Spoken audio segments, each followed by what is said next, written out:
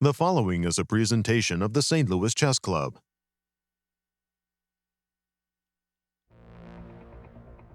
Buckle up and hold on tight, because they've shifted into high gear at the St. Louis Rapid Blitz. Pieces flew and seconds ticked down as players battled not only their opponents, but time itself. French phenom Alireza Firouzja remained on fire, picking up win after win, even dispatching his nearest rival to sit in clear first atop the standings. Speed doesn't seem to bother Wesley So, who has quietly cruised into contention after racking up an impressive 6 wins. Fewer minutes on the clock means more blunders, more misses, and more drama over the boards. The final day of action-packed chess, coming up next.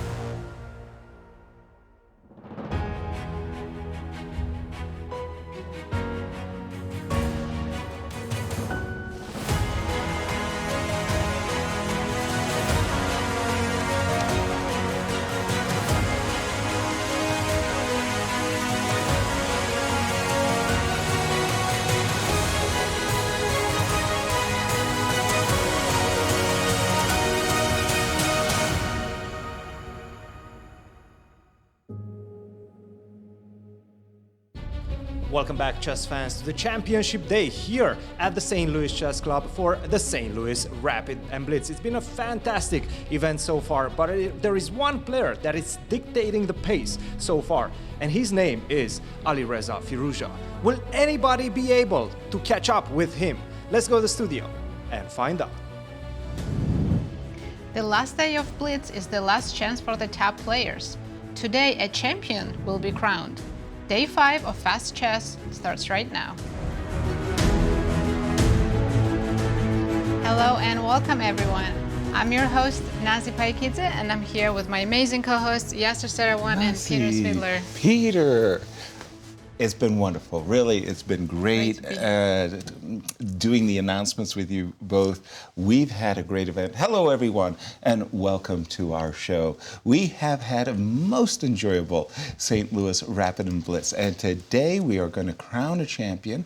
But before we do that, we have to tell you the leaders. Nazi, who's leading? Let's have a look at our current standings.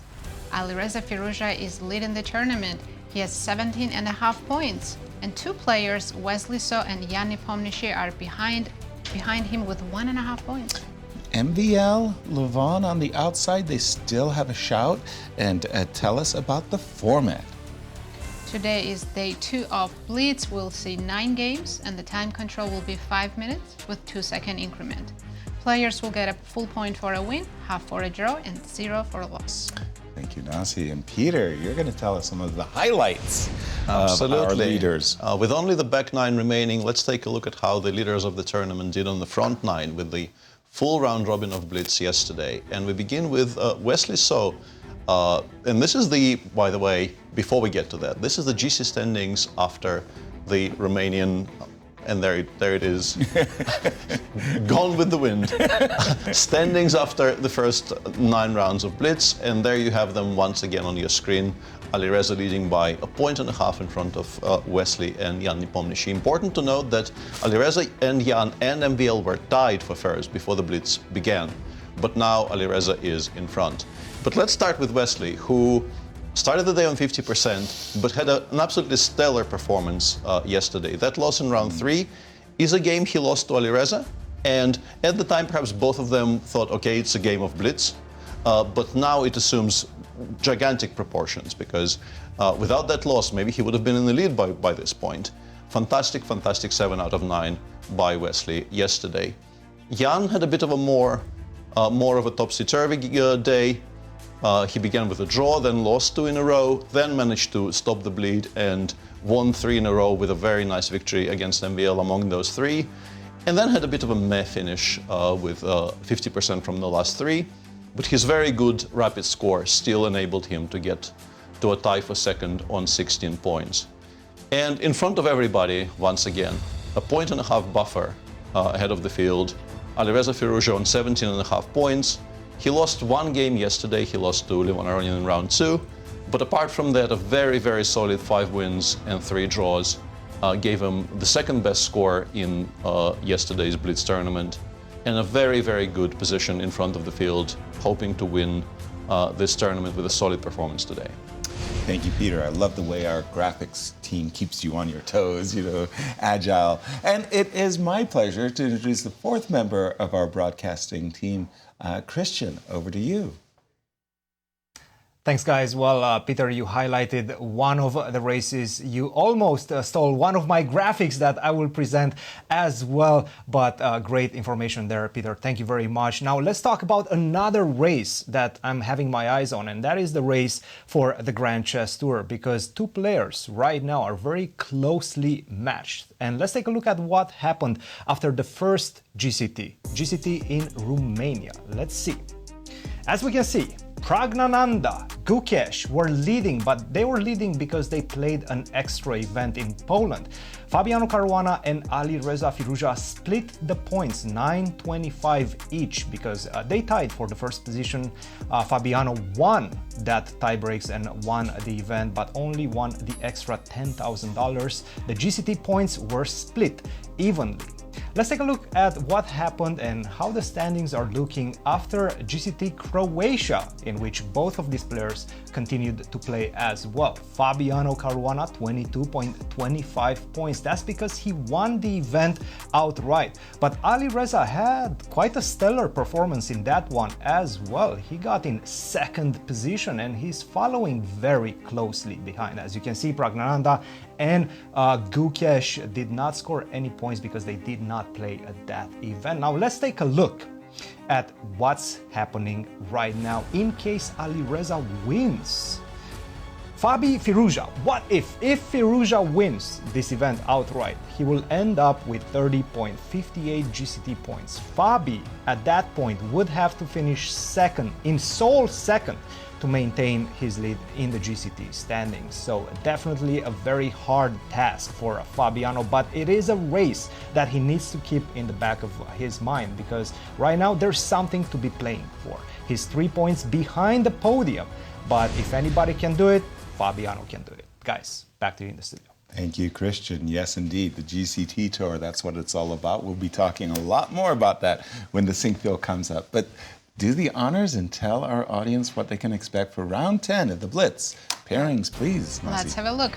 We start the day with MPL playing Hikaru Nakamura, Levon against Fabiano, Wesley playing Nepo, and our key matchup will be Dominguez against the tournament leader Alireza Firouzja. And Prague versus Nodirbek. But if things go south, Wesley So versus Jan, that fight for second is huge, of course. They're fighting hard. They're fighting very, very hard. What are they fighting for?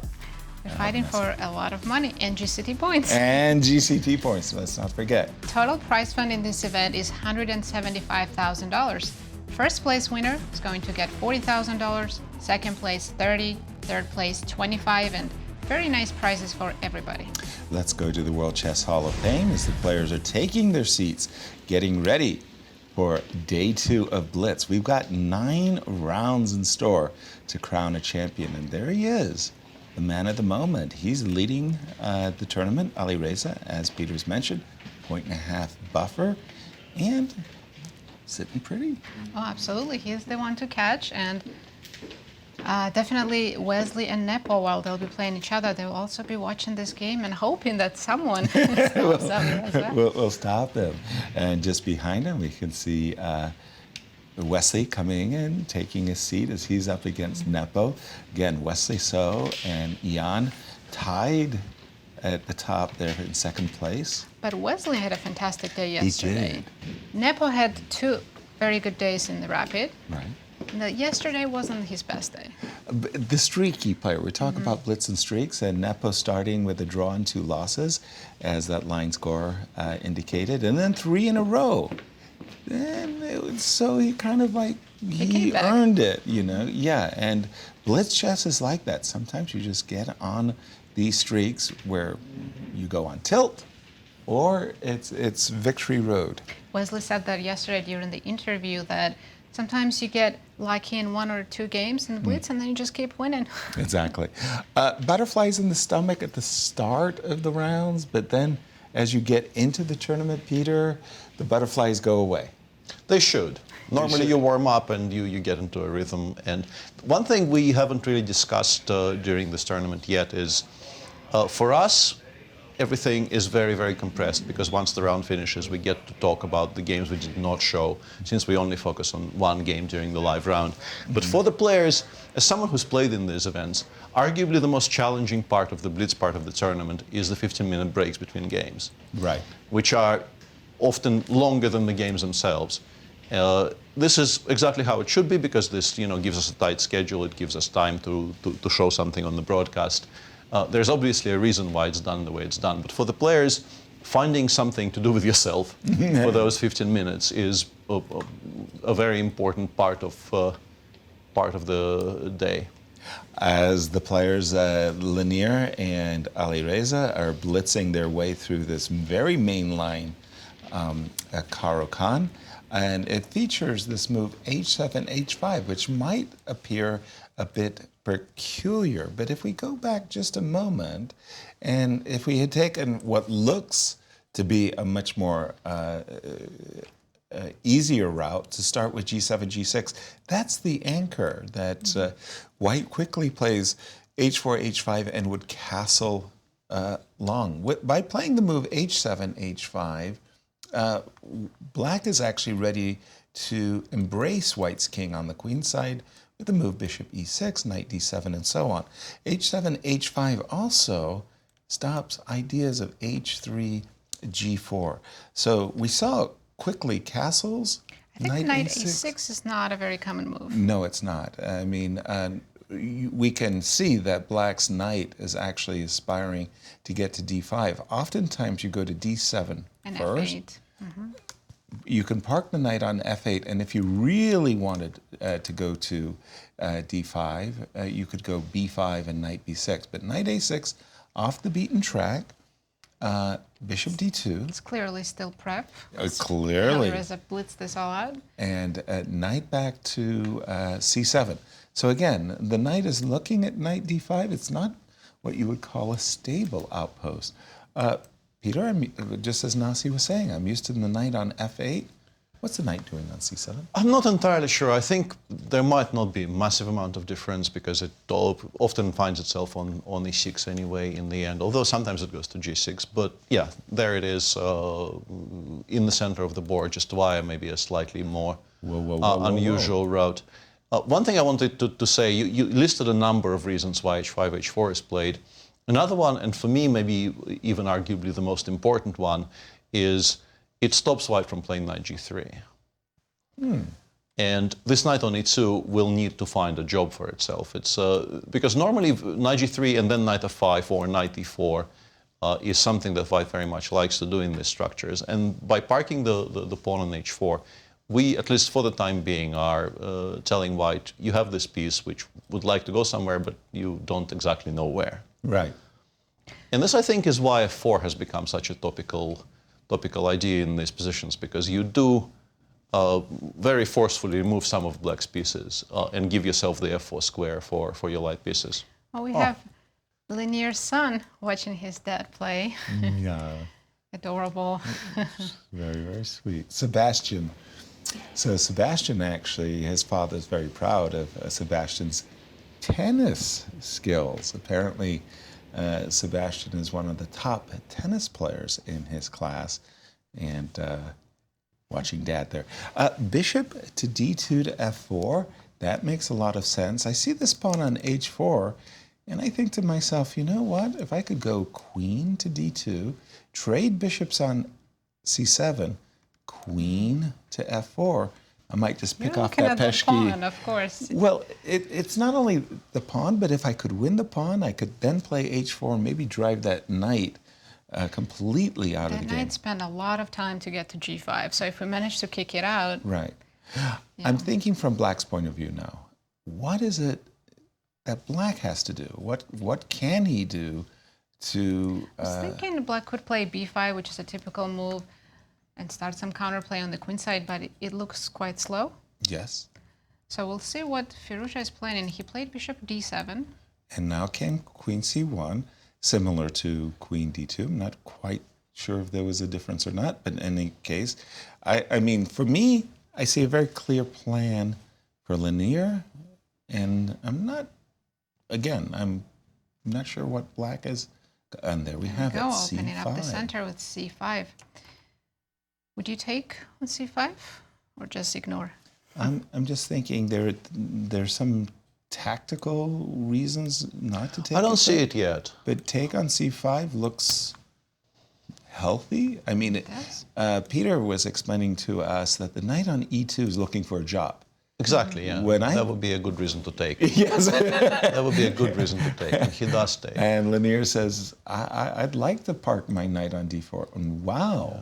Ain't afraid of no ghosts. Queen to D5 ideas? Maybe, but it still feels like we should be able to stabilize after knight D4. If all else fails, we can take on C6. I would like to keep that knight alive, but if tactically I have no better choices. Yeah. And we can also play B4 and keep the pawn alive on C5. We do have knight to D4. By the way, I see So after queen D5, we trade on C6 and then just B4. Yeah. That would be especially nice. This bishop on D3 at the moment is, well, okay. But I could imagine that on C4 it would be far more intimidating, eyeballing the F7 pawn. But again, White's just won a pawn, and he's ready to start trading. Rook takes E8, winning threat at the moment. Bishop on C7, of course, is hanging. So one of the things I might ask... outside queen D5, yes. Queen D5, knight takes C6, bishop takes F4, queen takes F4, queen takes D3? In this case, Knight E7, and you have to play king F8, but and then we play queen D6, and we claim that we are better, yeah. Or even queen takes H4 even, yeah. Why are we playing queen D6? when we can grab a pawn. Okay, we do have queen D5, knight C6 on the board. This kind of feels like Firouzja is walking into a dead end. Pawn on C6, wasn't considering that. It is a double attack, right? And he's looking to so well, okay, I have to bishop take. C7, queen right? D3. Bishop C7, queen D3. And I would like to get rid of that pawn on H4 so that my king feels a lot safer. So my starting idea here is queen F4 once Exactly. again. It's funny because I was earlier we were trying to understand the difference between Leinier's queen C1 move and queen D2. Queen D2 felt more natural. Had he played queen D2, there would have been no queen takes D3s. That's true. Maybe there was some knight E4 tempo moves he didn't want. Maybe. Well, we have this position. White pawn to the good. Peter wants more. Queen F4. Yeah, I like queen F4 and then reassess depending on what about black rook does. E4 after queen F4? Queen F4, rook E4. I will take it. And I'll take with the queen. He's gone with B2, B4, which is not an obvious decision for me. Seems to still be good and seems to be approved by the engine, but weakening the C3 pawn for now, kind of knight E4. I think he's completely fine with either rook F3 or rook E3, but still does seem to be giving black some additional targets.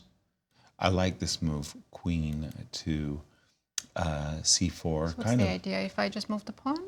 Yeah, well, you're kind of sidestepping these rook F3, rook E3 hits. At the same time, knight E4 now might be a little bit more of a serious issue. So let's say I play A3. If knight E4, maybe rook F4? I walked might be into unpleasant. a A3 played indeed. Asking the question. What's I your think follow-up? black's biggest issue is that rook on A8 because the D file will be either D8 is currently unavailable, and if the bishop goes anywhere, it probably goes to D6. So the D file is going to be closed anyway. And you cannot, at least I don't see how, you can't seem to be able to win the fight for the E file. So it's very difficult for black to include the final piece into the game, and that is why I don't feel like this is complete compensation. Otherwise, if that rook was already on an active square, I think black would have been completely fine here. Right. I must say that I like the move A3, no problem. A3 is a fine move. But rook F4, queen takes A2, rook takes H4, trading off the A2 pawn for the H pawn makes more sense to me in the sense that I'm safer on the king side. I agree, and I think rook E4 was necessary to just stop rook F4. Exactly. By the way, I got an update recently. I think I heard Fabi's doing well against Levon. Fabi is more or less completely winning against Levon with the black pieces, yes. Yeah. Rook e4, bishop drops back to f4. Rook e1. Rook e1? I'm gonna guess next move will be knight to e4, attacking c3. Gotcha. So I think I can take queen e1 and on knight e4, rook f3. That would preserve the pawn on c3 And again. I'm still keeping my eye on the pawn. Yeah, and he has done that. Queen takes e1. Now the question, as you say, should he prefer to defend the pawn? The answer is yes. Queen takes h4 is still... h4 is not really defendable for black. Exactly. But c3... d8. This is kind of what I didn't want to see as white. I The didn't white want to players are getting in time trouble. 35 seconds for Leinier, 45 for Alireza. I had it in mind that bishop d6 was the way to block or plug up the file, right? King h2 also looks very good prophylaxis move. Exactly. Just sidestepping various and sundry checks. It's hard to find good moves for black. Is it completely crazy to go queen takes h4, knight takes c3, rook g3? I think that was something Alireza was concerned about. Rook d3, good move. Again, nothing to be done about the h-pawn, so it's a counterplay. Knight takes c3, knight d5, hit the bishop. 17 seconds. And the clock. And I think we have to take the rook and then maybe take on h4. Oh, never mind. Queen e2 was played, but rook c3. He wanted to trade queens and get into this. I would play bishop b8. No, bishop b8 and rook f4. You do have knight d2. Does white still have the advantage in this endgame? I still like the bishop over the knight. I'm not sure. I think the black king is honestly safer. The knight on e4 is very, very... I think Alireza is playing for a win, and maybe not without reason either. The evil bar agrees with Peter. Black seems to be better now. I didn't like the move bishop c7. I thought he should have started with the move bishop b8 in order to give... Uh-oh. That's an indication that something has gone wrong for white. It feels like f5, f4, yeah, once that knight lands on g3, you will be worried about your king for the... I like rook b1, though. At least trying to scare black into a reaction to a4, b5, but you don't really need to react. Yeah, this looks completely winning now for black. 4 seconds against 6. Yeah, and it's just g4, easy... f3, h3 was mate, maybe? Yeah. But Alireza switches to protecting against the b5 break, which is understandable in severe time trouble, but I think no matter if it costs you anything or not, you can't take, because rook c1, knight g3 is mate. Yeah. Yes, knight g3 mate. So he's back to being probably completely lost, because... Yeah, that's a very good move now. You move your king. Yeah, you can even pick up the other one now, rook b1 and some move, knight f5. I know, now we have bishop g1 in the end, so perhaps Leinier is more alive now than he was earlier, but they should still lose somehow, right? Knight and f3 maybe? Or rook c2 followed by f3, and it's kind of difficult to stop, F3. yeah. But he'll lose anyway because the bishop gets lost in Oh no! Oh, okay. Rook takes g2 and... Where are we going? What games is Wesley's game was drawn. MVL Hikaru are still playing. This is the only game left. Fabi won his game. And Prague starts with a win today, which is... Hikaru's a piece up, but wait a minute. That pawn on a6 has got to be worth the bishop, isn't it? Yeah, has to be. No, Levon clearly is playing for a win here, and... MVL? Sorry, MVL, yeah, and he should, yeah. But it has to be a draw objectively, but objectively it doesn't really count for very much here. All right, that's 3 pawns. Okay. If we win the b pawn, then of course we do make this draw quite comfortably. Yeah. Easy draw. Rook a4. Switching to that side. Wait a minute. Now I get to play rook and bishop versus rook. No. Yeah, I think we can take on a5. I don't think it wins. Yeah, I think we can take on a5. Yeah. What does MVL mean here? Rook a7 check. Oh, he just forgot about rook a7. I think he thought rook e5, rook e6 and a draw. Yeah, I think he thought he is making a draw by force, but it is going to be rook and bishop versus. But he is not. So yeah, next round might start a bit late, guys. Right, the 50-move count begins. And it certainly does. This is a very notorious ending.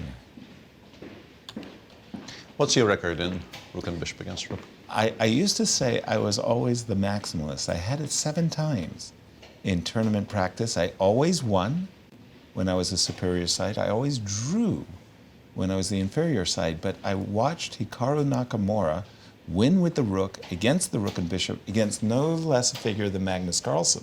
From the weaker side. From the weaker side. That is probably a bigger achievement. That is a bigger achievement than all of your 100%. Yeah. Exactly. My record is I destroyed Lawrence Strand's phone.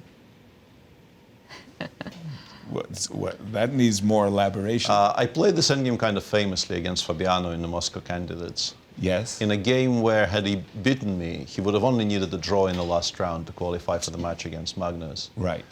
And I held it completely fine for about 30 moves and then kind of lost my mind once it got rotated 90 degrees. And like I was defending well on the back rank, but on the A file I lost my bearings a little bit. And Fabi at some point was winning just inside the 50 move rule. Ooh. And then he missed it, and I got back to a good defensive setup, and also the moves ran out. So when that happened, Lawrence, who was at the time very involved with Fabi, apparently threw something at the wall, and it broke. It broke, yeah. Oh no. Are they close to the 50 move? I think we had 33 moves so far. I must say, Hikaru has not made any. Yeah. No He's progress defended, has been made, really. He has defended incredibly well up to this moment. So he's using the method where you keep the rook far away. Yes, this is. He had what was called the Zen position, S-Z-E-N. I always thought this is called the Cochrane method, Zen. named after the Famous Cochrane. Yeah. And here we have a different view. Rook Oh, at D2. what? Instantly, by the way. Take my rook, give me a stalemate. Rook b7? Did we lose? No. We lost. He just blundered. Whoa! He defended it perfectly until that For last how move. many moves? Hang on. It's like 40, I believe. That's... Move. I'm sorry, I'm in a bit of a shock. Peter, you're supposed to... He still had 10 to go, I think. 10 to go. If my count is correct, he still needed to make 10 moves before he could claim. But yeah, it seemed to have been holding completely fine. And even this position, yeah, just make... Oh, okay, actually only 1 move draws now. I think rook d2 was probably completely unnecessary. Yeah, in this position, pretty much any move along the d file makes a draw. After rook d2, rook h7, specifically only the move rook a2 holds, but it does still hold. You haven't thrown anything away. But wow. But everything else now loses. Yeah. You have a duty, and tell us about the other games. I will attempt to. This one definitely had your attention. We'll start with a game which featured both of our players tied for second. This is a game between Wesley So and Jan Nepomniachtchi, who played a very, very mainline Catalan. This is the absolute straightforward main line of the Catalan where black takes on c4. And the queens came off very quickly. And it seemed like it was drifting to a pretty peaceful draw. But then it kind of became sharp because somewhere around here, the structure got changed in this way. White suddenly had this isolani on c3, which is not the usual outcome. And then Wesley pushed it all the way to c5 and lost it to king c6, king c5. But the rook on b6 actually provides complete cover. This is such a strong hold on the black queen side that white is not really in any kind of trouble. And arguably, maybe Jan shouldn't have even touched anything on the king side at all, but he went with a very committal move, g7, g5 here. h4, h5 is playable here. The engine suggests it's all basically a draw, but honestly, if anyone is playing here, in practical terms, it's actually probably white because of how active this king is. And then there was a very, very crucial moment where in this position, the engine suggests we just take on a5, rook b7, rook a2, and we make a draw, I think without even too much trouble. Instead of which, Jan played rook b5, which also looks very logical.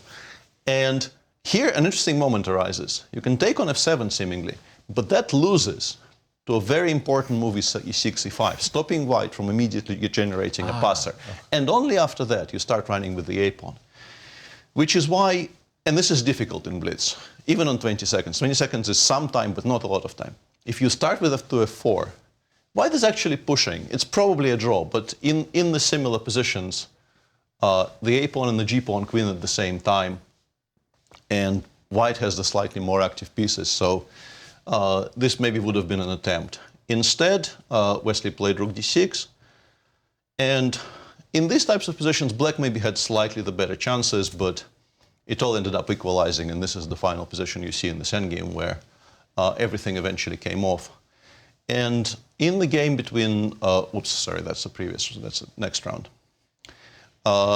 In the game between Levon and Fabi, the other game I wanted to cover, Levon seems to be very serious about this. I really didn't think he will do it more than once, but he appears to be very intent on proving you can play the Philidor with the tempo down. Yeah. And I mean, you can, but why should you? Tempo up. Yeah. Oh, yeah, sorry, yeah, of course, tempo up, yeah. And this one, I don't think I've seen this structure, arise on the board as quickly as this. White now has a bishop pair, but black has a firm hold on the center. It's very difficult to achieve any pawn breaks. I'm guessing you can shuffle forever and not really aim for pawn breaks, but this is not how Levon plays chess. And this was sort of his downfall, because in this position, I mean, you prefer black because rook d6, rook a d8, the knight sort of threatens to come in via 4, but white is incredibly solid. Lev went for this pawn break. Black took with both pawns and played bishop b5.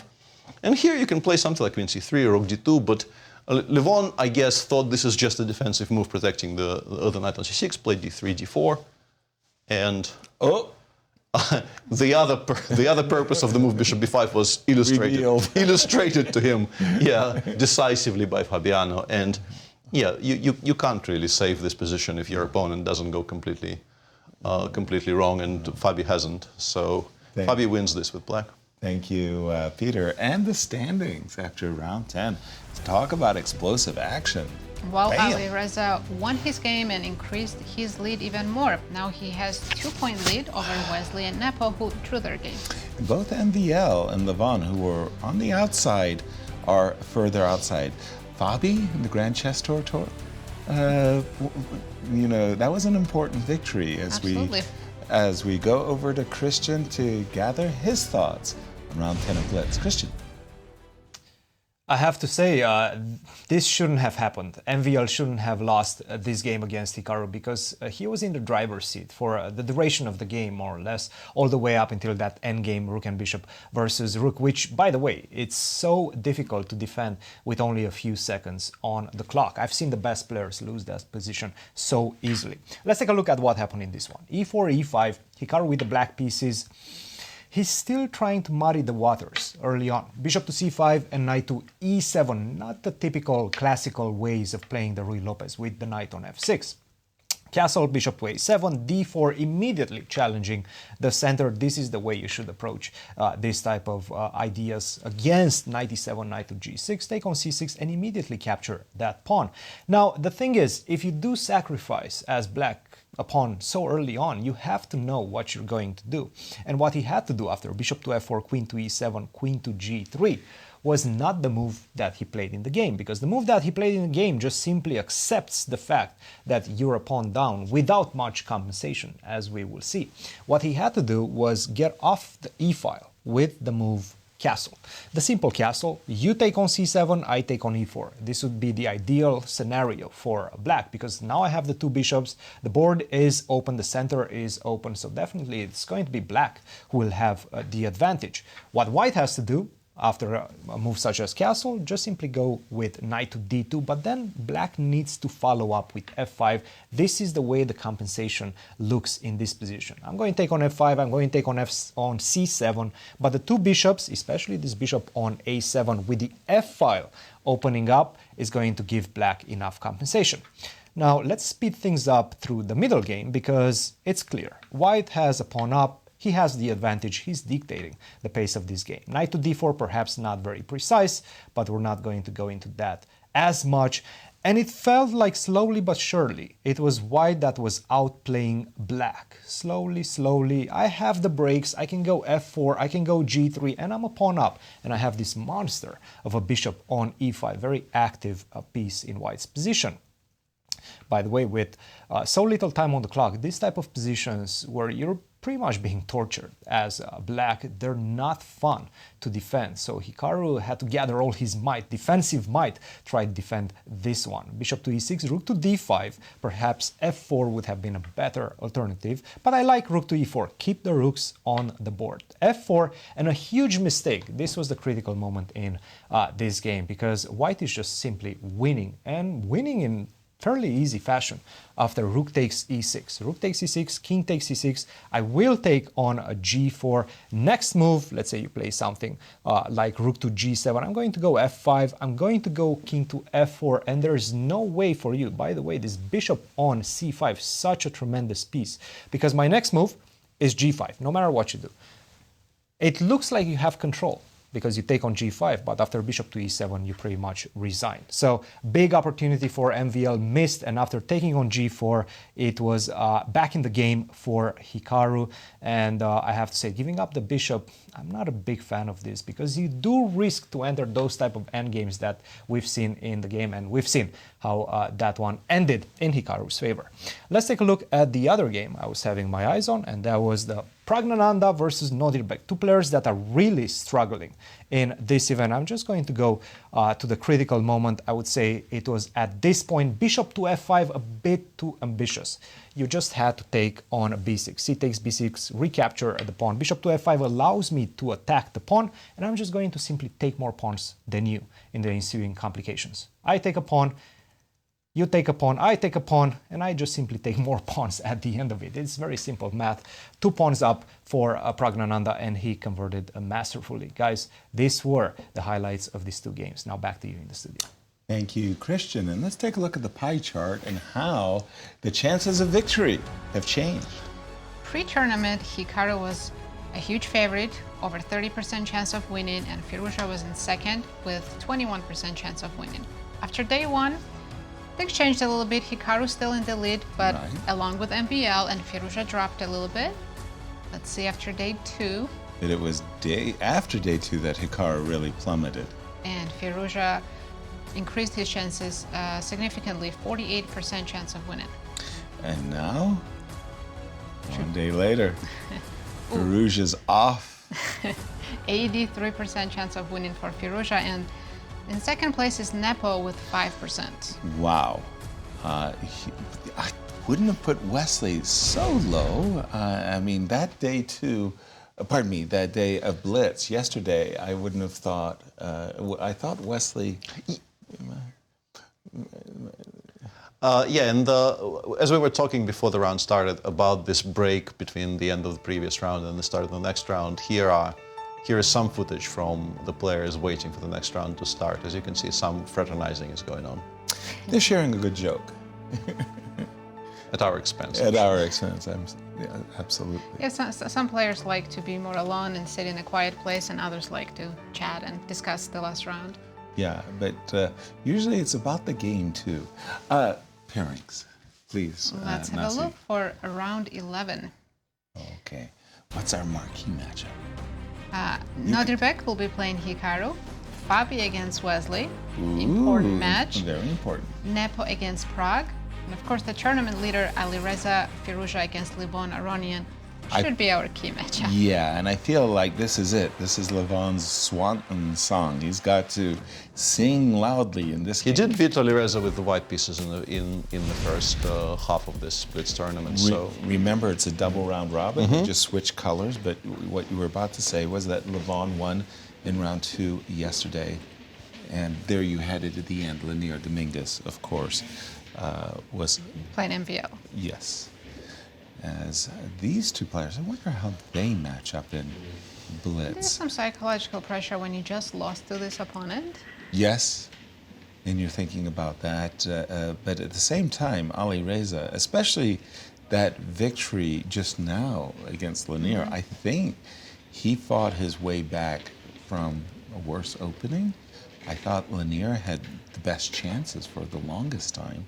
He was +2 at some point. Right? Okay. And so now it's all like everything is a gift, right? After that, you feel like, okay, you're on a roll. Great start of the day. Right. And how did Levon lost his game against Fabi? That was the bishop a4, what Peter showed us. It wasn't just a defensive move, bishop b5. Levon's a bit of a streaky, they all are, blitz player. I want to say when Levon's in form, he can be just absolutely force unstoppable. And when he's on tilt, bad things can happen. The French Legion. No, please don't take on d5. Please don't take on d5. And we're back into the main line. Remember yesterday when we saw the exchange French, we just switched the game. I know. It was like, okay, let's go. A2, A3. That's definitely a surprise Rare for move. me. Queen d2 is the main move, right? Queen d2 by far. A2, A3. There are lots of reasons why you don't want to play A3. On all of those queenside castling variations, you normally don't do it anymore once you put your pawn on A3 because the move B7, B5, a future B5, B4, and this is why you play A3. I'm guessing Alireza is not planning on long castle in this game. No, he's planning on playing bishop takes H7 check, followed by the knight G5, queen H5, the bishop sacrifice, queen B6. Queen d2 still looks like an useful move. Absolutely. Queen d2, queen f2 on white's agenda. Normally speaking, these endings where white has control of the d4 square are easier to play. A5 seems a challenge, like a challenging move on the queen side. Like what was this early a3 and b4? Definitely. Peter, jump in on this one. a6, a5. I like that move because I want to give this knight on d7 life. Well, it makes sense strategically, but you do have to, I'm guessing you have to contend with knight a4 followed by b5, pushing all of your pieces away.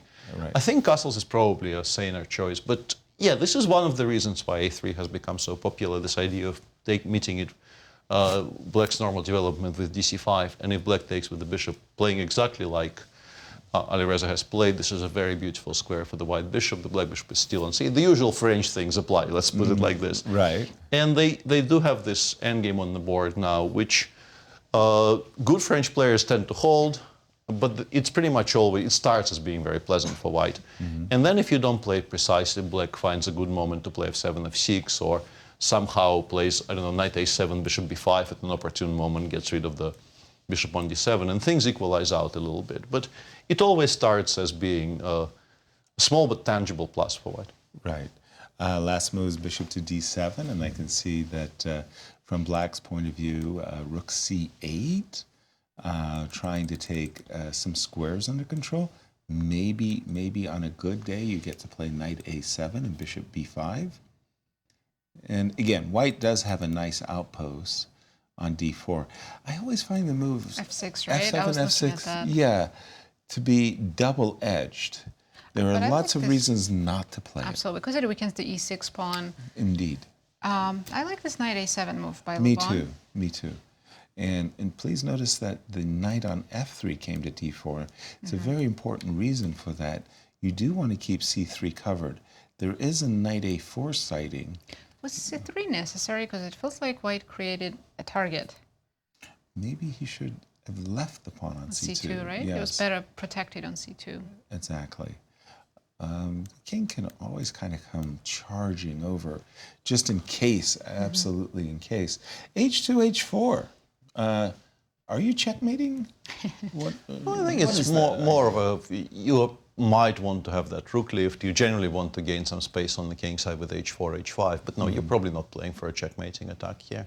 Okay. And yeah, we're seeing the bishop, knight A7, bishop B5 plan that I pointed out. It's always very useful for black to get rid of that bishop on D7. And there you have one of the explanations for H4, white protecting the pawn on C3 indirectly by putting the rook on H3. Well, I mean, Levon is making it clear. He's putting his sights if you will, White training would the be big guns. Very happy to just jump with the king from f2 to d2. Right. But since we can't do that, I was going to say Rook play rook c1. c1. Rook c1 looks It's necessary. on the board. Now there is a bishop takes b5, knight d4. Yeah, I should be a little bit concerned about. Or can I play knight b2 to c4? He's done it. Well, in particular, if it's black to move, I was trying to figure out why I was suddenly missing a tempo there, because I thought black will start this first. Yeah, a3 will be hanging in the line you're highlighting. I think black has to be more or less completely fine now. Bishop I don't to- see this as being any kind of a problem for Levon anymore. Opening up the b5. And one thing I want to say is, even let's say if you imagine the scenario in which I lose the b5 pawn, you get to play knight d4 takes b5, I have not taken anything on the queen side yet, and I just put my knight on c4 or put my king on e7. Even those positions often turn out to be quite difficult to win because of just how much of a grip I have on the queen side.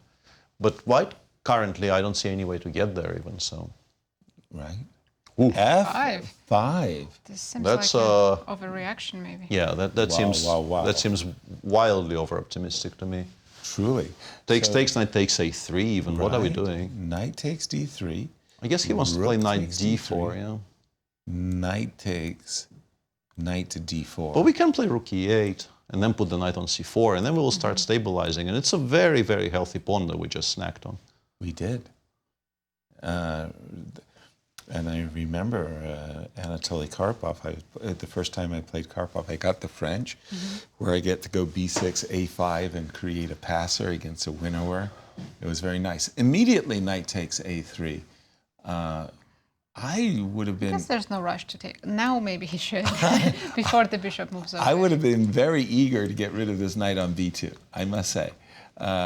You know, if the bishop ever escaped, my knight was left stranded on the other b2. hand, he could always go back to c4, even with that knight. So maybe he wants to keep both knights and he can play rook e8 right now. Wow. Never mind. You're right, of course, but I mean, it just felt like so crystal clear. I should trade off. Give the pawn back. Why F did- takes e. Yeah, There's why an did you do in-between that? check, right? If you take knight d4. But king e6. So f takes, knight takes, rook. No, oh, he pardon takes me. f. Pardon me. That was the intermezzo you were mentioning. Rook takes king e6. Okay, but this is Better not for easy to black. convert. No, It's no, better, no, but- no, no, no. All you really like is, as black, you're coming out of the opening with a better ending. You feel like, okay, that's an accomplishment. And no risk. And no risk. Yeah. Let me just refresh my board. And we're up to date. King e6. Peter, just your quick assessment. All rook endings are drawn. We get it. But Definitely like black. I suspect it's holdable if you... But I think you need to take extreme measures immediately. Like I'm looking at c3, c4. I think you probably don't hold this passively. Way too many weaknesses, a much worse king. The issue with c4, I think, is black takes, goes rook d8 in the end after everything gets swapped off. And you still have to prove you have enough... oh, this is a clever move I did not see. Maybe this is a... Yeah, this looks like a cleaner draw, probably. But you still have to be careful so because, sure, the king because- needs to drop back. because this h4 pawn is a little bit more of a tangible. Yeah, well, we start giving checks. You can go and rook d7 and also start picking up your pawns. Rook d1 was clever. Yeah, it was maybe the last moment where you could attack the pawn on d5 with such effect. Okay. Should black Rook maybe play some f7. prophylaxis move like rook f7? Yeah, I like that defensive reaction.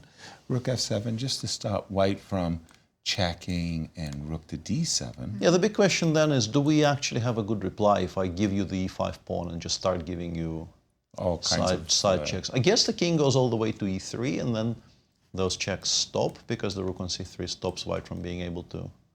Yeah, b5 I very much endorse the idea of trying to remove the right. entire queen side, yeah. So a5, of course, right? Yes. Black should try to keep the pawn. Yeah. If you're Playing for maximum is always a5 here. yeah. Yeah. b6, a4, a3. Let's go. Yeah, put it on a3 and continue asking questions. So a4, rook a5, a3, rook a1. Just play rook b3 or... I think I want to double rook ending as opposed to a quadruple rook ending. Something like rook f4, munch on a3, and rook to b4. And yeah, black's king is obviously Ideal, much better right? than white's. Yep. Yeah, Still ideally some chances placed. for black. What is he considering instead of a4 here? Rook c1 maybe. Oh. No, yeah, you can actually, no, but this is maybe just a Then draw, checks. right? Rook d6, king Yeah. takes e5, and then all the checks along the g Played file. rook b3. And rook b3. And updated in a different game, Dominguez won his game against MVL. Oh my goodness, MVL starting the tournament, starting today with 2 losses, and he was in a pretty decent shape coming into today. That's huge. Rook to b3. Yeah, Okay. that's a very non-obvious decision to me. Right. I would have, in particular in a blitz game, I think you want that passer on a3. Right. Agreed. Truly. Still, Levon for choice. Of course, yeah. Better king, e5 is very weak. And this is the drawback. This pawn on h4, rook to f4. That's a weakness I can tickle. I think I can push g3 and then defend the g-pawn. That was the question. Are you willing to play the move g3? He played rook to d7. Still the same business. I'm going to harass this pawn. Yes, I know what you mean. You can put the pawn on g3. But after rook, King and h2.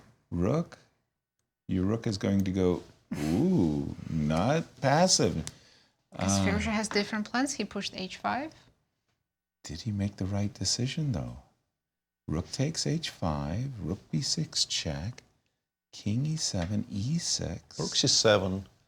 Rook Where's F, no rook f2, rook c. Rook b2, I guess, makes an immediate draw, probably, yeah. Aha, Just get rid of the b7 pawn. that's a good point. Rook check, and bring your rook to b2, get rid of this pawn, and that's easy. Two Should be versus- manageable, yeah. Yeah. Should be manageable. He did it instantly, by the way. Clock time's a factor, Nasi? 20 seconds for Alireza, 50 for Levon. But I think from here on, it's pretty easy for white to find the right moves. Easy play, I agree. Rook c1 check, king f2, rook f5 check.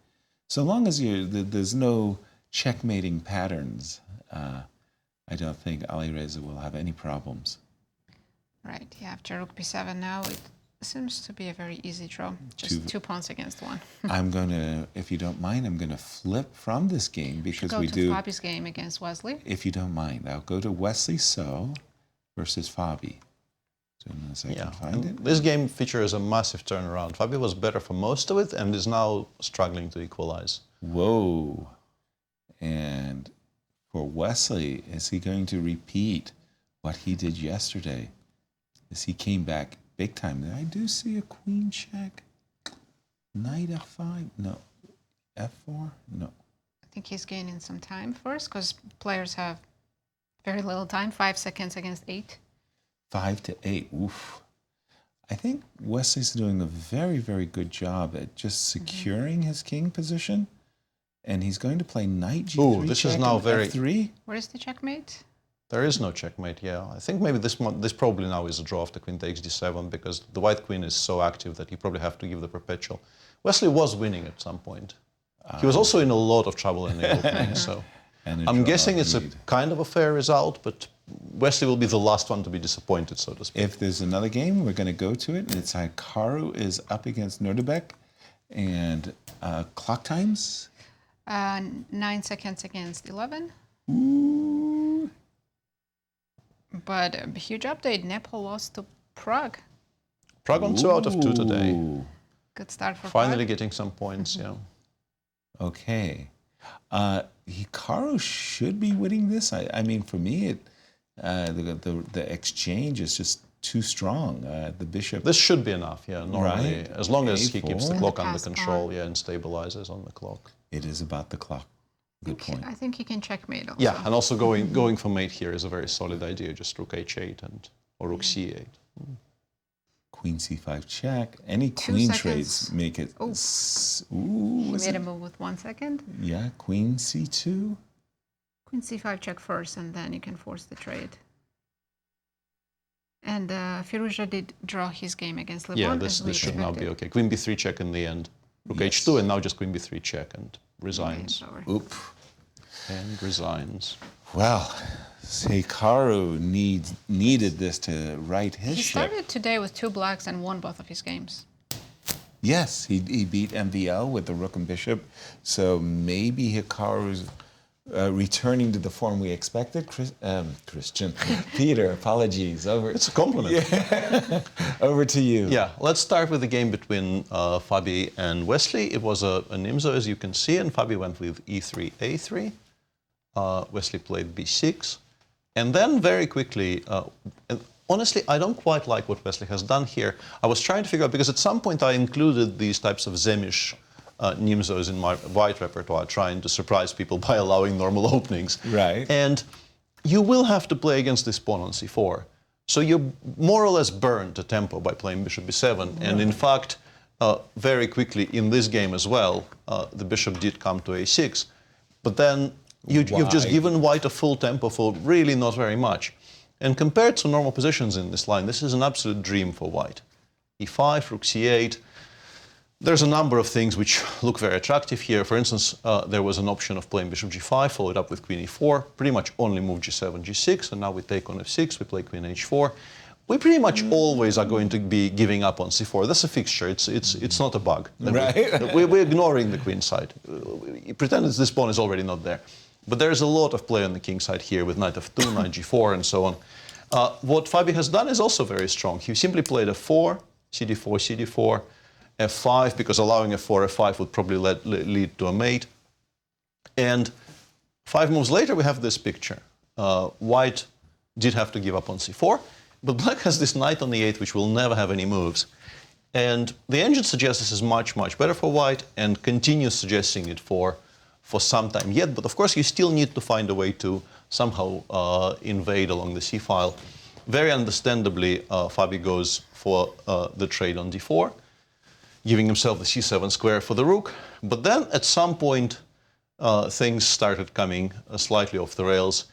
The engine still likes this for white after, let's say, rook a1 and putting something on a7, but rook takes c8 is a massive, massive mistake, because now suddenly there's only one weakness on d7. It will be very adequately protected by this queen. The knight could start coming out via g7, h5, g6, g5, as we have seen in the game, eventually could happen.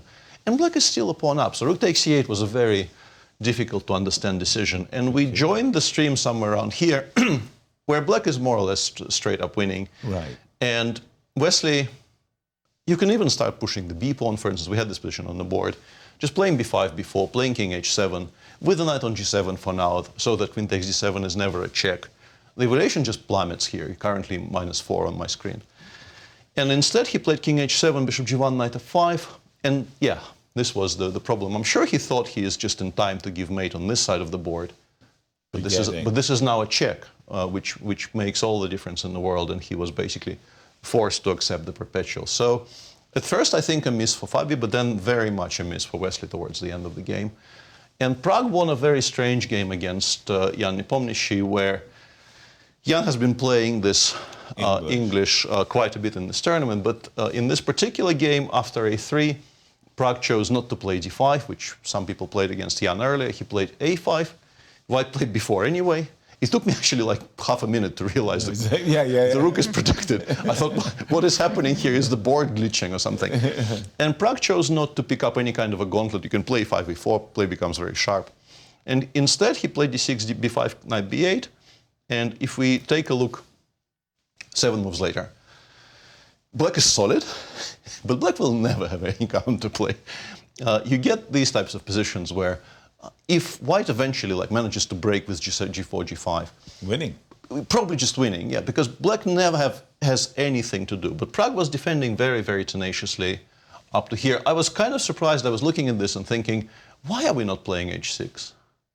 Because I tried to kind of imagine how white wins this position. I was struggling.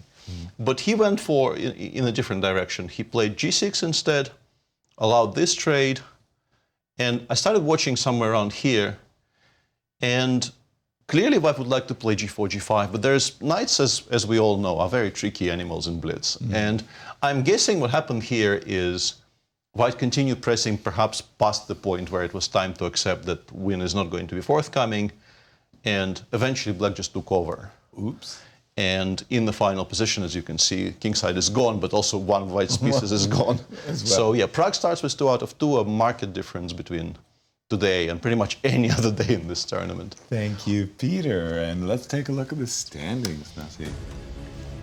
Well, Firouzja is still in the lead with 19 points, and Wesley is now in clear second, 2 points behind Alireza. Jan in clear third, and Hikaru, Levon, and MVL sharing fourth. Snap. Hikaru coming out of nowhere. 2 wins in a row can do that. And we're going to jump to Cristian and get his thoughts on round 11.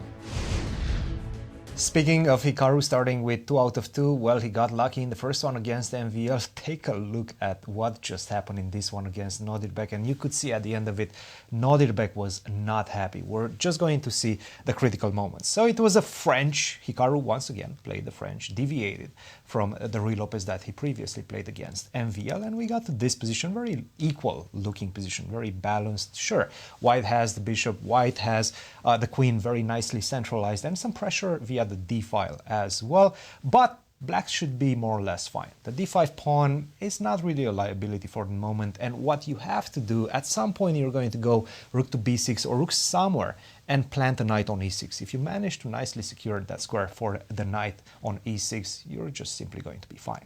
Let's see how that transpired. Knight to e6, queen to d3, rook to d1 and d4. Black, Hikaru, just simply wants to remove the only weakness in the position, that d5 pawn. Take, take, and we ended up in this position, which is completely equal, 0-0 by the engine. In just a couple of moves, this position turns into a +4 advantage for White, for Nodirbek. After this move, huge mistake, rook to b6, underestimating the invasion. Rook to d7. How do you defend that pawn on f7? Well, you don't have a lot of opportunities. You can go knight to f8. The problem after knight to f8 is that I'm simply going to remain connected to the 7th rank, and next move I'm going to go a b3, and you have huge problems. For example, rook takes b2 is also going to be met by e6. That's another way to try to close control of this queen connection to the pawn on f7. I destroy that, and I'm going to invade. I'm going to get the queen on the 7th rank, and I'm going to deliver the checkmate. So after rook to d7, he decided to go knight to g5. It looks threatening. The problem is that I have this h-pawn as well. Take a look at this, h4. There's nowhere to put the knight. You can go back to h7, but after once again this very important move, e6, you can just simply resign. Queen takes e6. I'm going to go rook to d8, knight to f8, the only way, and queen to c5. The knight is lost. So he decides to give away the knight, queen to d3, and take a look at this move, queen to f3, double question mark, because you're just simply giving up the rook on d8. He forgot about the rook on d8 being on pre. Just a huge mistake, very uncharacteristic for Nodirbek in this one, and we've seen how upset he was. And you guys caught the end of it. Hikaru nicely converted after that. Now, another game that I was having my eyes on was this one. Leinier versus MVL, and we got a Najdorf with bishop to e3, bishop to a g5, and I have to say Leinier really prepped some interesting lines because he got an advantage out of the opening. 2 bishops, nice control over the center, and I have some pressure on these e and d pawns, as we will see in just a second. Right now, after I do give away my dark square bishop, I have full control over the light squares. We have the opposite color bishops, but I have the initiative as White because of my control over the light squares. And we will see, I'm picking up the pawn on a b7 Leinier, that is, push the pawn, very straightforward conversion by White. To be honest, MVL never had a chance in this one. Very precise game by Leinier, starting from the opening phase. And let's see where that takes us in terms of standings. We have Alireza Firouzja still leading with 19 points. Wesley So, just like at the beginning of the day, 2 points behind Alireza. Nepomniachtchi finishing the podium on 16 and a half. Very competitive matches so far. We will go on a short break, and Anastasia sat down with veteran chess player Leinier Dominguez. Take a look.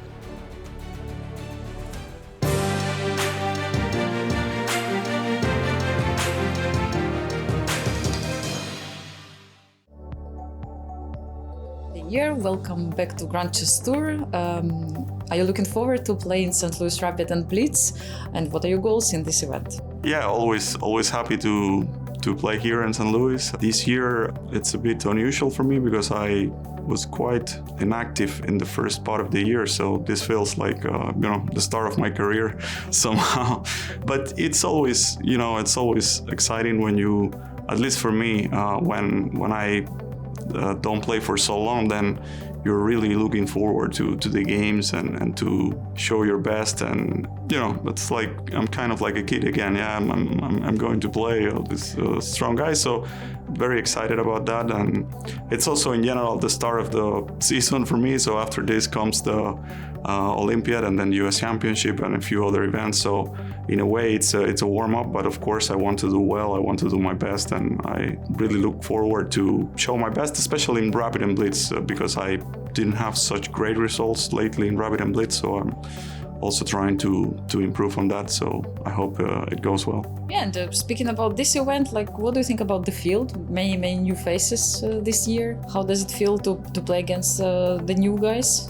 Yeah, that's also exciting. I mean, that's one of the elements that makes it really interesting for me, because you have some of the usual guys, the top players, and then you have also like Praggnanandhaa, for example, and Abdusattorov. I didn't have much experience against them. I think we only play maybe a couple of games online, or maybe one rapid against each one of them, but I haven't played much, and that's also exciting. I mean, I'm trying to keep myself on the top and to even improve my game, and it's good when you get to play with the young stars and see how you're doing, how they do against you. So yeah, that's one of the things that I find always interesting, and looking forward to it. Were you following also the previous GCT events, and who was the most impressive for you so far?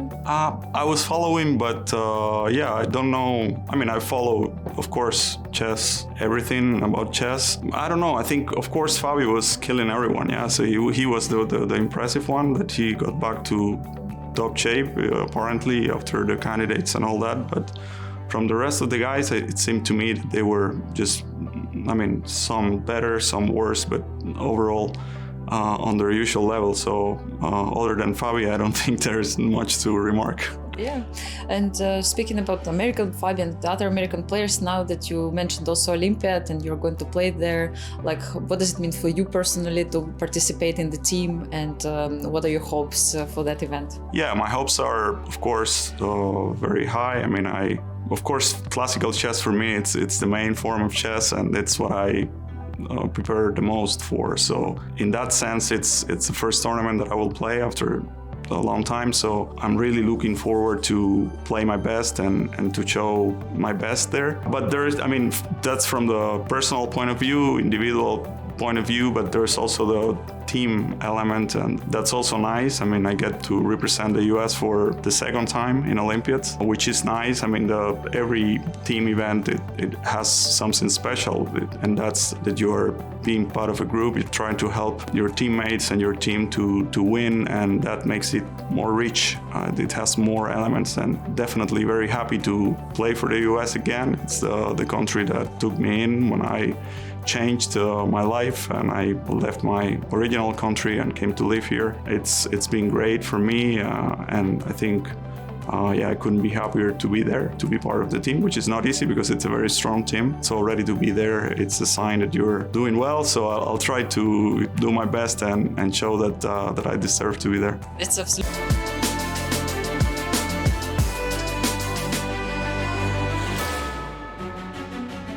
Welcome back, everyone. Let's take a look at our standings after 11 rounds of Blitz. We have Alireza Firouzja leading the tournament with 19 points. Now in clear second is Wesley So at 17 points, and Nepomniachtchi in clear third with 16.5. Exactly. Hikaru coming up, though. Pairings for this round 12. Well, Hikaru is playing Nepo, big match. Prag against Fabi. And But Wesley, look at this one. first and second place playing each other. Wesley against Firouzja. MVL playing Nodirbek, and Levon against Leinier. Of course, Wesley and Alireza, they're going to be our marquee matchup. And as when we came on the show, you, Peter, said We didn't know how important this game was yesterday, the matchup. But now we do, Now and they we are do. very aware of it as well. Wesley, if Wesley wins this, the race becomes very, very tight. If Alireza wins, for all intents and purposes, we switch to a fight for the second. Exactly.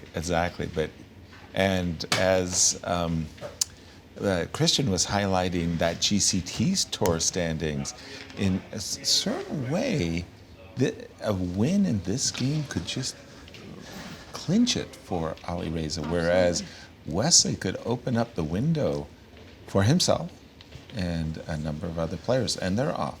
Knight f3, ready system with g6 and bishop g7. I really want to give Vichy credit for this particular move order against the ready in his match with Magnus. He demonstrated that that was a good equalizing this one for sure. line. c4, knight a3, very, very well-known line of play. c3 here, right? Oh, c5. And away you go. C3 used to be how they played it when I was growing up. But Me this too. line, starting with c5 and only playing c3 later on, as we will probably see somewhere around here. I think the main line in this position goes c3, knight b5, knight a6, right? Yeah. c3, knight b5, and Knight a6. knight a6. This kind of a strange dance where nobody wants to take the pawn too early. Right. They do get taken off the board eventually, but for a while there's this strange little dance going on.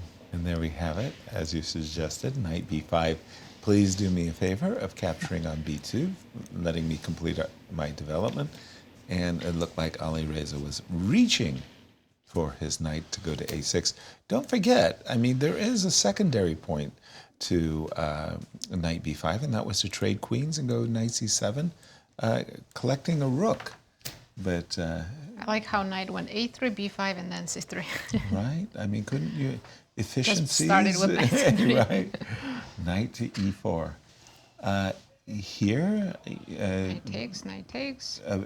the big choice was to start with bishop to d4, not to trade knights, in order to essentially close down the diagonal. Wesley's going for some kind of advantage in the ending. Is this anything? This is supposed to be nothing, but it's a kind of a nothing which is slightly more pleasant to play with white. I think Vladimir Kramnik has had this a bunch of times with white, but it's very difficult to prove a serious advantage here. You play rook c1, f2, sorry, f4, king f2, but black goes rook d8, king f8, eventually starts developing the queen side. You don't currently have a good square for the bishop on c8, but you will have one sooner rather than later. Yeah, this is a very conservative choice considering where we are in the tournament. I'm a bit surprised Wesley is doing this, to be honest. It's not like a loss is some kind of a huge personal tragedy here, and a win would absolutely change the outlook of the tournament. E5 I don't like. Yeah, I was about to to say, please, e5, that really loosens the... It might still be okay, but I would pretty much never would have made this move, to be honest, I think. There is no call. We had such a fantastic anchor knight on d6 supported by that pawn. Now after knight b3, we are probably going to have to equalize by force somehow, because if we drift for another 2-3 moves, we'll be in tremendous amounts of trouble suddenly. Exactly. Knight b3, rook fd1, rook c7, knight c5, all of white's moves make themselves. Right. So I'm guessing this is going to be connected with some kind of bishop b6 counterplay. Okay. And if it works, I mean, fair play to Alireza. Right. But from a practical standpoint, I do not endorse this approach at all. It could very, very easily go south. Bishop e6, as you suggested, a very concrete play. Nazi, you're a Catalan player like myself. We like these bishops on a g2. Would you be reaching for rook d1 and bishop d5? That's one option. I was also considering knight c5. Okay, knight c5, bishop a2 is the issue, right? Right. I mean, I'll get my pawn back. I can play course. b4, for example, after that. Right. So knight c5, bishop a2, b4 immediately, or knight b7 immediately? b4 first. Okay. The reason I was reaching for my rook on d1 is because the pawn is on e5, If I can go rook to d1 and bishop to d5, you'll trade on d5. I play rook takes d5. It comes with the tempo against the pawn on e5, right? I'll have to play right? f6. Yeah, and then it feels D1, as Knight F7, a5. yeah. Very interesting option there by Wesley. okay. That's an indication to me that he's thinking about bishop a2, b3. b3. Yeah. b3, trying to go after the bishop. I don't know if it works though. Rook c8. Okay. Because I don't want to allow rook c2. I'm okay with allowing rook a1 and playing rook c2 myself. What I need to stop is you playing rook c2, I think. Right. So bishop a2, b3, rook c8, bishop to d5. That was missed. I Still? wouldn't be touching that a2 pawn here. Yeah. e4. Just blocking the bishop. Now that the knight is on a5, I understand that decision. Yeah, because the knight, once you play e5, e4, that knight for white should be like on c5, on d4, much more than it should be on a5. Right. So the inclusion of the last two moves makes the move e5, e4 much more attractive. Rook d1, I assume rook d8. Still, I'm Do you think Wesley's going to go for f3 break? Just to open up the bishop again? I'd rather like to keep that. I'm just thinking that I would most especially like to play moves like b3 king. Oh, Slowly nicely done, walking perhaps, over. by Alireza. Alireza defends the knight in a tactical fashion by generating threats against the white king unexpectedly. So no rook takes and. But white can play knight c6. That is Knight c6 very right cute. Knight c6. Just to make your That pawns is a little very, worse. very cute. I like it. And by the way, knight c6, any trade of knights means this pawn on e4 is especially weak. Knight c6 comes with a dual threat. Rook takes d6 and knight e7 check. Maybe black can play knight f5. He's missed it. He has missed it. Or decided against it. We Played don't really know. Well, I think knight c6 guarantees white's an advantage. End of story there. h2, h4, there's no guarantee that that's an advantage. No. I mean... And once again, now we can maybe return to the question of whether I can take on c1 and a2, because b3, b6, I will just take the b3 pawn off the board. right. Rook c1, So, yeah, rook c1. h4 seems a bit vague. Well, we are expecting rook c1, bishop a2. Should Alireza pass this test with the black pieces, he looks like he would be in cruise control. Rook c8. Whoa. Rook d1. Rook Slightly c8. unexpected. Yeah, I don't know why we've done that with black. I felt like there was... Even f7, f5, I felt was maybe more to the point than rook c8. Truly. Because now we have to have a reply here. I guess we can go rook c5 though. Rook d6, rook a5, a3. We should be able to make a draw there somehow. Rook Right, b5, but a b4, little- a5. But a little Is Yeah. knight something. c4 bad? But rook c5, b4, Peter? Rook d5. Rook d5, yeah. I have, Is what have you rook d5 want. there, yeah. What Sorry. if black plays knight c4 here? What's the idea? Knight c4. Knight takes b7, knight takes b2, right? Right. Rook d Seems like check. a decent option, yeah. And it looks like this is what he's reaching for. Hold yeah. on. Well spotted. By Because Nazi. of a2 is saying, sorry. Right, and if you take, I take with the rook. Then I Yeah. want to play rook c2. Yep, and make a comfortable draw that way. So b2, b3, rook c2, bishop takes e4. You Probably keep take grabbing, I e2 keep first. grabbing. Or- yeah. Right? I mean, and pretty much everything gets hosed off the board. Yep, they're going for it. Rook takes e2, G4. bishop takes b7, rook takes a2. Is Alireza picking up more pawns on the queen side? Well, Yeah, Don't- bishop b3, right? bishop b3, rook d8 check, King g7 and e4. e4. Yeah.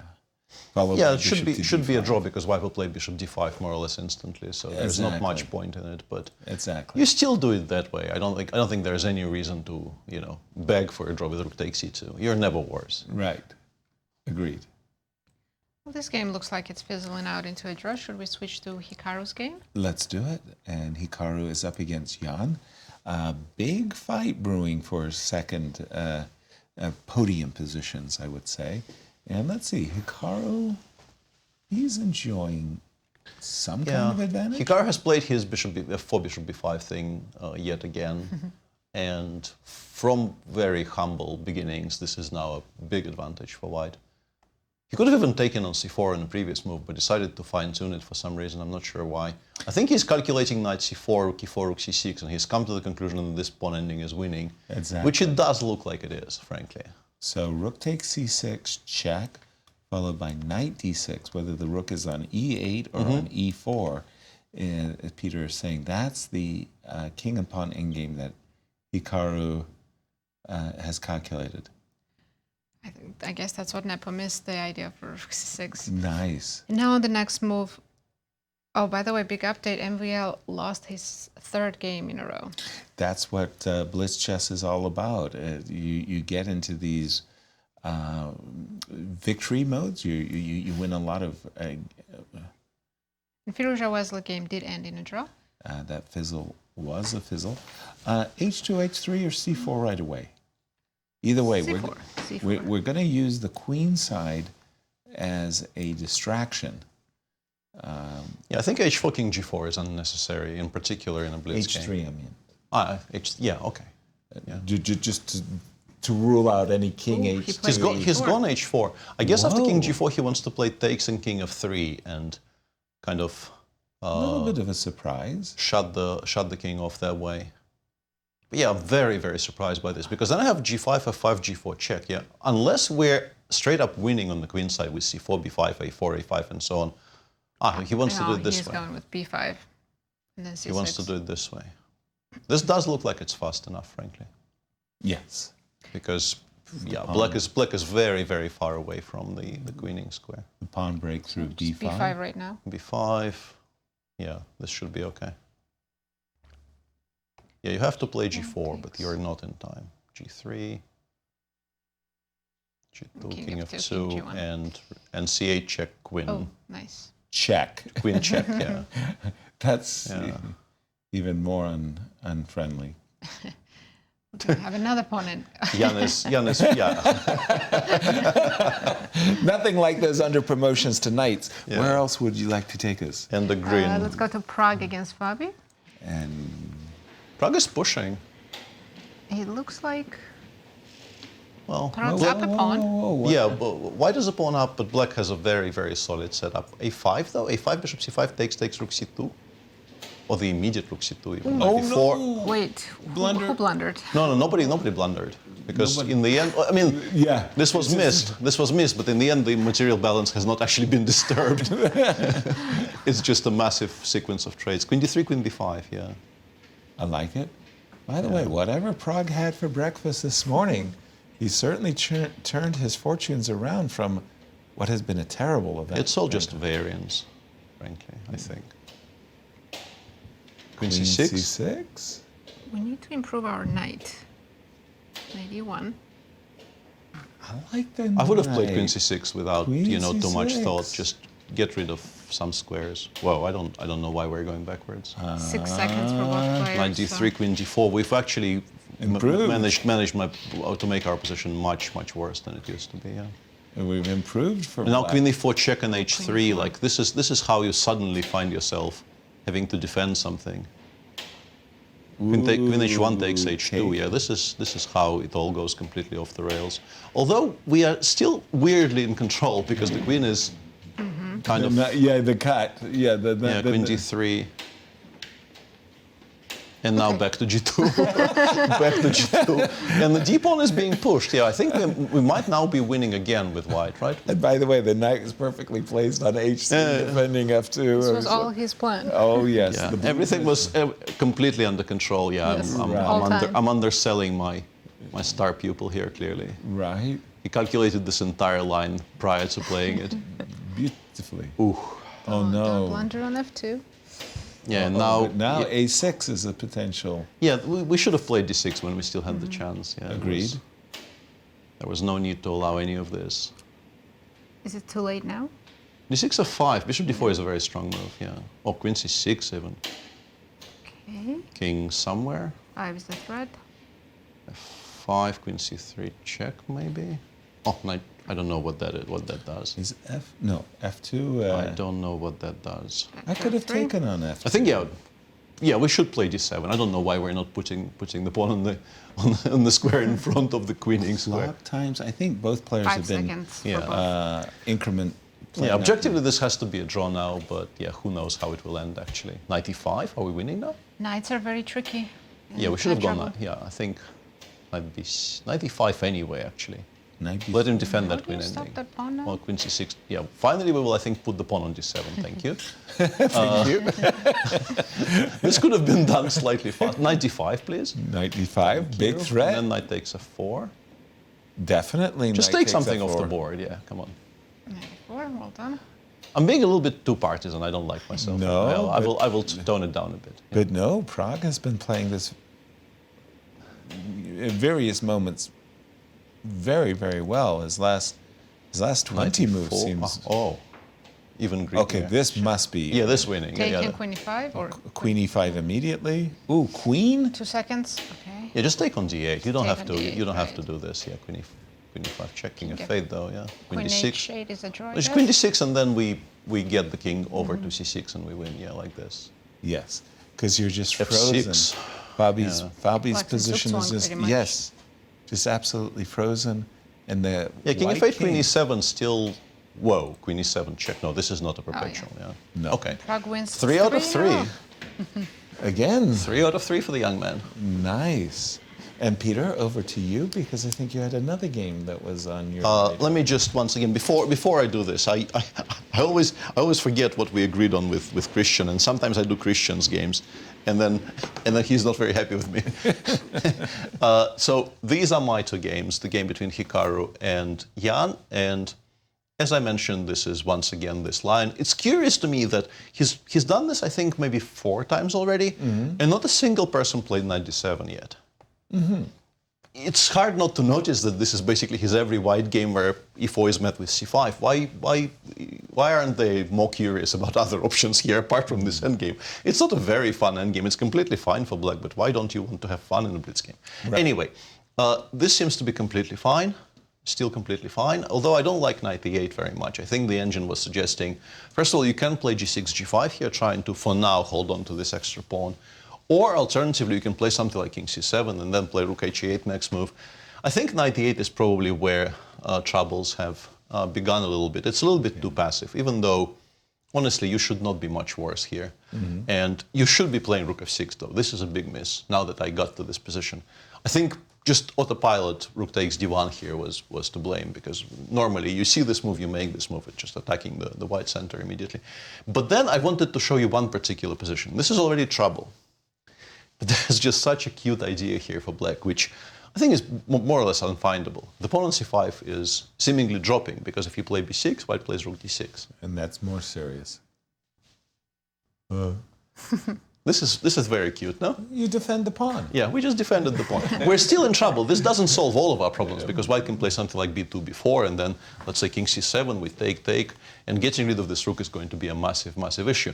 This is not a draw, but if you find this, you're still alive in the game. The game still very much continues. After his move c4, I really don't understand why knight takes c4 wasn't played here.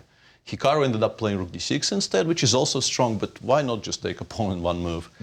And then we got to this pawn ending, which it is indeed winning for white. My big question here is, after before h6, I wanted to see if h4 was the only winning move, but in fact, pretty much any move on the queen side wins as well. So he could have played c4, he could have played a4, he played h4, and this is still plenty good enough, specifically with the intention, just as he's done in the game, of meeting this counterplay with c4, c5, and generating this passer. So once Jan let him into the game, I think Hikaru played a very, very clean game, winning this with white. And my other game here is, hang on, this is the next round. My other game is MVL against Nodirbek, which I could have written a small dissertation about, because let me just show you a position after move 9. Say what? And even this is, you can get this a normal way, or you can get this the MVL way, because he began with bishop c4 here, and only after g6 went knight c3. So we have this kind of a dragon, which you normally don't see. Bishop b3, knight g4, Now this bishop makes another move, but it does force black to play king f8, because otherwise you lose this knight on g4. Castles, bishop e5, queen d2, bishop h2, king h1. Some kind of a very, very strange, messy position, which I think is very difficult to assess. The engine at first thinks this is quite unclear, and pretty much any move here is normal. Rook a1, as MVL played, is a fine move. e6, knight f3, d5. Very clever move, knight e4 here, improving our one bad piece, getting it a very good square on d6. And play was continuing logically up to here. And in this position, it was time to start opening things up with c2, c4, as the engine suggests. Instead, MVL played knight d6, and this is a massive waste of time, because after bishop f8, you realize you're not actually threatening to take on b7 very much. And black would very much like to take on e6 themselves. Very much. So in order to do something about it, MVL had to misplace more pieces. And somewhere by this point, I think, things clearly have improved a great deal for black, because the king on g8 is now completely safe. The loss of the h2 pawn, it's not even that we're down a pawn. We can't deal with this knight on g4 at all. And things continue deteriorating, and let's say 5 moves later, black is, yes, white now has, black traded on d6, so white has this passer on d6, but we're getting mated on the king side, which is a much more salient detail. And a very cute tactic here. He played h3, which is not the best move at all, because gh is playable. But I think Nodirbek correctly anticipated that MVL will kind of look quizzically at him and take with the rook. Oh, no. This is very beautiful. Oh, and this resulted in a more or less immediate resignation by MVL. Thank you, Peter. And through the magic of television, we're going to recreate a mad scramble here between Hikaru and Jan as that petite combination. You want to play blitz? Yeah, he calculated this pawn endgame all the way till the end and blitzed it out. Impressive, impressive. Nicely done. And there we have it after 12 rounds. Nasi. Standings, Alireza Firouzja in first place, Wesley So still in clear second. However, there's a 2-point difference between them. And now there's 3 players sharing third, Nepomniachtchi, Hikaru Nakamura, and Levon Aronian. And over to Cristian for his thoughts of round 12. And I do hope that I'm not wrong, but I do believe we're going to have Wesley versus Alireza the next round. So that should be fun. But let's take a look at the games that I was having my eyes on. Levon Aronian versus Leinier. We're going to start with that one. And yeah, Levon really is in love with this second move to d3. Just crazy, in my opinion. f4, take, knight to c6, and I do believe this is the main plan. If you don't play d5 as black, I'm going to be able to go c4. Knight to c3 and try to take advantage of the center and the control that I have over the light squares. At the same time, I am giving up a lot of the dark squares, especially this central d4 square. Knight to f3, bishop to c5, bishop to h4, and it was a pretty tame, let's say, middle game. Take, a lot of exchanges, and now we get more of a maneuvering battle. Take, queen to d3, let's go castle, king to b1, a6. Everybody's trying to fine-tune their position, their king's position especially. White is trying to hide on the queen side, and he's going to launch an attack on the king side, with potentially h4 after the move queen to g3. Those are the plans, and that's why you see the move a6, because black is trying to go b5.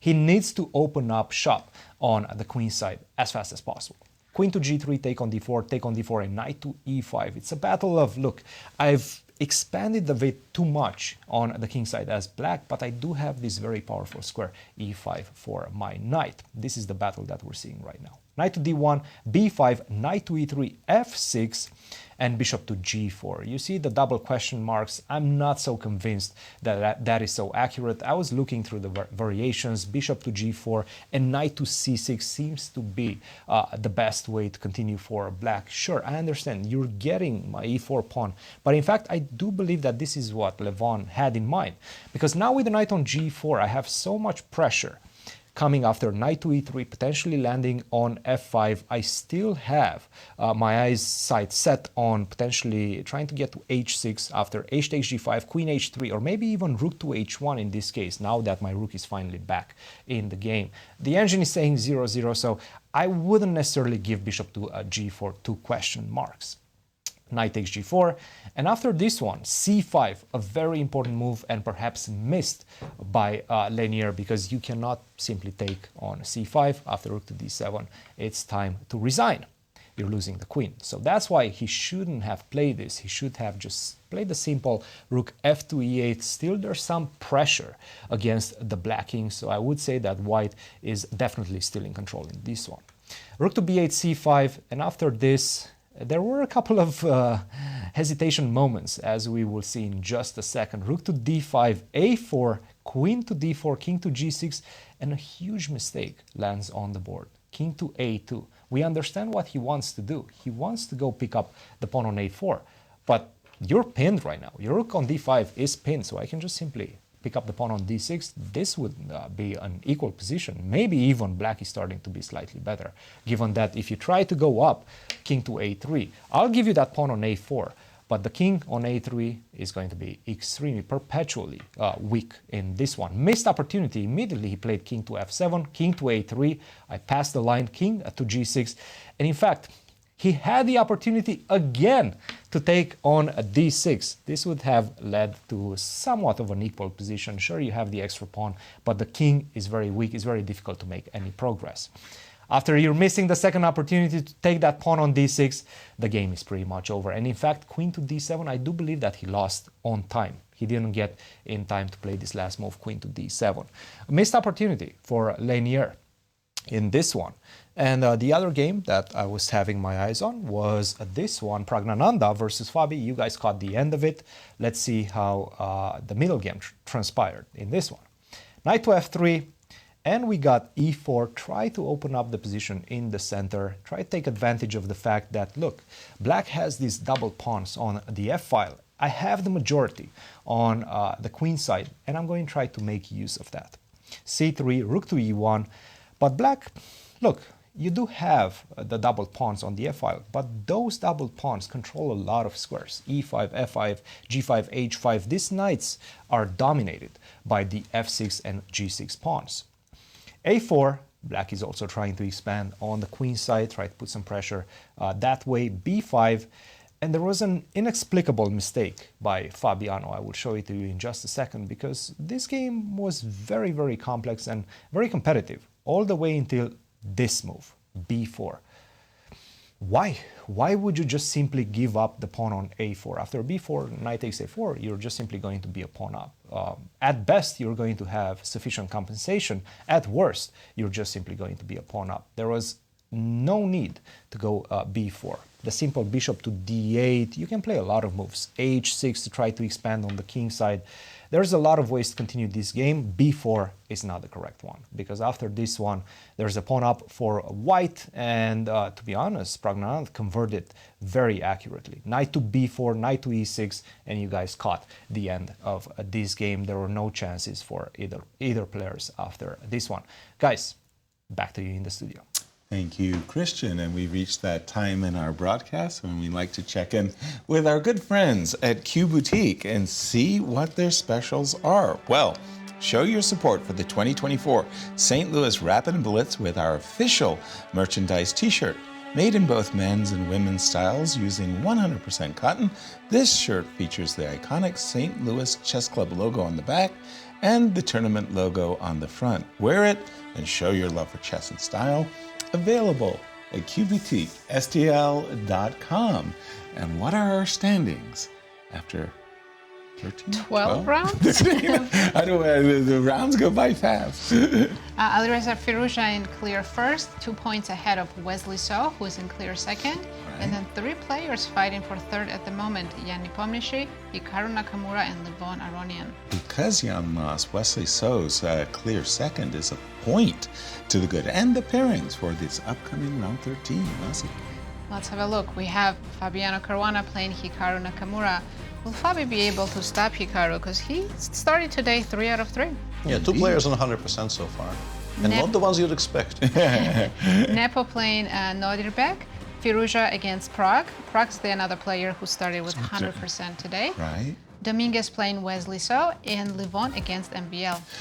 2 players exploding, 1 player imploding. MVL went on 0-3. Ooh, ouch. And let's have a look how Firouzja spends his break in between the rounds.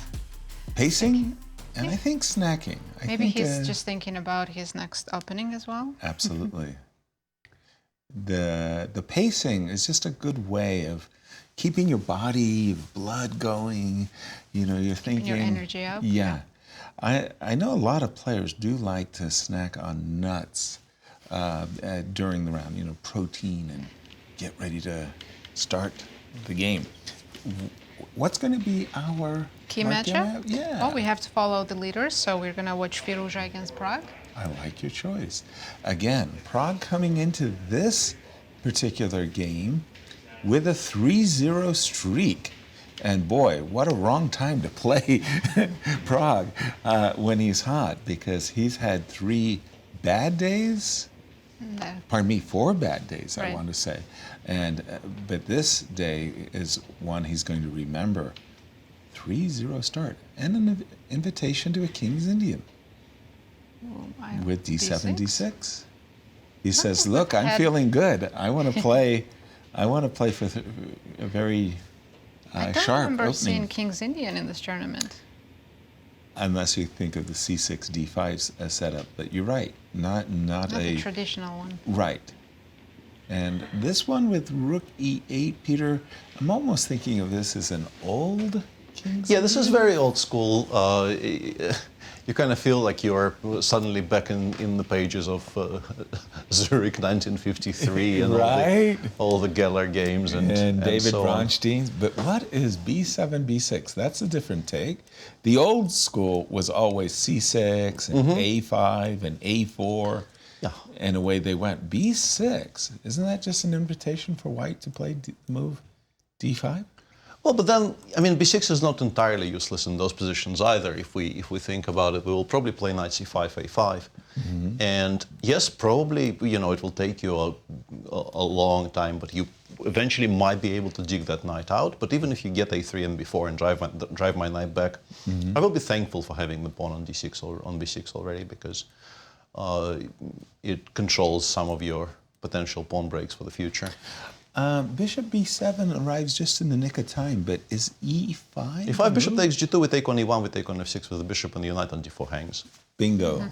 That is instantly Peter was spotted. ready to answer you. Right? before you even Because I asked. asked myself the same question. I was also kind of idly wondering if we're already lost by move 10. Think alike. Again, remember, those bishops are always in ambush, and it's white who can initiate the capturing with the move e5. This is a kind of a modern way, I think very much influenced by Engine's modern way of playing this line, because we're just trying to put as much pressure against the pawn on e4 as possible. Move knight C2. d2. Knight c2, we can already play knight c5, provoke f3, which in combination with h3 is generally not what white wants to do in these types of positions.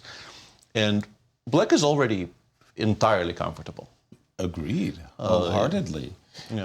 If white is forced to play the move f3, I start to, would you like to weaken more dark Yeah, squares? c6, Probably have d5 to. is basically playable now. You can just play c6 and white will find it very difficult to prevent d5 next move. A very interesting way to play this is to play bishop b7, a6. Unless you know, I don't think it's a move you can make. But the point is, we are luring the knight to e3. Seems to be a strange thing to say because it's a good square. But what it also does is it locks down the bishop on c1. White, I think, would very much like to play bishop e3 or bishop g5 and then bishop e3. And by keeping that bishop on c1, we are preventing white from finishing development comfortably. Knight of d7 is also perfectly serviceable. We want to play knight e5, and yeah, currently you have to make some very awkward decisions. Bishop e3, knight e5, bishop f1 might be more or less the only way to keep the thing afloat, because otherwise you're just starting to drop material. It seems to be holding for now, but yeah, this is a fantastic, fantastic addition of everything. And after knight d5, yeah. Uh-oh, I don't like what Alireza just did. He's invited knight e5. Yeah, and then our c6 d5 plan has obviously gained a couple of tempi. Right? For not very much. Wow. This is Pragg is definitely bullying the tournament leader. Half of the white pawns are so weak and hanging right now. This is And- unpleasant for white. Excuse me, white hasn't even learned how to develop his queen side yet. What's going on? You have to go back to c3 and Black could invest in a7, a5, or Should you could Black play still Queen play c7, Rook a8. Bishop a6, never Yeah, mind. in Prague, I think it's a very understandable decision to go with d5 immediately, but the engine says it's a little bit too early, and it gives White a bailout, basically. But White will now be a pawn up. There will be no advantage. Black always has plenty of compensation. But White will have a very clear plan of just trying to return that pawn somewhere and exchange a lot of pieces. Right. So you could have gone for more. It's very understandable that Pragg goes for d5. I think it's hard to criticize. He's playing the opening sort of in the spirit in which it's supposed to be played. But his position was so good that he could have actually continued. Nursed it a little bit. Yeah, could have nursed it for a while before cashing this chip in. Yeah, I think d6, d5, pardon me, was also premature. But now, having said that, I mean, Pragg has all of this development. You know, you start to think to yourself, well, I need to put my rook into the game. Should I start with queen f6, trying to provoke f4? On f4, you just go back to d7. Right. And just saying, I'm a pawn down, but for the moment... developing, right? Right. Just to emphasize that point, too, moves like h5, I would kind of find this move a little bit attractive. Not only making luft for my own king, but... I want to play h4 too and right. poke White's king side. Right, just poke a few holes. The biggest question for White is what to do with the queen side. Can we quickly get out the bishop from c1? I think bishop c1 takes e5 followed by f3, f4 would be the way I would try to treat this position. By the way, somebody's going into deep think. Yeah, this is not how you're supposed to do this, I think. If you play d5, you need to have a prepared reply to just the takes and takes. Right? Bang, bang, bang, yeah, bang, like bang. Playing d5 and then thinking for 2 minutes is not the way to go. There's already a result between Dominguez and Wesley. It ended in a draw. A draw. Okay, so Wesley, again, coming into this round with a point lead in second place. Right. Did I say that right? I think so. A point lead in second place. Knight e to d7. An indication he just didn't feel comfortable. Yeah, he couldn't find a move. Yeah, the engine was suggesting spending a tempo on bishop b7, a6, even misplacing our own knight on c5 just to get rid of the bishop on f1 so that we could later try to threaten knight d3. What he's doing is, I suspect Black is still fine or fine adjacent, but it's clearly not what we sacrificed. Yeah, what we sacrificed the pawn for. Right. Should still be fine though. On a5, knight c6, right? Yes. And White is looking to return the pawn by trading everything and making a comfortable draw. But, okay, here we go. Knight c6, queen d7. Bishop b5? Yeah, and bishop b5 queen takes h3, and the engine is not worried about it, but I think most human players will be. So I don't know if Alireza does this, and if he doesn't, Black is fine. That's the only way to play for advantage. And shockingly to me, Black doesn't even take on h3 after bishop b5. If you ask the engine, I really don't understand why. I don't think we're going to see bishop b5. No, let me actually ask because it's so mystifying to me. Just bishop f2 and White is better. I don't know if this is possible to play in a blitz game. Here, I find myself drawn to bishop g2. If you capture twice on c6, I do have the move f4. Also here in updates that Nepo is racing to his third loss in a row against Nodirbek. Whoa, whoa, whoa, whoa, whoa. That's unexpected. How about MVL? MVL has lost 3 in a row. MVL is in a lot of trouble against Levon against. Yeah. Oh boy, it has not gone well. Yeah, it's King g2. Okay, something similar. You just want to defend. Is knight takes d5 unplayable? Can't we just go knight d5, knight d5, queen c6? Really yeah, knight d5, and you still keep the bishop. Oh. Getting the pawn King back. g2 doesn't look right, yeah. Oh, knight takes d5. Queen takes d5, so Alireza is trying to kind of bail out a little bit. So queen c6, and we trade. We can take with more or less anything, frankly. Even bishop 6 is fine, but yeah, I think queen 6 is logical. Should be around equal now. If anything, Black is, I guess, a bit better because the king is a bit safer, but doesn't look like it should be much. Yeah, rook a d1. Nice bishop. Will be difficult to organize anything significant. a4 will be met by a3.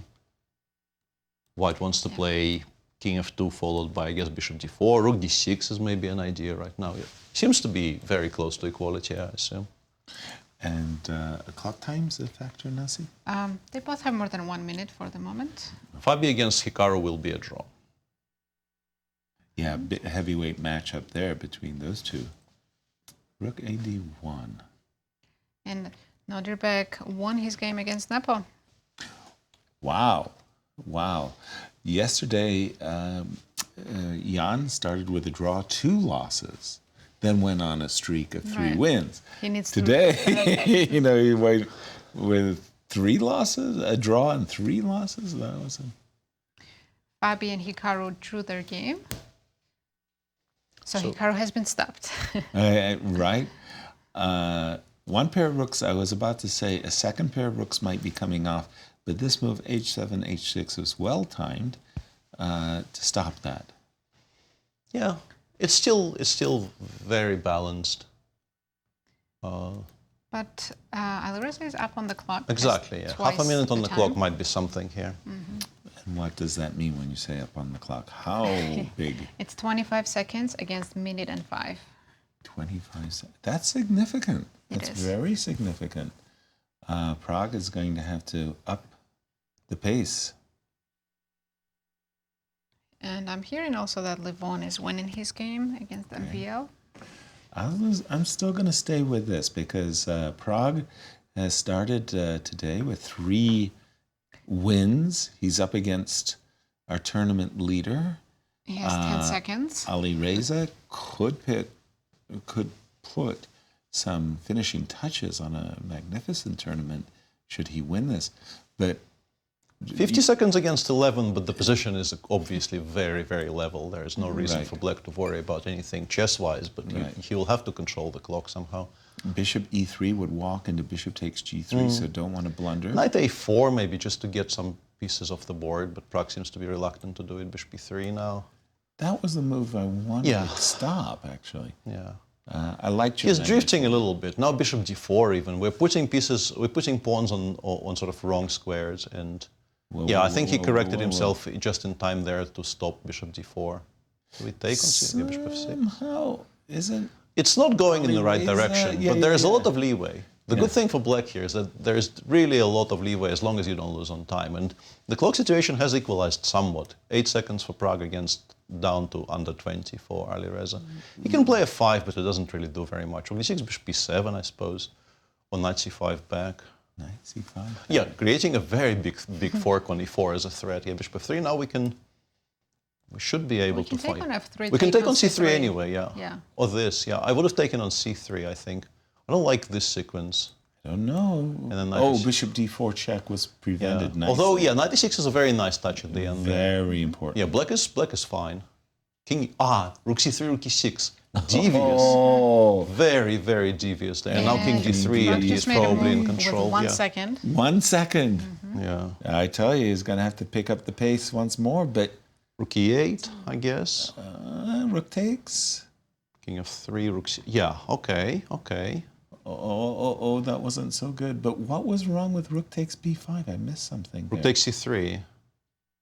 No, move ago. Move ago. Maybe we could have done it. King was. King f8, e8. Yeah, we have to bring the king out because we would like maybe to play knight g7, knight f5, but we cannot do it with the king on g8. We need the king on a better square.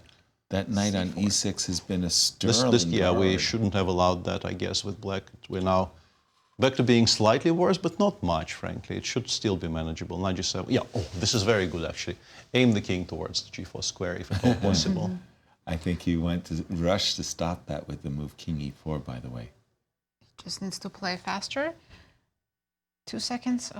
1 second. He made the move with 1 second on his clock. No, this is not fun. Yeah, we've allowed a5 now. We're being slowly pushed off the board somehow. Alireza in control. Black. Can he put the finishing touches on this one? Is f7 and win the tournament? Rook b7, rook takes f7. I'm surprised we're allowing king e8 here. And also I'm surprised we haven't played king e8 in response. There was seemingly no reason not to. Nope. This looks winning. Yeah, this looks like a rook win. d3, and we are probably... Yep, it's over. 2 extra pawns, just no blunders. Like g4, knight f4? Yes. That was the blunder. No h5, not yet. Finally takes a glance at the clock there. Finally feels safe enough to spend half a second on checking what's happening on the clock. But yeah, Exactly. this is done. Wow, impressive work there by Alireza, because he was never better. In fact, he came out of that opening, Pragg did, with the upper And Levon hand. actually did not win that game. Okay, over to you, Peter. Yeah, sorry, I'm interrupting you no, mid-sentence, it's okay. but yeah, Levon played something that I haven't seen in a long, long time, a pure Zuckertort. It's a kind of a Kolle/Zuckertort. I was taught at least that Kolle is when you play the reverse Meran, and if you play b3, that's the Zuckertort. And he got a very big advantage out of the opening, because Black, I think, misplayed some small points in the opening. For instance, this is very clever, including bishop b5 check, to draw the bishop to an inferior square and then dropping it back to d3, which probably could have been avoided. The bishop really does belong on b7 once you play b6. And if we look at the position by move 16, this is once again, I keep on coming up with these diagrams from the Nimzovich book, right? Right. The bishops are controlled because the structure on the queen side is very rigid. White has all the dark squares in the world, and also g7 is very difficult to protect. So Black played knight e4. White could have taken on g7 here, but even the move c2, c4 that Levon has played is not bad. f6, rook c1, castles. This is an improvement for Black compared to where we were earlier, but still, it's an improvement which costs you a pawn here. Knight takes c4, bishop b7, castles. And here, had he played queen b7, which frankly, when he's in good form, he always plays queen b7 in this position, he would have been more or less fine. But rook a d8 is a mistake, allowing this very unpleasant move queen g4, attacking the pawn on e6. And Black is still pinned, so it's difficult to face. And then after queen g7, rook f d1, queen c8, rook d8, bishop d8, knight d6, and rook takes c6. You would expect this to be enough, frankly. White is currently even a piece up. Luckily for MVL, there is this move bishop b7, which allows you to keep yourself afloat for a while longer. But after knight e8 and all of these trades, you don't see people not win this with White very often. But somehow here, first of all, why are we not taking on b5 and just queening our 2 pawns on the queen side is not very clear to me. But even if we do this, we would expect White to win this very comfortably. So let's see if we can locate the mistake. This is still winning, but it's already a bit of a study. So I guess the way to describe it is we get here with White, and then we suddenly realize that it's difficult to create a passer without giving Black some kind of counterplay.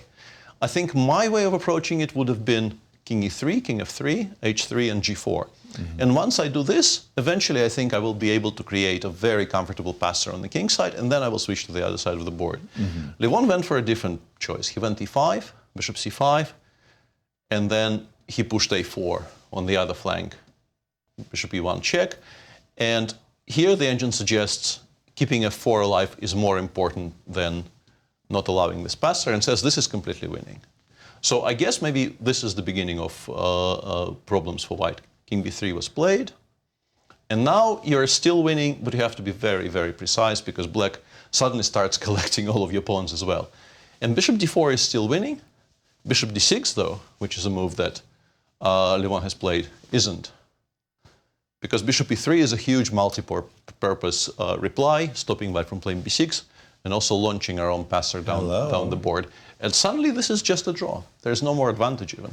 Wow. So a massive, massive save for MVL, who made a bunch of really, really big mistakes by his standards in the openings, but continued fighting and was eventually rewarded when Levon didn't find that win. And a very, very bad day continues for Jan. Yeah, kind of a normal Catalan/Reti type position, which continued being normal up until somewhere here. And then instead of knight c4, he played knight d4. And already these knights look very, very threatening, queen a7, and then he played h3, assuming, I guess, that everything was under control, was met by this really beautiful hit with knight e3. And I guess, realizing that fe3, knight e3 is just bad, he kind of spiraled out of control, and 3 moves later, we're down a full exchange for really not very much, and the game finished in a comfortable victory for Nodirbek. Thank you, Peter. As we take a look at our standings, Nazi, who's doing what? We're Hold on, that's pairings. We got to go to the standings first. I know one thing, that What's that? Firouzja's in the lead. I'm going to go with Wesley in second, too. I believe you're right. So Alireza extending his lead. 2.5 points. That's impressive. Wesley So in clear second and sharing third now, Hikaru and Levon. Yeah, Alireza 3 out of 4 today. Yeah. Wesley 50%, but nobody, I mean, apart from Hikaru. Hikaru, I think, is on 3.5 out of 4. Impressive. But all the people who were supposed to be chasing Alireza are having a very meh day. Yeah, and VL especially. Let's go over to Cristian. Well, I'm glad, Peter, you took longer for game analysis because my games are probably the most boring games in this whole event so far. You will see what I mean in just a second. We got Fabiano Caruana versus Hikaru. Most of us would have expected a blazing hot game from these two players, but no, it didn't happen. We got the exchange, Slav, bishop to d3, and to be honest, I mean, there's not much content to be talking about in this one. There was only one particular moment that maybe, just maybe, White had a slight edge. In this position, he was supposed to start with bishop takes c6, take on c6, take on d4, and perhaps after queen to c2 you can claim that you have some pressure due to the fact that White's pawn structure is just much more healthy than a black's. The pawn on c6, big target, the pawn on a6 as well. Still, black should be very close to the margins of equality. After that, after this missed opportunity, everything was vacuumed off the board. Knight takes a6, take, take, take. We exchange absolutely every single piece and we agree to a draw.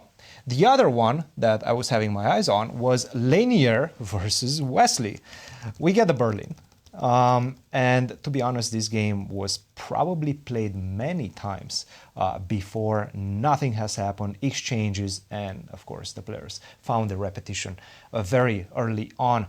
2 games without much content, but right now it's Alireza who is stealing this event, running away with the top prize. Let's take a look at the standings. And you know, I told you guys at the beginning of the day that Fabi needed to find the podium in order to keep contact with Alireza in terms of Grand Chess Tour points. Right now he's still 3 points behind that second place position, but unfortunately for him, he's running out of games. Only 5 games remaining in this competition. Is going to be extremely difficult for Fabiano. Take a look at this. If Firouzja wins this event outright, he will end up with 30.58 GCT points. Fabi would have to finish second to maintain his lead in the GCT standings. I do believe after this tournament we're going to have a new leader in the Grand Chess Tour going into the final tournament, the Sinquefield Cup, which is coming right after. We're going to go on a short commercial break and Anastasia caught up with the players. Take a look.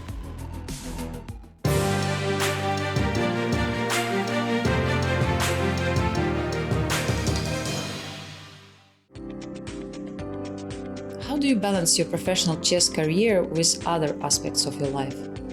Yeah, I try to, spend my time with my family, and I try to balance my time to do other stuff. Like I try to be in good shape and reading books and having good time. So of course, the main part of our life, of top players' life, I think, is to prepare for tournaments and being in training camps, and you have to kind of combine the resting and preparing. And I think every player has its own approach. Yeah, I don't know. It's always a challenge. I mean, I have a feeling that you're continually learning and trying to adjust and improve on things. But I think I'm happy with the way I've done it so far. And it's after you have a family. I have 2 kids, and it's a bit challenging if you want to, let's say, keep being super professional and keep being on top, because you have to, spend a lot of time in chess, and then kids, they don't care about all this, so it's a bit of a challenge. But of course, it has a very nice side as well, and I try to enjoy that, and I think it's possible, and it's actually going well for me.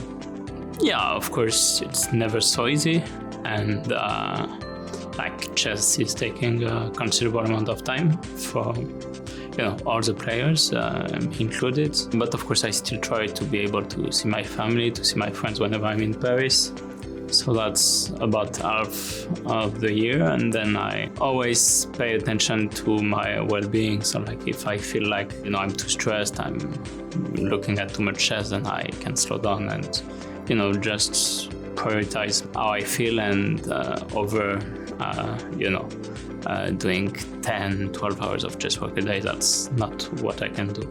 Yeah, I mean, I think it's very difficult, of course, because, playing chess, it's very taxing versus like streaming, which is a lot easier, but there are also differences because streaming I can pretty much do quite easily, whereas competing requires quite a bit of study, both before the tournament and during the event. So mostly I try to look at very little chess when I'm doing my other stuff and then just sort of go all in during the actual event. So I'd say it's like maybe study a few hours here or there throughout the course of the week, and then when I'm actually at the event, probably spending 4 or 5 hours and just like really balancing it where I spend all my time on chess when I'm actually competing. This is really tough to balance like the work life and professional life.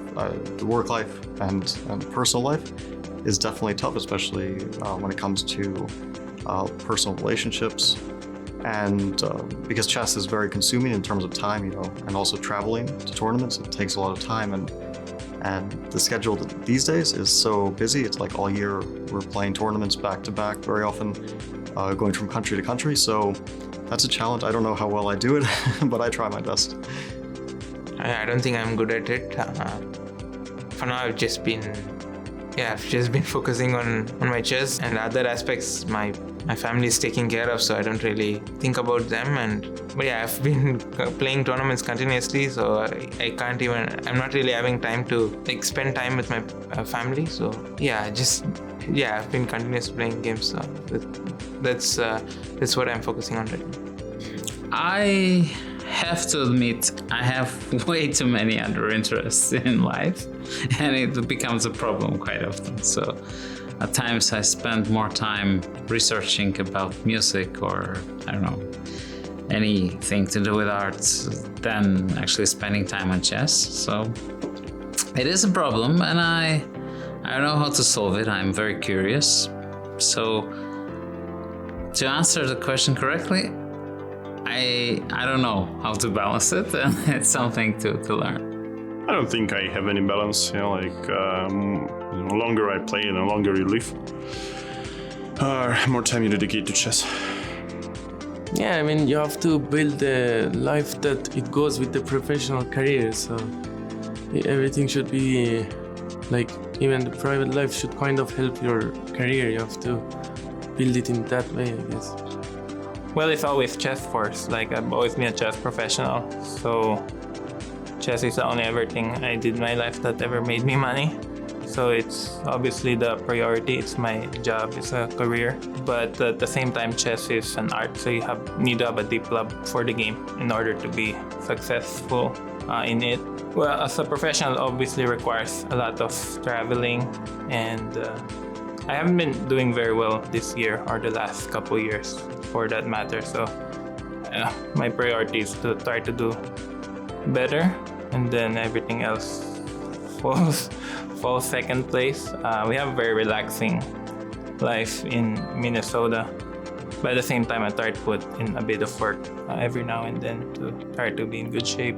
So yeah, well, lots of tournaments now are being held online, so you can play from the comfort of your home, so that obviously changes a lot of things. I get to spend a lot more time with my family.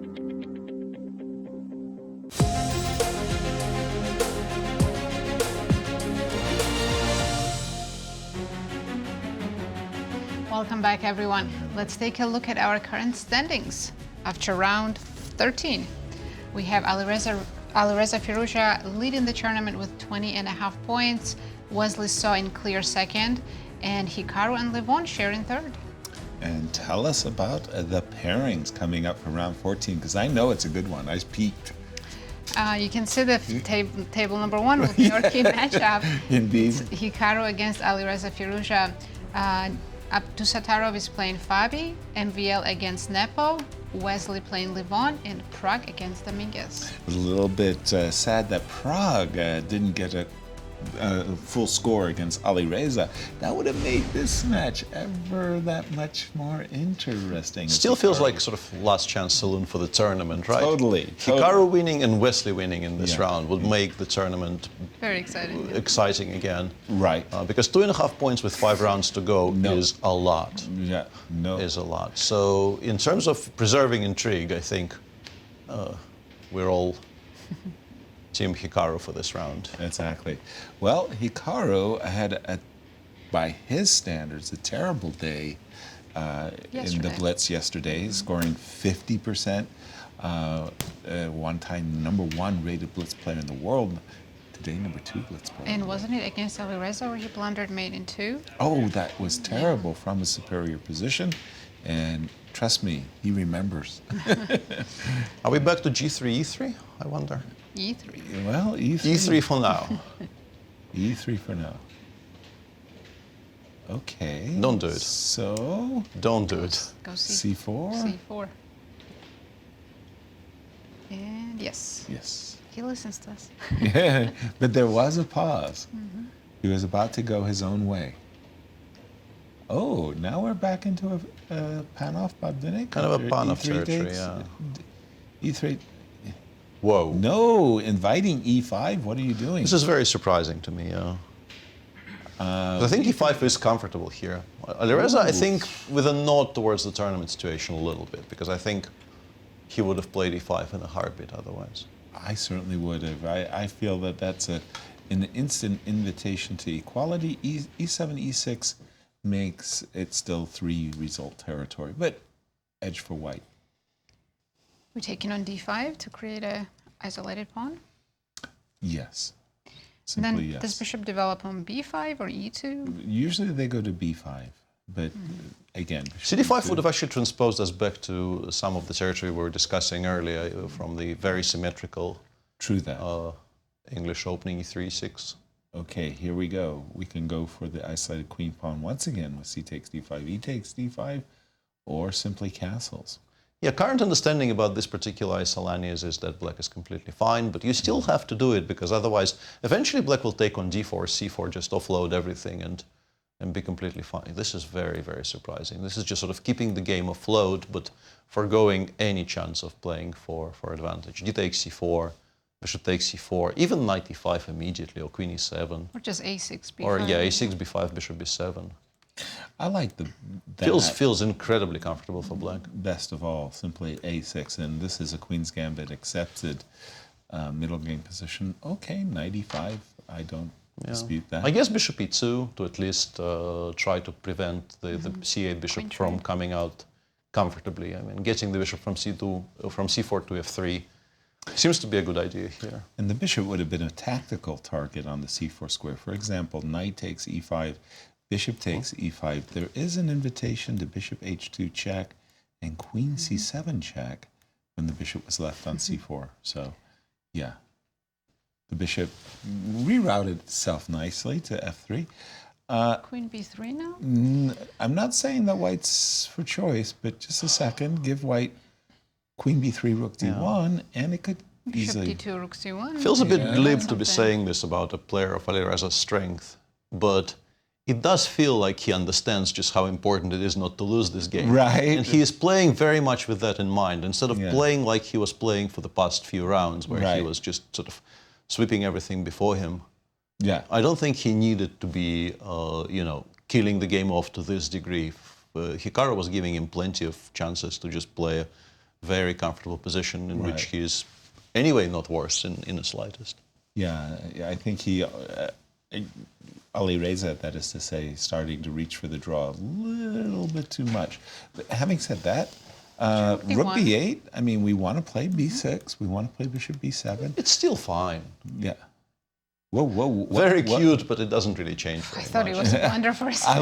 I was queen takes D2, rook D1, and the queen is trapped. Yeah. Interesting that he hasn't played B6, bishop B7. At first, I thought and then there was bishop C3, and then I thought C3, BC. Did both players miss it? Can we play queen c7 here? Because if we do force white to spend the tempo on something like h3 or g3, we will have time to play bishop c6 very comfortably, and I think we're immediately completely fine. But maybe Hikaru bluffs with something like rook a-c1 in response, just gives you that pawn with a check. I don't know. Queen c7, rook c1. We're on the. Yeah, you have to calculate rook c1. line. You also have to calculate knight b5. Those are the only two things which could kind of divert you from Knight the b5, straight take line. on b5, then take on h2. Yeah, if you have to play, h3 played, and now black is just completely and utterly fine. You're never going to be even remotely worse. You see that on Hikaru's face. He was like, yeah, I got nothing. I got nothing. Yeah, you can try knight b5 now, but after queen b6, you will still have to go for some concessions. Agreed. Yeah. We can take on c6, go rook c1. Yeah, but then pretty much any logical move, queen a6, rook f d8, I think looks fine. The knight still has no attractive, dangerous jumps, so we don't have to defend against them even. Probably knight a4. A bit of a damn squib of a game, frankly. So far, the clock's a factor in this one, Nessie? Not really. They have 2.5 against 3 minutes, so doing about equally on the clock as well. Our alternative plan was Wesley So versus Levon Aronian. Shall we just take a gander at that one? I have a feeling this could go somewhere, but at the moment we can jump and we can come back if anything changes. Okay, we're going to check in on Wesley So versus Levon Aronian as we have 4 versus 4, 2 versus 2. Wesley's up in exchange. Ooh, I was about to say that's a bishop on A8, not a rook on A8. Exactly, yeah. Wesley actually took some time considering which of the pieces. He could have changed the bishops, and he chose, of course, to have more rooks. But now, for the rest of the game, he will have to take great care not to get mated along the long diagonal. Right. We want to plant our queen on E4, and that's the way we win the game as black, and as we win it as white, as we essentially make sure that we never, that we always have E4 whenever the queen gets on B7. Yeah, I think Levon is now surprised that this is playable because he had other options. He didn't have to give up the rook on A8, but I think he played bishop before very much in the assumption that white will be too worried about the long diagonal to go for this, and is now kind of readjusting to. So if he goes queen e7, head into e4, white will respond with immediately e4, right? I think so, yeah. I think so too. Queen c5 check, just bishop b3, I guess. 3.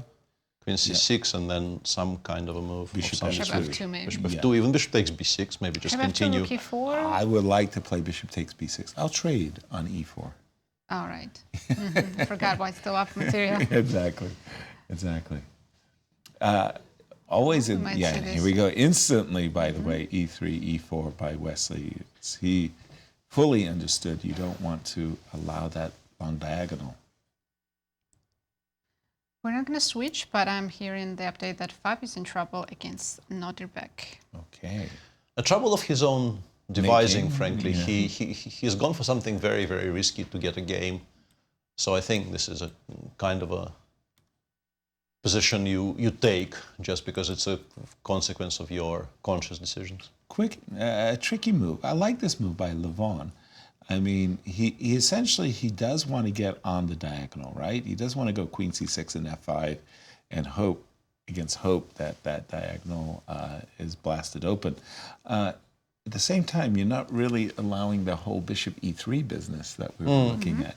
So we could maybe point out that his own dark squares are not entirely safe either. White could consider going bishop b2 and kind of, reminding, wink, wink, nod, nod, Yeah, wink, wink.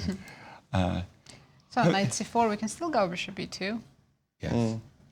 Maybe knight a4. Knight a4 is a little bit more tricky. Creating some jumps. He goes knight d7.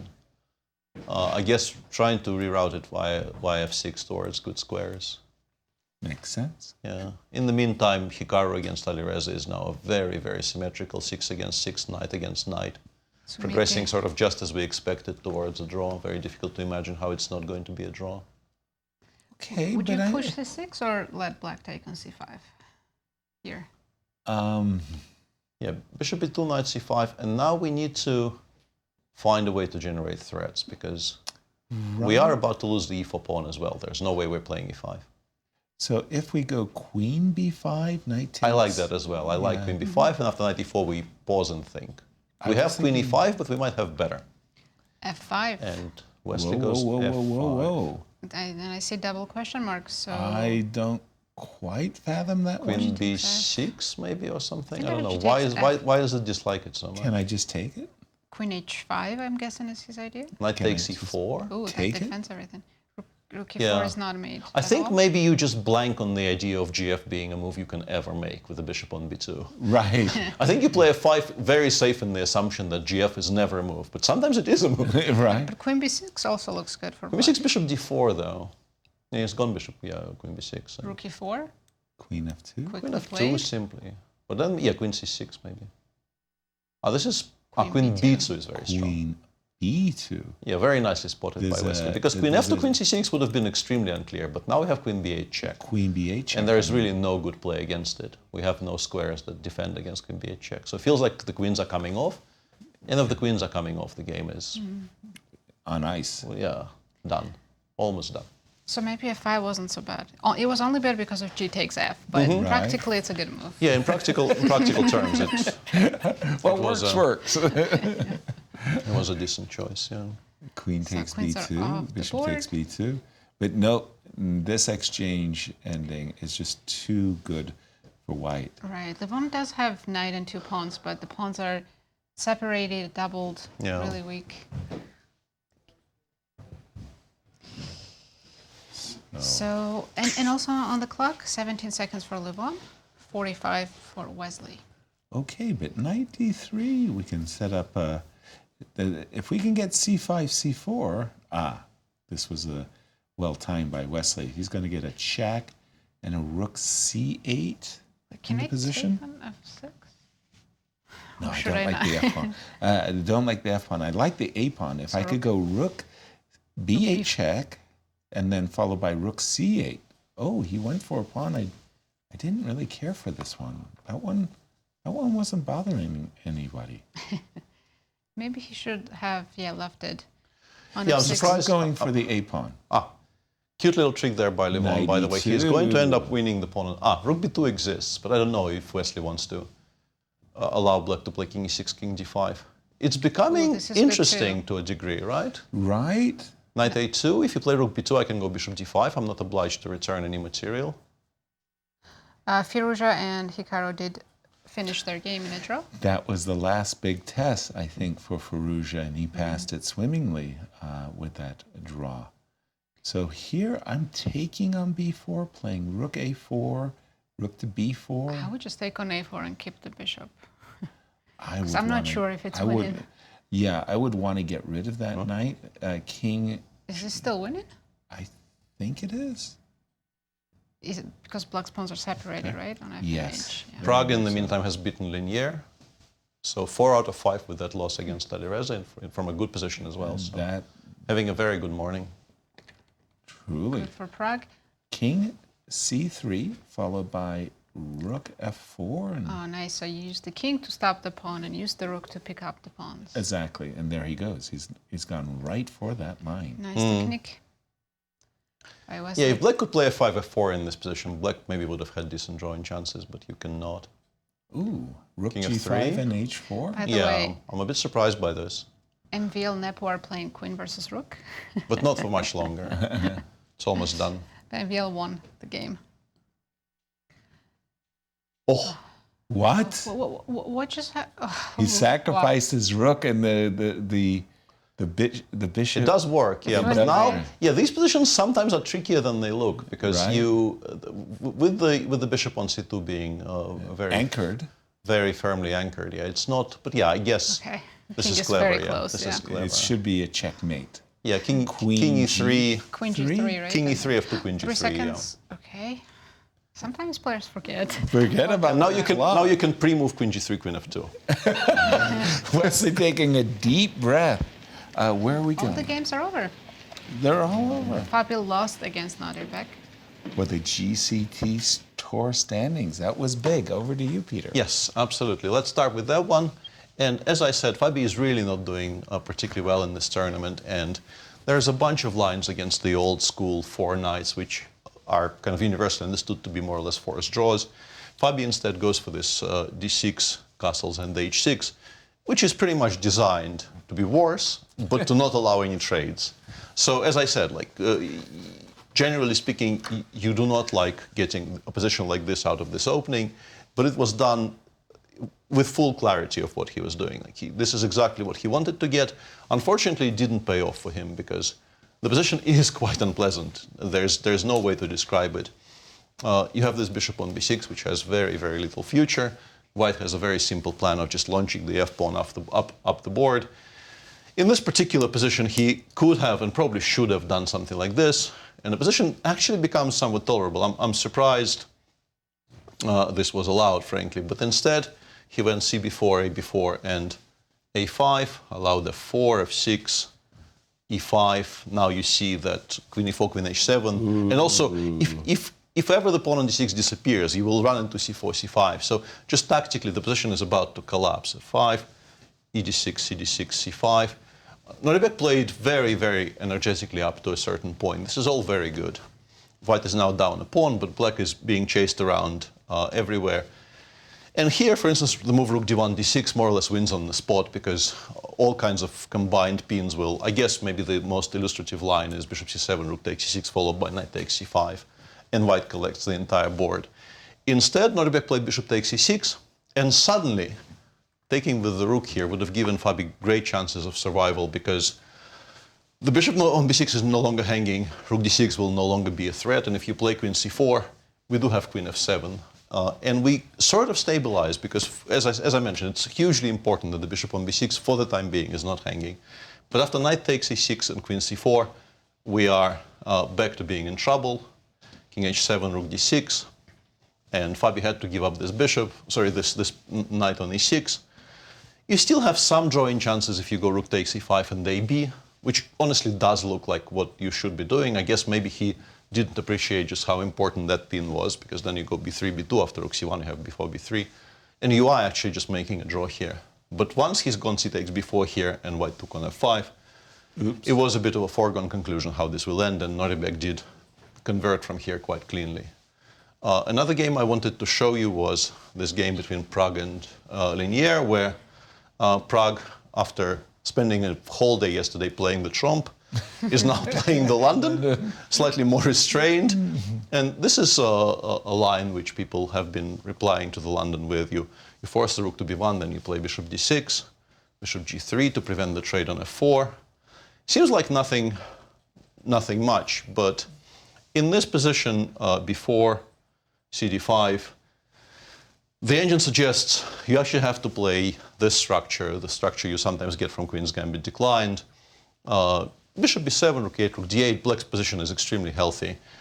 It feels like knight takes d5 cannot be a big mistake, but in fact, now after both e4 followed by rook c1 and also rook c1, which is what the young man played in the game, queen d8, e4, knight e7, this suddenly stops looking all that hot. White had some attractive options. You can, for instance, take and play b4, drive the knight back, and then play knight c4, knight d6. But knight c4, bishop a6, knight d6, as played in the game, is also, frankly, quite nice for white. Black could have held this position with precise play, but as we see it progressing, white has more space. Black is still trying to figure out what to do with all of those pieces.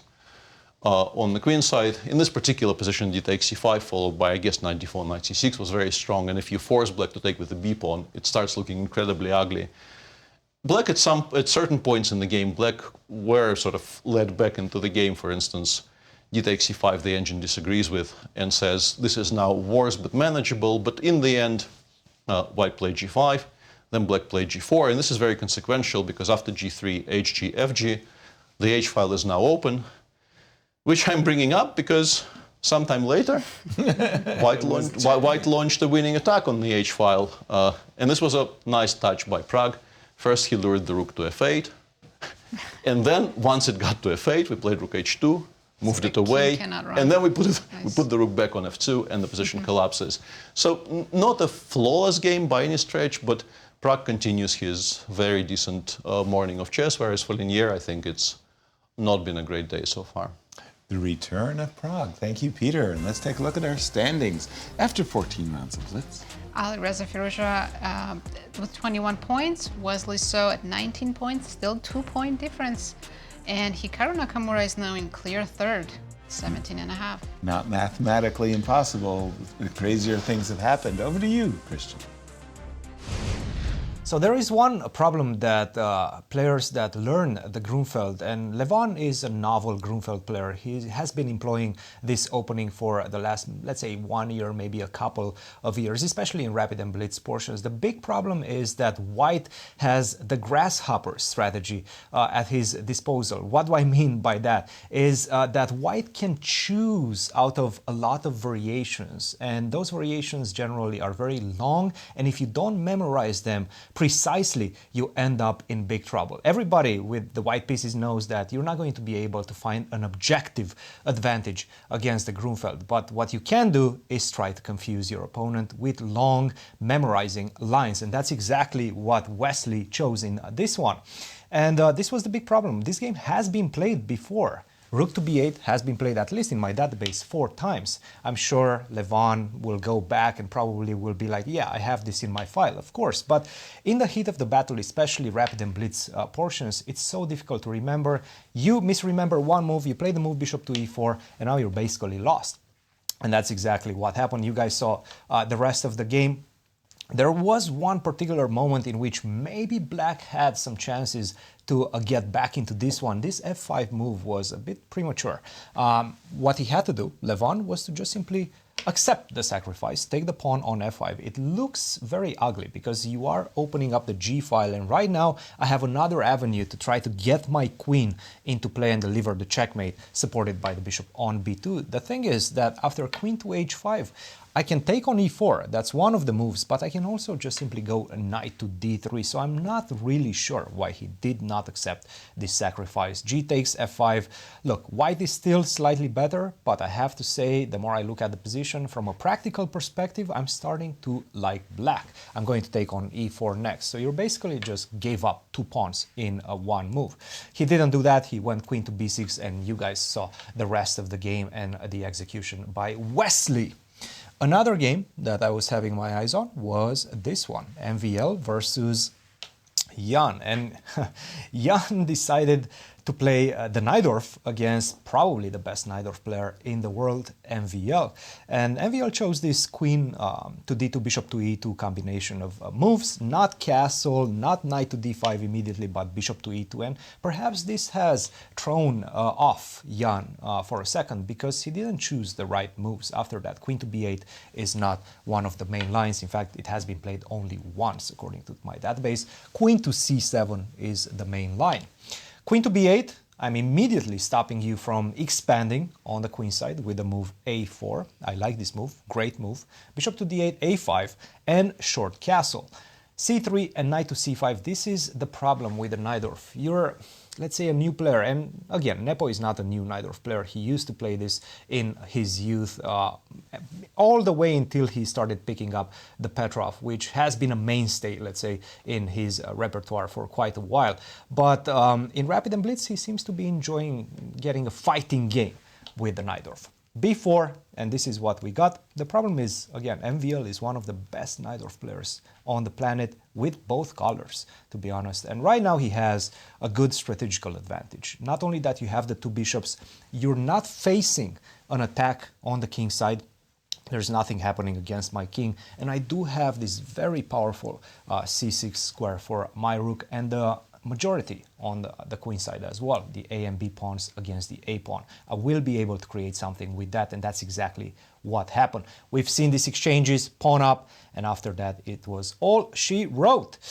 Queen against 2 rooks. The last moment perhaps to keep the game going was, instead of rook to g5, to play the move rook to e2, try to get something, but I do have the queen to c8, queen to g4, protecting the pawn on a g2 maneuver. To be honest, this position from a practical perspective, especially with low time control, it's pretty much impossible to defend. My pawns will make the difference in this one. And after rook to g5, we've seen queen to f1, grabbed one rook, and after that it was an easy conversion. Guys, back to you in the studio. Great games so far in this round.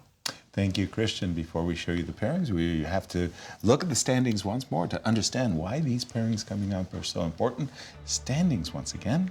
Alireza Firouzja in clear first, Wesley So in second, 2 points behind Alireza, and in clear third is Hikaru Nakamura. As we go to our round 15 pairings. Let's have a look. We have Dominguez against Hikaru, Fabi playing Nepo. The tournament leader, Alireza, is playing Nodirbek, who, by the way, won, I think, 3 games in a row. Right, after losing 2. Then Wesley So playing MVL, and Levon against Prague. Fantastic. And I think we're also going to show you the Grand Chess Tour standings after Croatia and why this event is so impactful, because we have to imagine Alireza getting a 13 bonus points. Absolutely, he's very close to winning this tournament. And then, as we heard earlier, Fabi needs to finish in second to still be ahead of Alireza. Very, very unlikely, and it will mean that as we go into the 5th and final event of the Grand Chess Tour, the granddaddy of them all, the Sinkville Cup, Alireza will be our GCT leader. Absolutely. And we've been here before in 2022. Right. Right? And this is it. So, Sinkville Cup 2024 starts August 19th to 29th. It will be held here in St. Louis. And we will have some more players coming in for that event. I'm hoping that Dingler and Gukesh, champion and challenger, will join the fray. Yes, we're expecting them. It's going to be absolutely amazing. Indeed it is.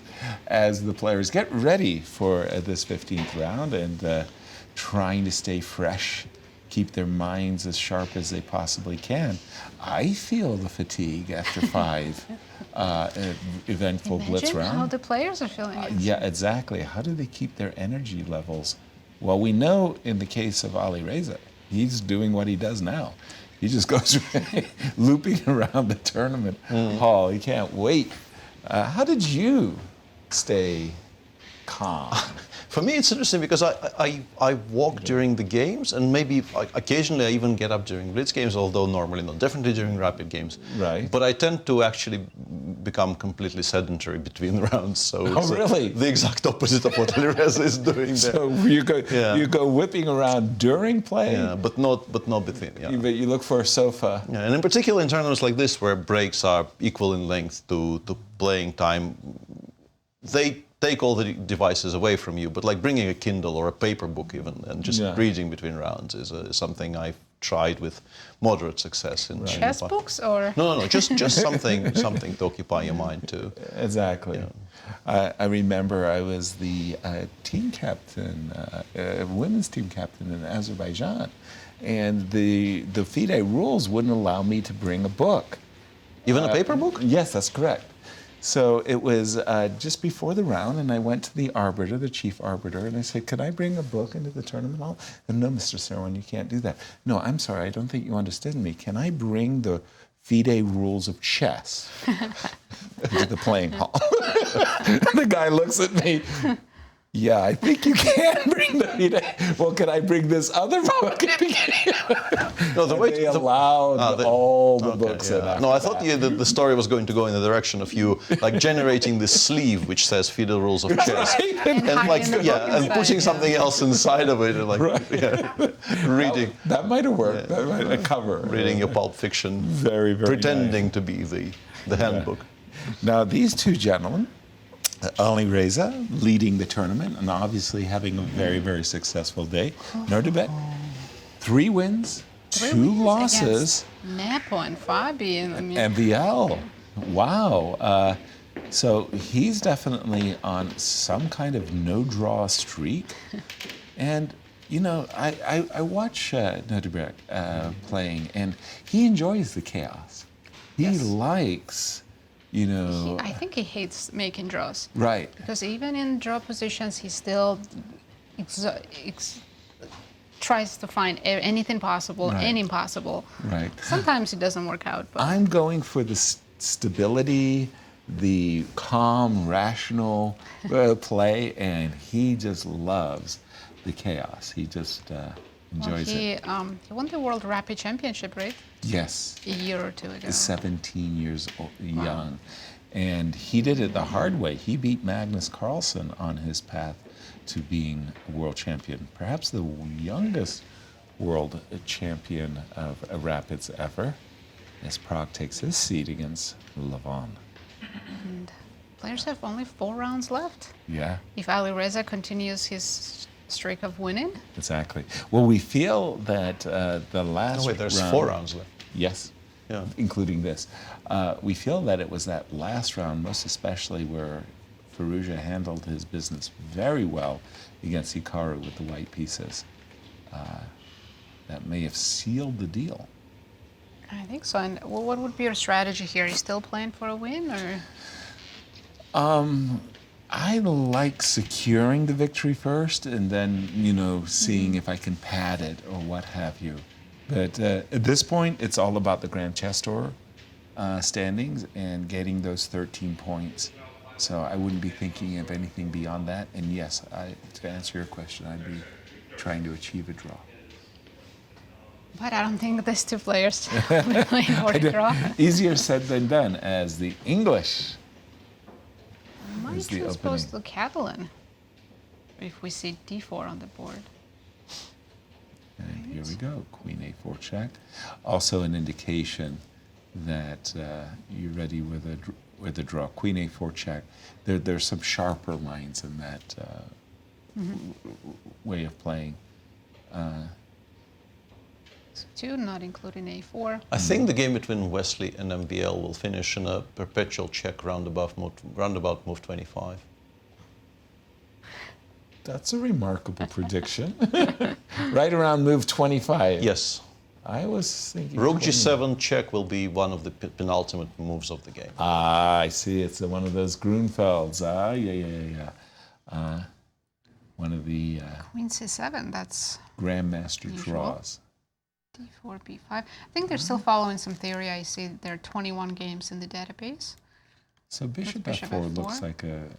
I love developing with tempo. Queen goes to A7 or B6. Oh, I don't care where you go. Just go away. Bishop F4, tempo. Bishop F4, Queen A7 actually is... Right.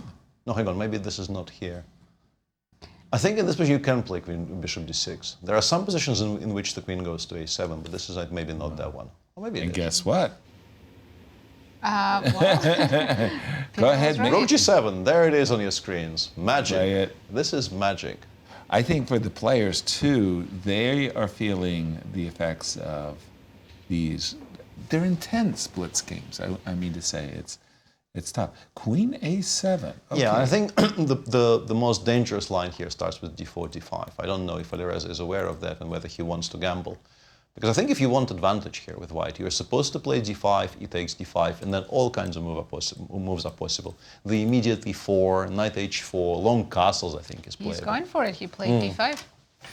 Knight H4, and here we go. This is incredibly dangerous for black, but on the other hand, this is how you get winning chances. Right. Because white will have to prove he has something for the pawn. Black has provoked the gambit. Immediately E4 is really good here. E4. I like this castles, bishop B7, knight H4 business. Always, you're kind of eyeballing. And I like your E4 too. It's been played. It has been played before. And knight takes D5 was supposed to be better. I think knight takes D5 is cleaner. I'm trying to remember. This was part of our preparation for that endless 400-day-long candidates in 2020, 2021. The one with the year pause? Yes. When they asked for a timeout, they didn't know what they were going to get. A4? What the heck is A4? Oh, and B4 he wants to take knight D5. I think knight takes D5 is the idea, but A4 often allows black just to play bishop B7, AB, and castle short, and this solves at least some of our problems, and maybe in some cases, maybe even all of our problems. Tell me what's take, in line? Queen E4 check. Queen E4 check, you kind of have to go knight E7, and then we have all kinds of jumps. I don't know which knight move is the strongest. Knight D2, C4 looks interesting, for instance. What? Knight D2, I attack the rook, you kind of have to play rook B8, you have no other moves, otherwise I pick up a full rook, right? And now I want to go knight C4. This is why I included A4 before. I don't know, long castles here or whatever. I don't know. I'm spitballing, but We're down a full piece, right?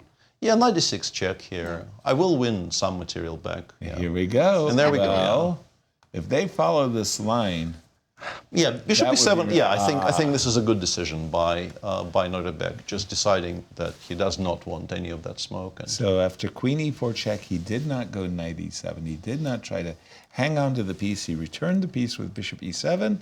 And what do you think of this one? This is where I provoked the move B4. I'm so happy. I'm just dreaming of a knight landing on the... this is now actually very comfortable for black. Bishop B7 here. Comfortable for black. Yeah, absolutely. Bishop to B7. A lot of tempo moves on white's queen. Yeah, Bishop B7, Rook D8. If and when you actually achieve your Knight D2, Knight C4, maybe... but even those positions aren't that bad. But also, you don't always get that. The engine was suggesting starting with Rook D8 was more precise than castling. Yeah, now after castles Knight E5, it's back to kind of level ground. And yes, I can see the outlines of white being better the way you were describing. Sure, of course. Once the knight lands on C4. For sure. And now we do have the move Queen B3. Had the rook landed on D8 a moment earlier, then black would have had Bishop to D5. And I think that's all the difference in the world.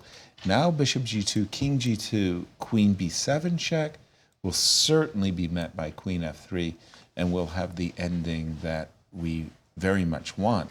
Alireza would have the C4 outpost with no compensation. Black might play knight d5 here and go into those Catalan positions where black takes knight f4. Okay, so knight to d5, rook to d1, oops. He played bishop d6. Something similar. So he's looking to double the pawns because knight c4, bishop takes f4. That would be a compensation. Oh, he blundered something. I don't know what the blunder is, but E2? bishop g2, king g2, queen c7. Oh, and he can't go knight d3. There's c4. Right. So bishop takes g2, king takes g2, queen c7, the desirable retreat. Oh, he's missed it. He missed it. He missed it, and now it's an easy draw for Alireza. I would take on f6 with both hands and more or less claim equality. You know, in order to win the tournament, you need a little bit of luck, too. Yeah, always, always. But yeah, I saw the Valkyrie, it was -3. After queen c7. Yes. Yes. Oh, wow. Big, big miss by Nodirbek. Queen e7 on the board. Again, I'm looking at bishop takes f6, queen takes f6. Wow. He's not, wow, he's not. I thought he would just take on f6 Instantly, and make a draw. I thought so too. So he's inviting queen takes e2, with or without trading.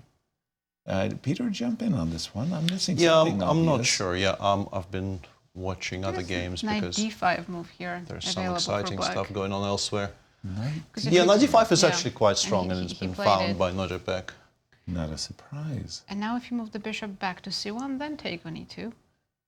Wow. I don't think the engine is very interested in taking on e2 altogether. I think it just doesn't like the idea of giving white open files, and after rook f1 you might even struggle to hold the knight on d5. It just goes queen e4 check, provokes you to play queen f3, puts the queen on e6, and says, my pawns are about to start going. Without the knight on c4, this before and c5 pair is very difficult to blockade. Right. You are actually struggling to equalize here. So queen e6? Yeah, queen now. e6 here. Yeah, queen e6 here is very strong. More or less forces a move like king g1. And now we can finally take on f4 and take on e2. And be quite comfortably happy with an extra pawn. Yeah. Exactly. Yeah, Nepo is about to lose a 5th game in a row. Oh my gosh, he's got 4-0, 4 losses in a row. He's going for the Olympic rings. Yeah, this is not fun. Nope. Would I play queen takes c5?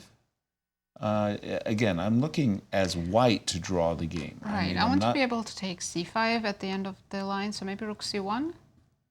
Rook c1, something similar. But I do lose the b2 pawn. Good good point. Yeah. I was just thinking of queen c5, knight f4, gf4, queen e2, or queen g4 check. Looks king h1. very scary. It does. It's an interesting question from a human perspective. Which one do you take? Safe king, but just down a healthy pawn on e2, or those positions where your king is completely bare, where you had to take g takes f, but you are, at least for the time being, not down any material. I'm not sure. In a blitz game, I think I probably actually go king g1 here and hope to save some grim rook ending. There's a huge time difference, also 20 seconds for Alireza and 20 seconds. more than 2 minutes for Nodirbek. Our tournament leader. 15 seconds. Wow, that was a long thing, and he's gone b3.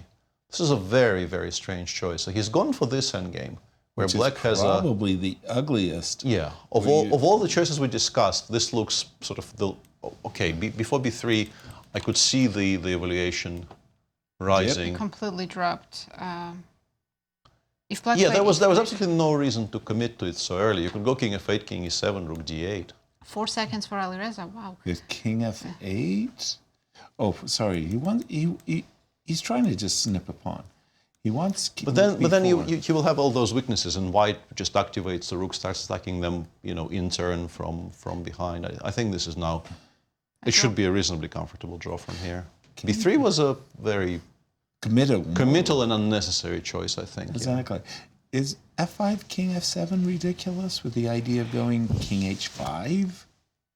I mean, you're going to bring your king to the queen side. C3. I'm going to go king to g4. It's a very good idea because that's probably the only chance black has. Rook b4, he's played. a5, right? King d3 was played, which came with a question mark. Came with a question mark.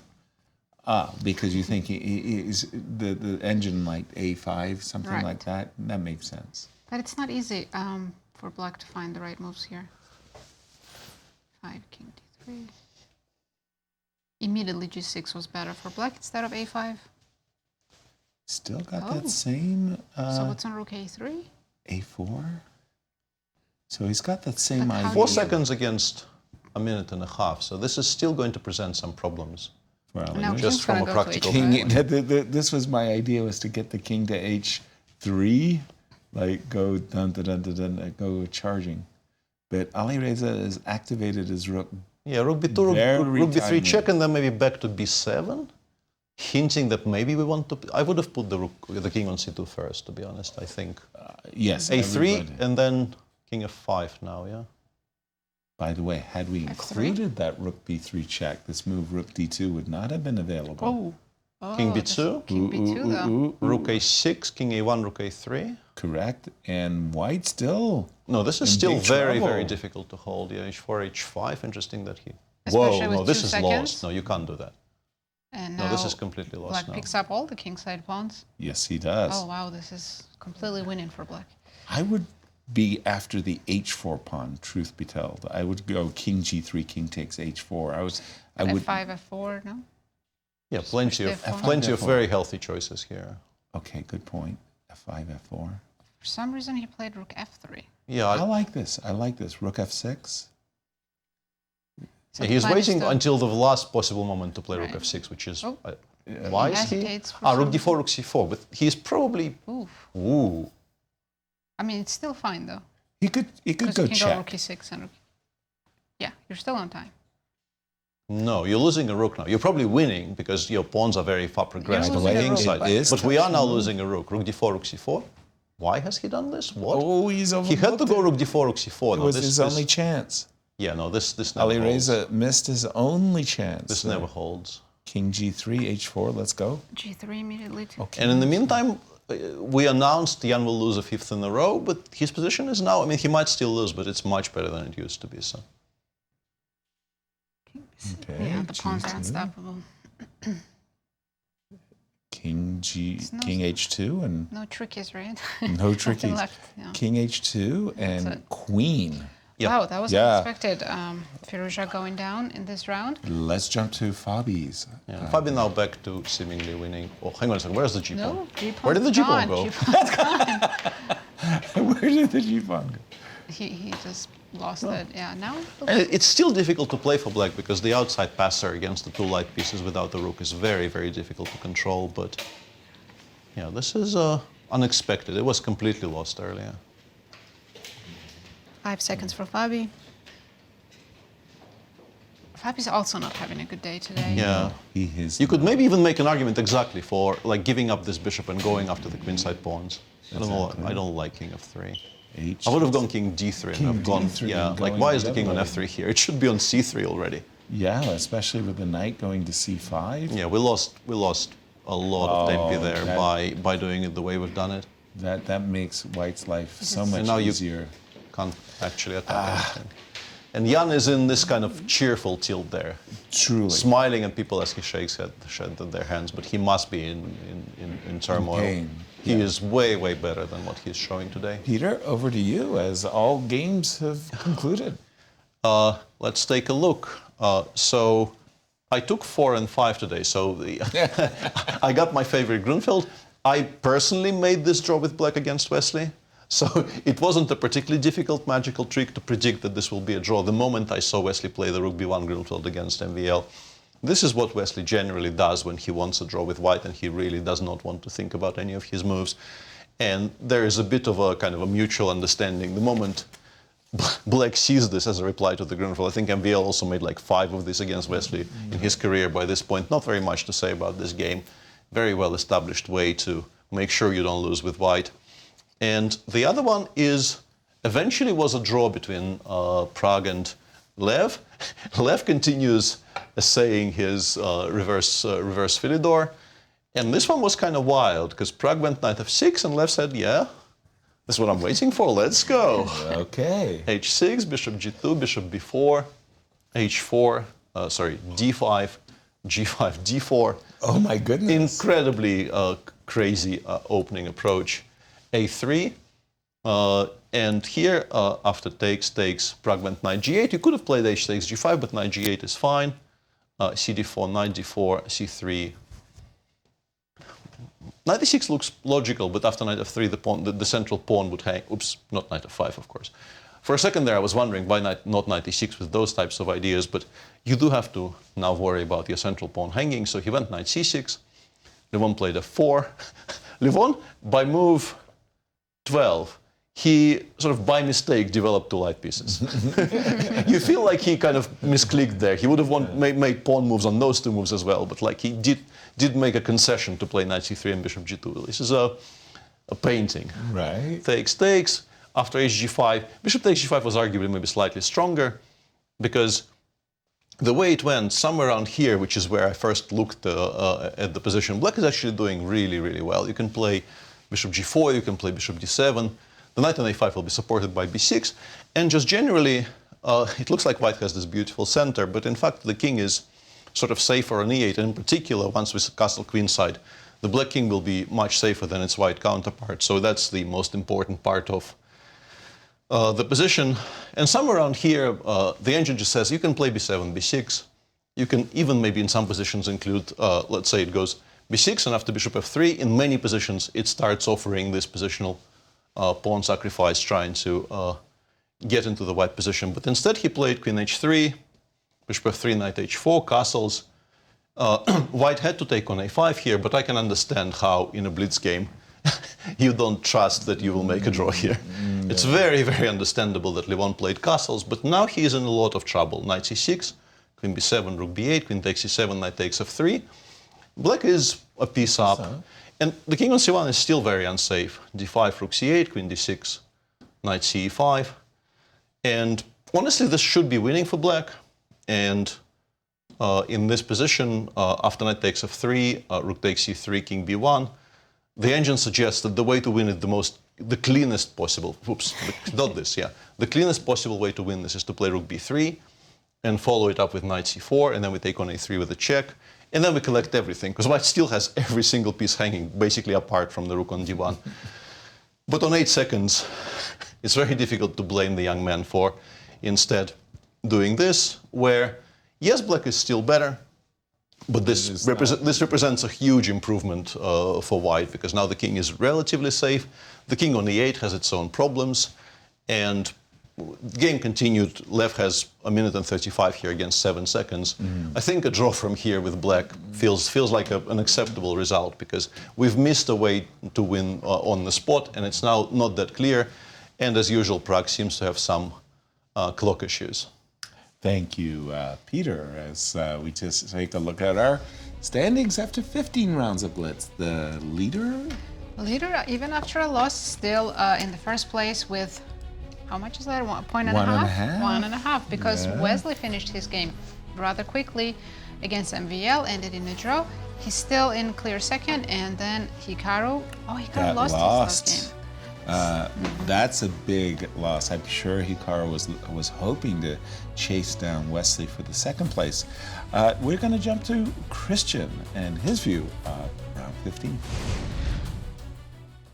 And speaking of Hikaru, they got to this position. He was playing Leinier with the black pieces. Leinier chose the Gioco Piano, and the game ended in this more or less equal endgame. And at this point, probably Hikaru was like, okay, I need to catch up with Wesley. I need a victory, so I might as well try to go almost all in or try to do something. And he did with h5, but it's not great because it creates so many weaknesses around the pawn structure on the king side. And in fact, bishop to e6 would have been not decisive, but it would have given white material advantage. For example, rook takes e6 or f takes e6, it doesn't really matter. You're still not going to be able to defend that pawn on g5. You have to go g4, we exchange, I go back to h2, and now the pawn is lost. The best you can do as black is to just give it away and force the doubling of these pawns. But now I have so much control over the f-file. I'm going to go rook to f1. This f5 square looks quite nice. Knight to g4, knight h6, knight to g4, knight to e3 as well. Don't worry about the double pawns. They control a lot of squares. So in this one, I would say white has great chances to convert his advantage. Now, Leinier chose a more passive approach with knight to f1, and it makes sense because look, the first thing you see after this move h5, you see the weaknesses, and especially this pawn on h5 as well. Perhaps he was already looking at knight to g3 to attack it, go to h5, or jump to f5. These are the type of plans in this position. But it seems like Hikaru slowly got something on the king side. Nevertheless, Leinier was responding on the queen side as well. c4, c5. I really like this expansion. Not only that, but you're also creating this square after c4, c5 for the knight on c4, and b5 to attack it and displace that knight from c4 will never be available for black. So I really like what he's doing, Leinier that is. And at this point, it just simply looks strategically winning. The king on d3, nicely blockading the pawn on d4. The bishop on e5, not a great piece, and my knight is pretty much dominating the board. Knight to c4, knight to b3. I have the invasion via the a-file available at all times. But it was at this point, king to e2, huge mistake, and in fact a golden opportunity for Hikaru to open up the position and get some counterplay. Open up the bishop at the expense of a pawn, but it doesn't matter because you're also getting the rook on d4. Everything gets active, you have enough compensation for the pawn. This was his last moment where probably he could have gotten equality in the position, full equality in the position. Rook to c8, b6, and Leinier lost some temper at one point with knight takes c6, allowed Hikaru, let's say, back into the game, but from a practical perspective still it's so difficult because after rook takes c6, the only move that keeps Hikaru in the game is king to d7. Very counterintuitive because you're allowing another check and the further push of the pawns. But what he had to understand was that after b7, rook to a2, the king goes out, rook to b2, and now I don't have rook to b6. Very important detail, unfortunately for Hikaru, with low time on the clock, didn't see it, and this one was all she wrote. A queen on the board for Leinier and a painful defeat for Hikaru. And another game that I was watching was this one. You guys caught the end of it. Fabiano versus Nepo. And yeah, Nepo is just having a nightmare of a tournament, and especially of a day two of a blitz. Fabiano got great advantage out of the opening, explosion of the center, and now the knight lands on d6, very nicely placed. To be honest, I thought at this point Nepo might just be resigning, and you guys thought the same. But he fought his way back, and at this point, you know, the advantage is still there, but it's not as apparent. And after queen to g4, king to f6, he almost equalized, especially at that moment after g6. King to g4, knight to g6, rook to f6, knight to e5, king to h3. And it was this moment, bishop to e3, rook to f6, knight to d7 just loses because of this rook to e6. What he had to do was king to d3. Sure, I'm probably going to lose a piece for that pawn, but I'm getting the king closer to your pawns, and I'm going to be able to capture a few on the way. This was the last moment for Nepo to get back into the game. Just an absolute nightmare of a tournament for Nepo. Guys, we're going to go on a short commercial break. We'll be back shortly. Don't go anywhere.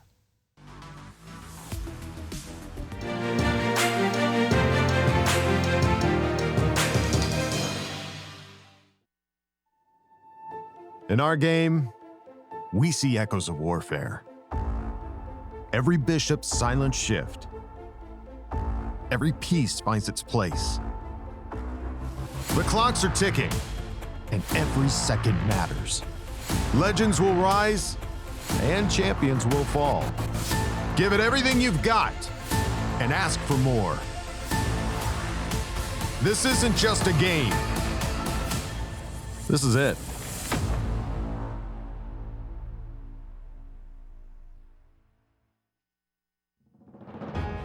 The 2024 Grand Chess Tour returns stateside for the St. Louis Rapid Blitz, followed immediately by the illustrious Sinkfield Cup.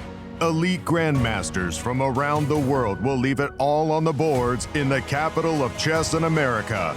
With multiple time controls from classical to blitz, the quest for the GCT crown will finally come to a close. Don't miss chess legends make history in epic back-to-back events for the dramatic conclusion of the 2024 Grand Chess Tour.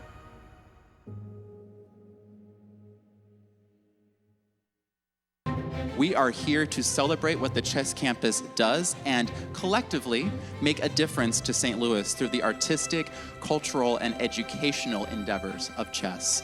The St. Louis Chess Club and World Chess Hall of Fame make such a significant imprint throughout our community, and with your help, we will continue to grow opportunities of outreach and engagement.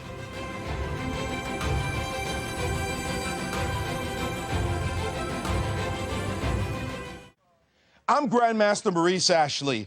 Join me on October 24th to 26th for the St. Louis Chess Conference to be held right here in the chess capital of America. Also featuring legendary world champion Garry Kasparov and Hall of Fame inductee Judith Polgar, the conference will explore the broader educational and social impact of chess. For more information, visit stlouischessconference.org and sign up today. The St. Louis Chess Club is the premier chess facility in the United States. We bring the educational benefits of chess to thousands of students across the St. Louis area. We also promote chess at the highest levels, hosting all levels of the U.S. championships, as well as high-profile tournaments that attract the world's best players. Become a member and enjoy perks such as free classes and lectures, weekly tournaments, and so much more. Visit stlouischessclub.org to claim your membership today.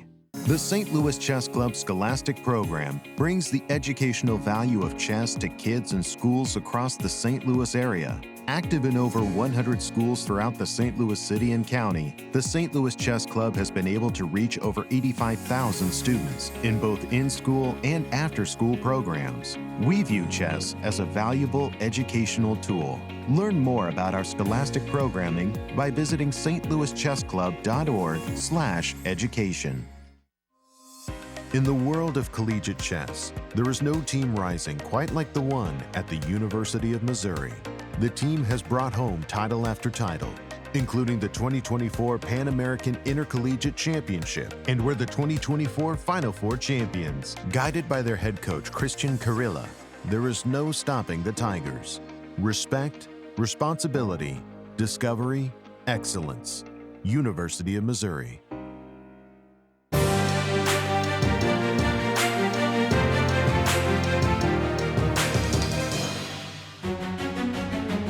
Welcome back, everyone. Let's have a look at our current standings after round 15. Here it is. Alireza Firouzja with 21 points, Wesley So in clear second with 19.5, and 3 players sharing third, Hikaru, Levon, and MVL. I'm just seeing Nepo doing an amazing disappearance act. Tell us about the pairings for round 16 coming up. Hikaru will be playing Levon, MVL against Fabi, Nepo against the tournament leader Alireza, Nodirbek against Dominguez, and Prag versus Wesley. We'll go with Jan and Alireza and see if Jan can stop Alireza. But that fight for third place between Incr and Levon also is very intriguing as well. Peter, what happened to Nepo? I don't know. We've seen this happen before. It's maybe not the first time he's had a bit of a nosedive, but you always struggle to understand it. He's had such a great start to the tournament. He was the dominant player in the rapid portion. Even with the loss in the last round, he was still tied for first. And yeah, you always kind of shrug, and I'm sure he's also at a loss as to why he suddenly went on this run. He is an extremely strong player and very good in short time controls. There's no way he should be losing 5 in a row. Of course not. I have no words for it, frankly. Yeah, it's exasperating. Well, here we go. Alireza Jan has the white pieces against Alireza. Yep. If Alireza wins and Wesley loses, Alireza wins the tournament in this round. Got it. And here we go. English 4 knights with G3. I think Nepo changed his shirt. I think it was the unlucky shirt. He was wearing something orange, right? I honestly think so, yeah. I honestly think so. Boy, they're blitzing out Queen C2 and Knight B4 as if this is all routine. Peter, is it routine? Well, up to Bishop C5 is arguably the most topical position of the English opening today. But Queen C2 is a rare move to a degree. But I'm pretty sure that all of these players have analyzed pretty much every single option White has after Bishop G2, Bishop C5 on move 7. And Queen C2, of course, is one of them. It's a square to which the queen often belongs. Yeah. Knight GB4 makes sense as well, because we're moving it away. It has to go to some awkward squares like B1. And we're waiting for a 3, and then we will happily put our piece back on the good D5 square. Seems like nothing of value was lost for black here. Just of the inclusions of the Knight B4 and Queen B1. I was expecting B4. Somehow me too. I was even expecting somehow E3 or Rook D1. But D2, D3 was a Nepo's choice. I guess he wants the bishop to go to D2. Yeah, reverse Sicilian. Reverse Sicilian, but with queen on B1. So. Right. The move H7, H6 could easily be identified as a prelude to F5. You don't want to encourage knight to G5 when your king is still on G8.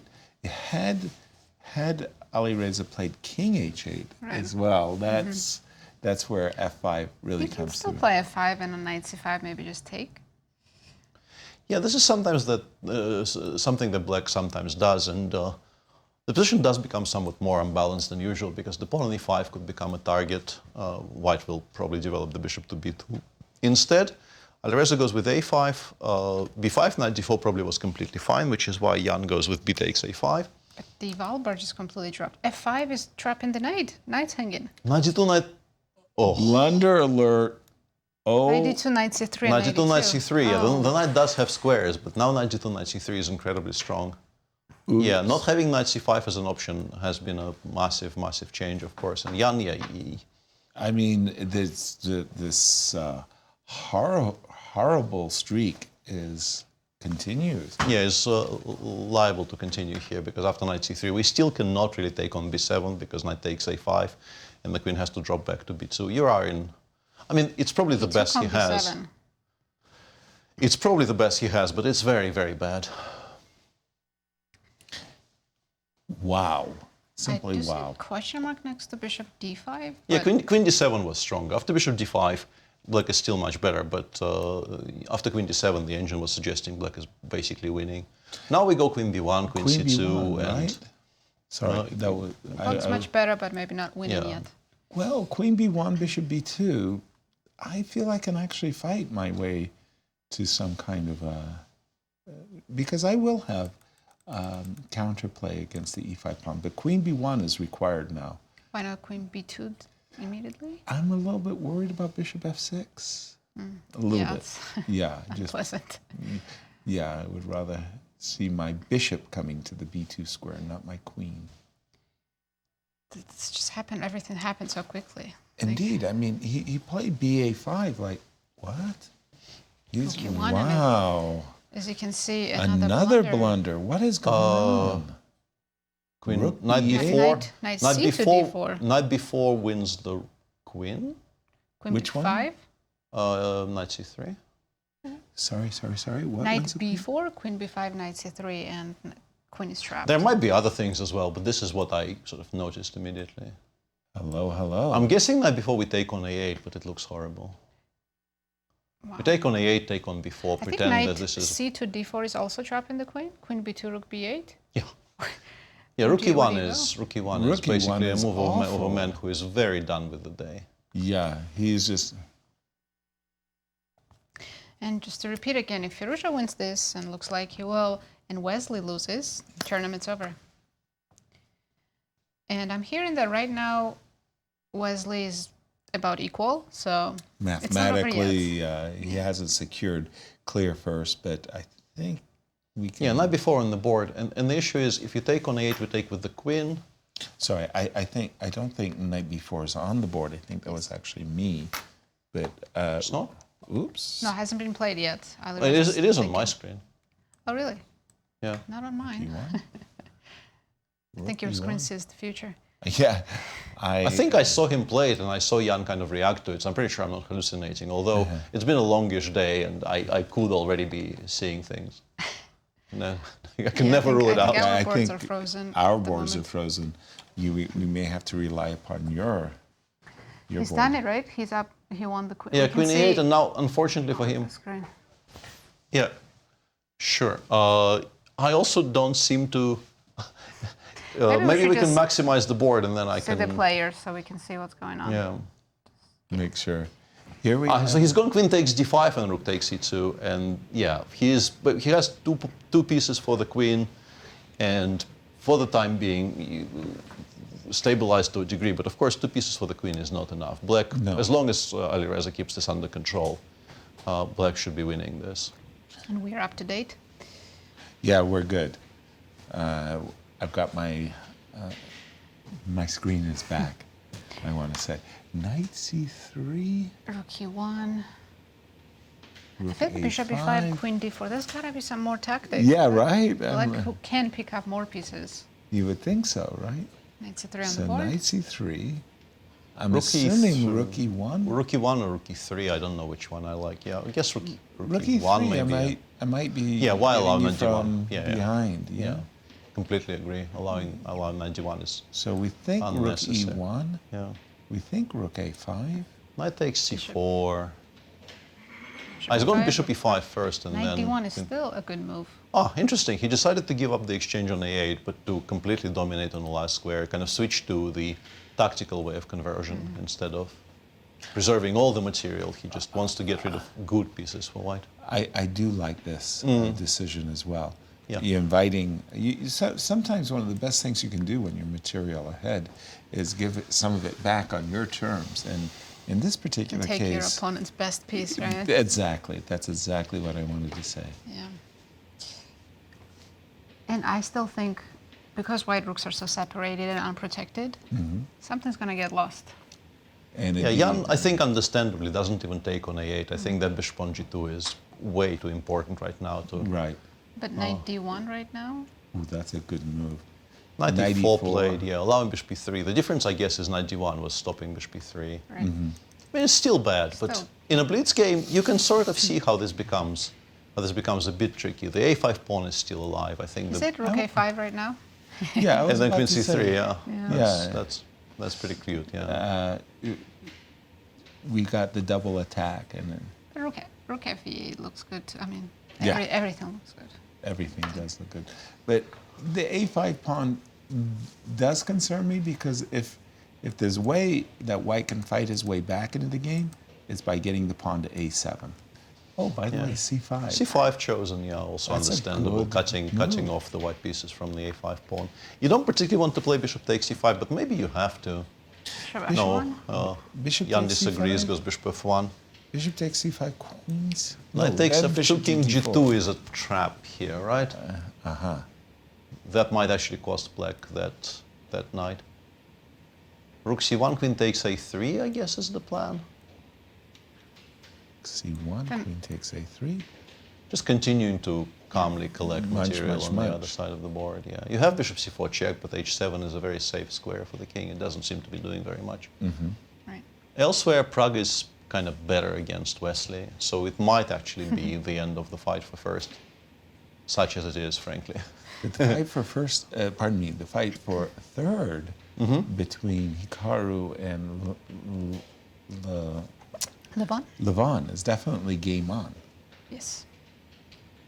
Yeah, and they're playing each other. Levon had a very nice position, but he seems to have stumbled a bit and is now far less clear. I think if Wesley loses fight for second, could also be interesting. Maybe someone can catch him as well. King g2, rook takes a5. Let's go. Scoop up the pawns where you can. So what's the material? Queen and pawn for? 2 pieces. Oh, just 2 pieces. Well, I think Jan is losing. He's down on the material. He's down on the clock. Why don't we go to the Wesley game as we see the fight for second? No, maybe we should stay here. We should stay here? Yeah. Oh man, I was. You're excited. Well, the fights for Prague is second much better. and third are really flaring. Bishop to c4. Okay. So bishop e6 on a good day, h4, h5 on a good day. Okay, you On the best tickle. day, if I give you everything, it's still lost. Most likely, yeah. I'm in agreement with that statement. And Still the clock. some tricks that you have to be careful for. 30 seconds against 45 seconds. Mm-hmm. Let's see, 96. Move the bishop, I can push the pawn, c4. Uh-huh. And then also offer trading of rooks. I was about to say, do I have a chance to play bishop e6 or not? But I still like your move c4 very much. I think we're about to see that. Yep. c4, bishop c2, quickly played. Well, trade. No? I was about to say rook takes e5. Get rid of that active rook. He didn't do it. You can play rook e8, yeah, and just force the trade. Rook e8. I said, no, bishop takes f5 check. But Defend it with it the is other defended. rook. Yes. Yeah, the best piece is about to be traded, and Nepo really doesn't have much counterplay left. Knight d6. Rook d5. I mean, in time trouble, there's always a chance to blunder. But Yeah, that's and it.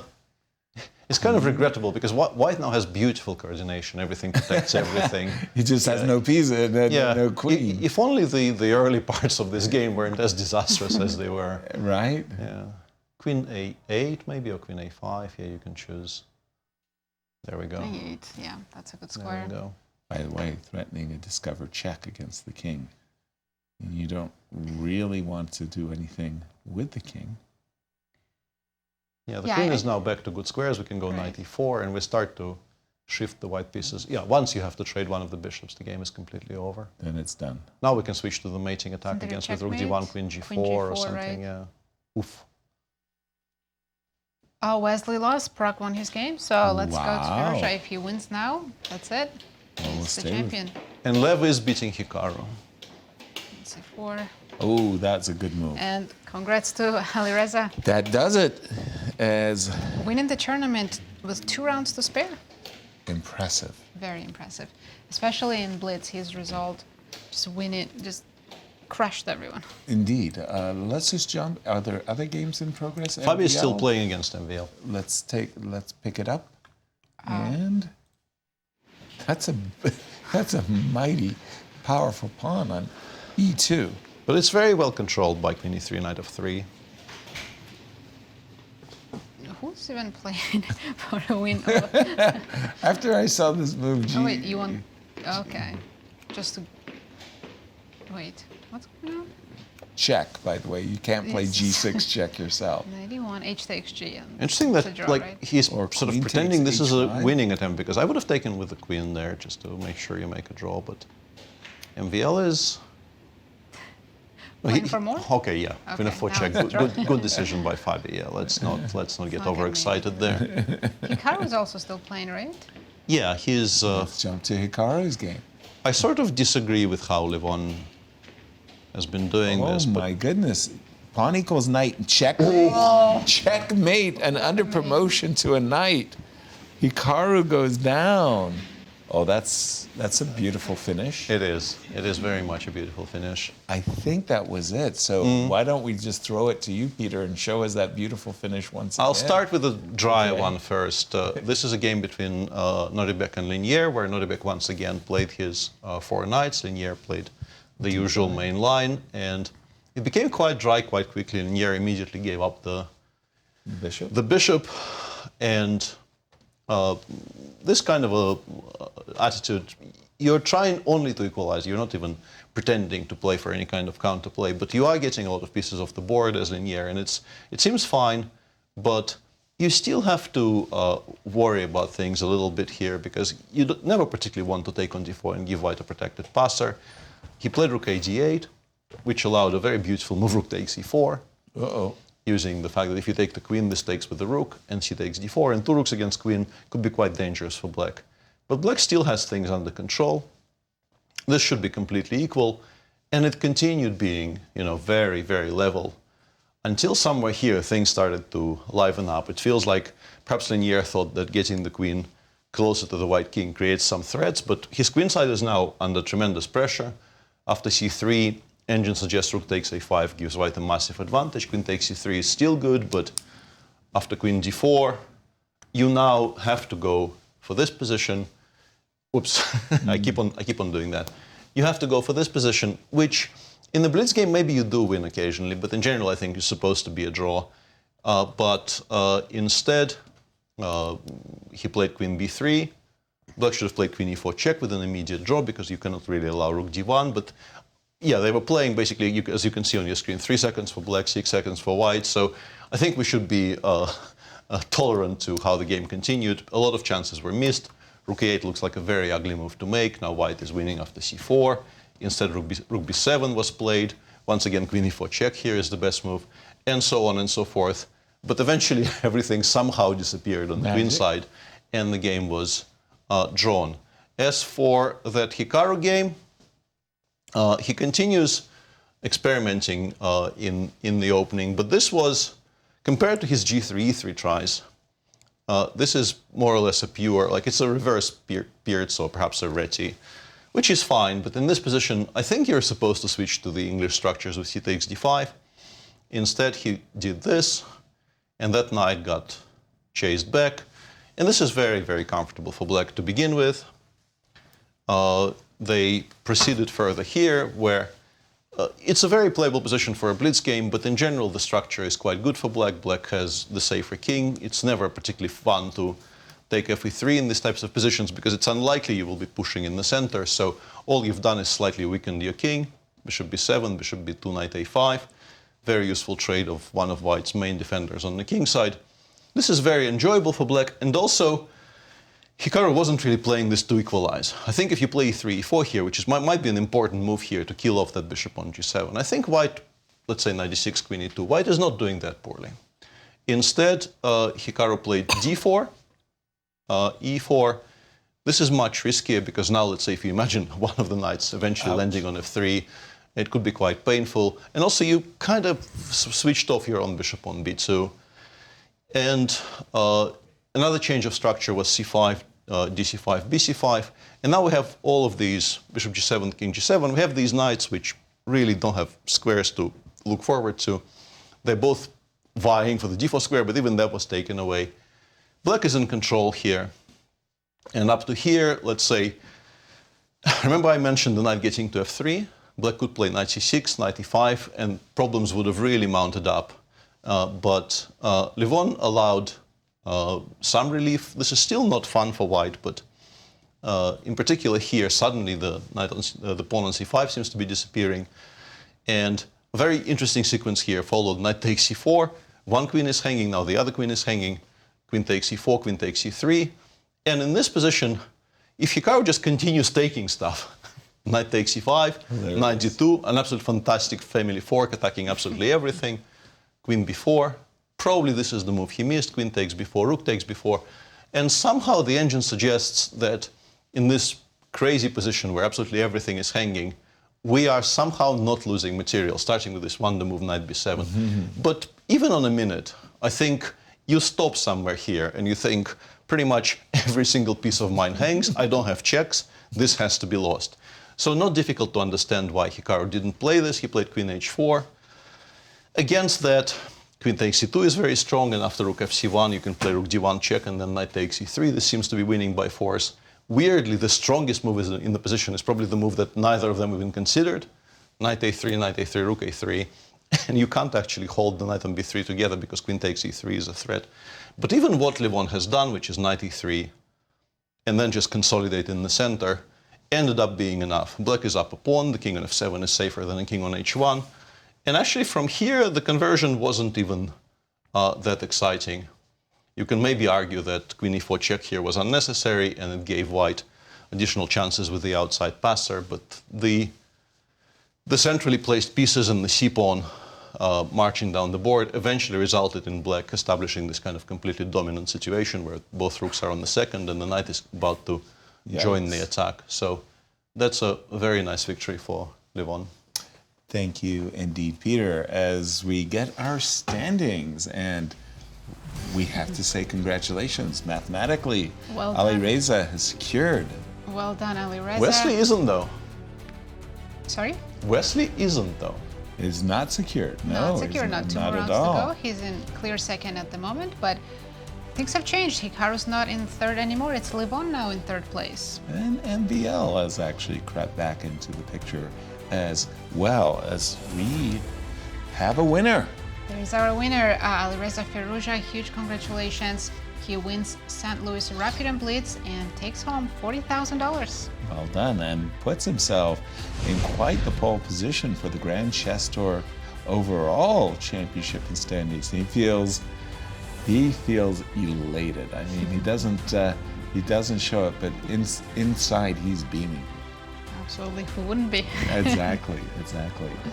I don't know if we're going to go to Cristian at this moment, but let's see if we do.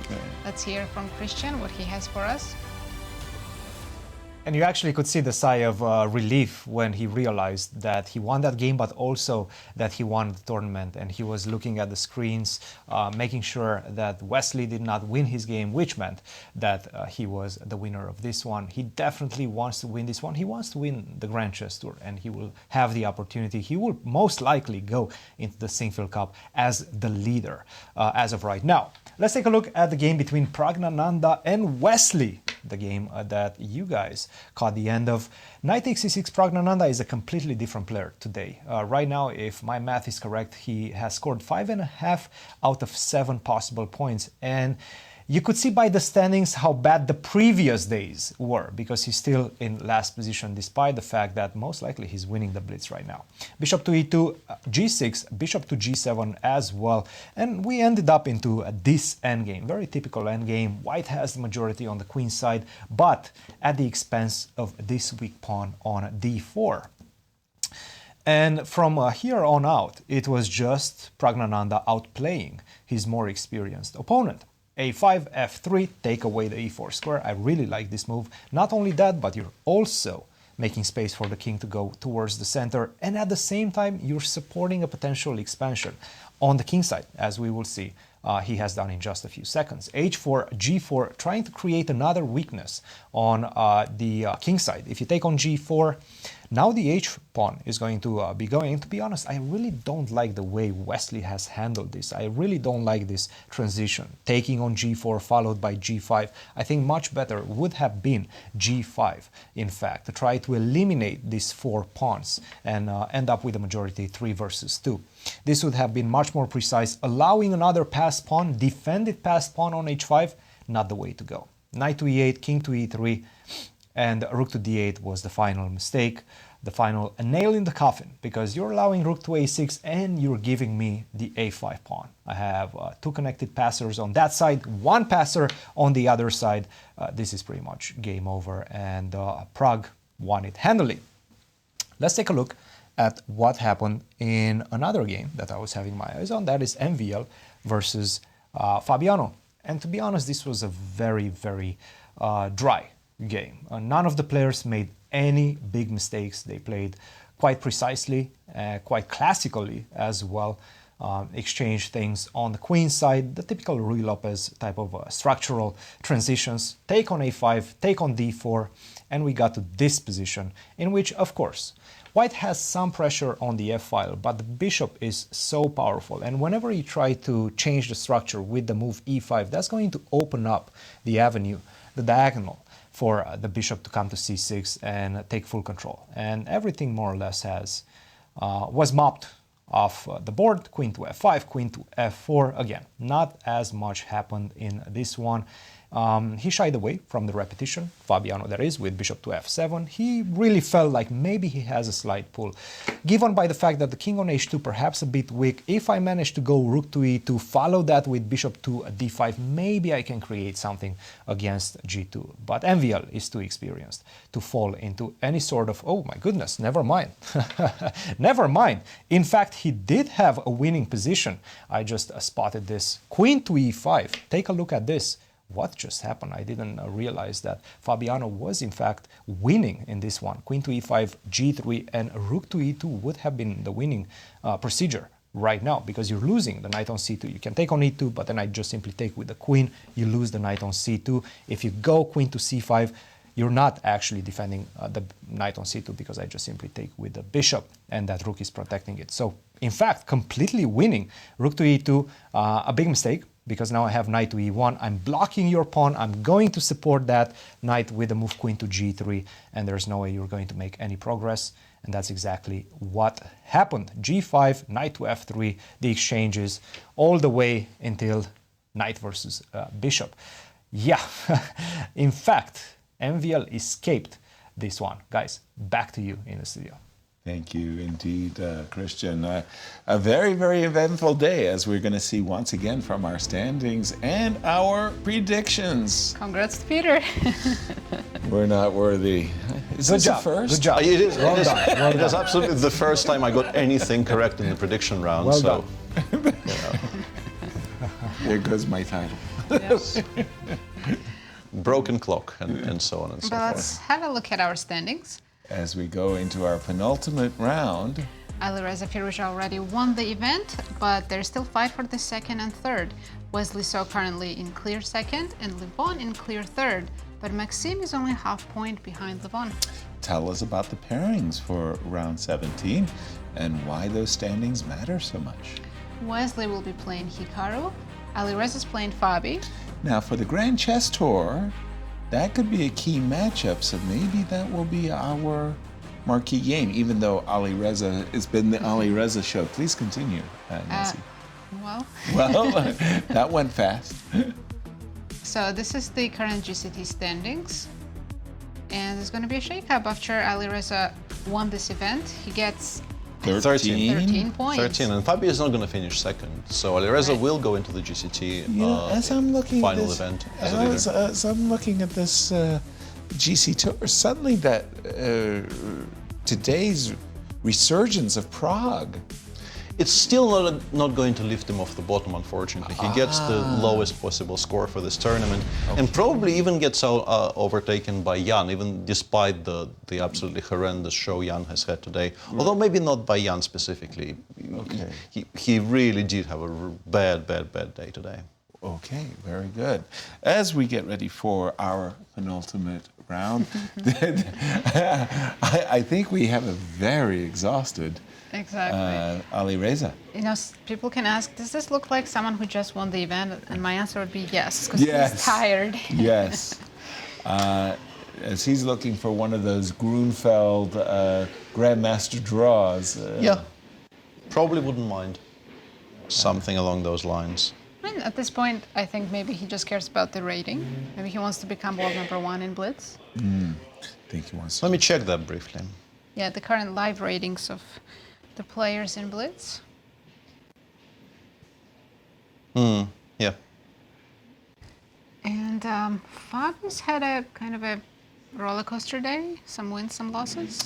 As we just heard from Cristian, he just let a big one get away as he had a easy win there against MVL, that queenie. You know, sometimes it's so confusing. You have these winning moves with check, and you're always looking for a check. Like, that's the first moves that come to mind, you know, checking the opponent's king, and then they don't play the check. Like, it's hard to explain. How did you not? Boy, Nepo just looks like he's take me out of here. You know, like, well, it's almost over, so he's happy about that. Penultimate round, 2 more to go. And what a struggle he has had. Yeah. The last 2 GCT events have been won by these 2 players. This is it. Fabi and Alireza. And as for Alireza's quest to become world #1, this is the curse of having such a high rating. He has a very, very good blitz score. Knight h3, Knight h6, come on, no? I was not Knight expecting h3. This is what you do when you won the tournament and you just, you have some crazed ideas about how to play an opening. You experiment and have fun. fun. You experiment and have fun. That's it.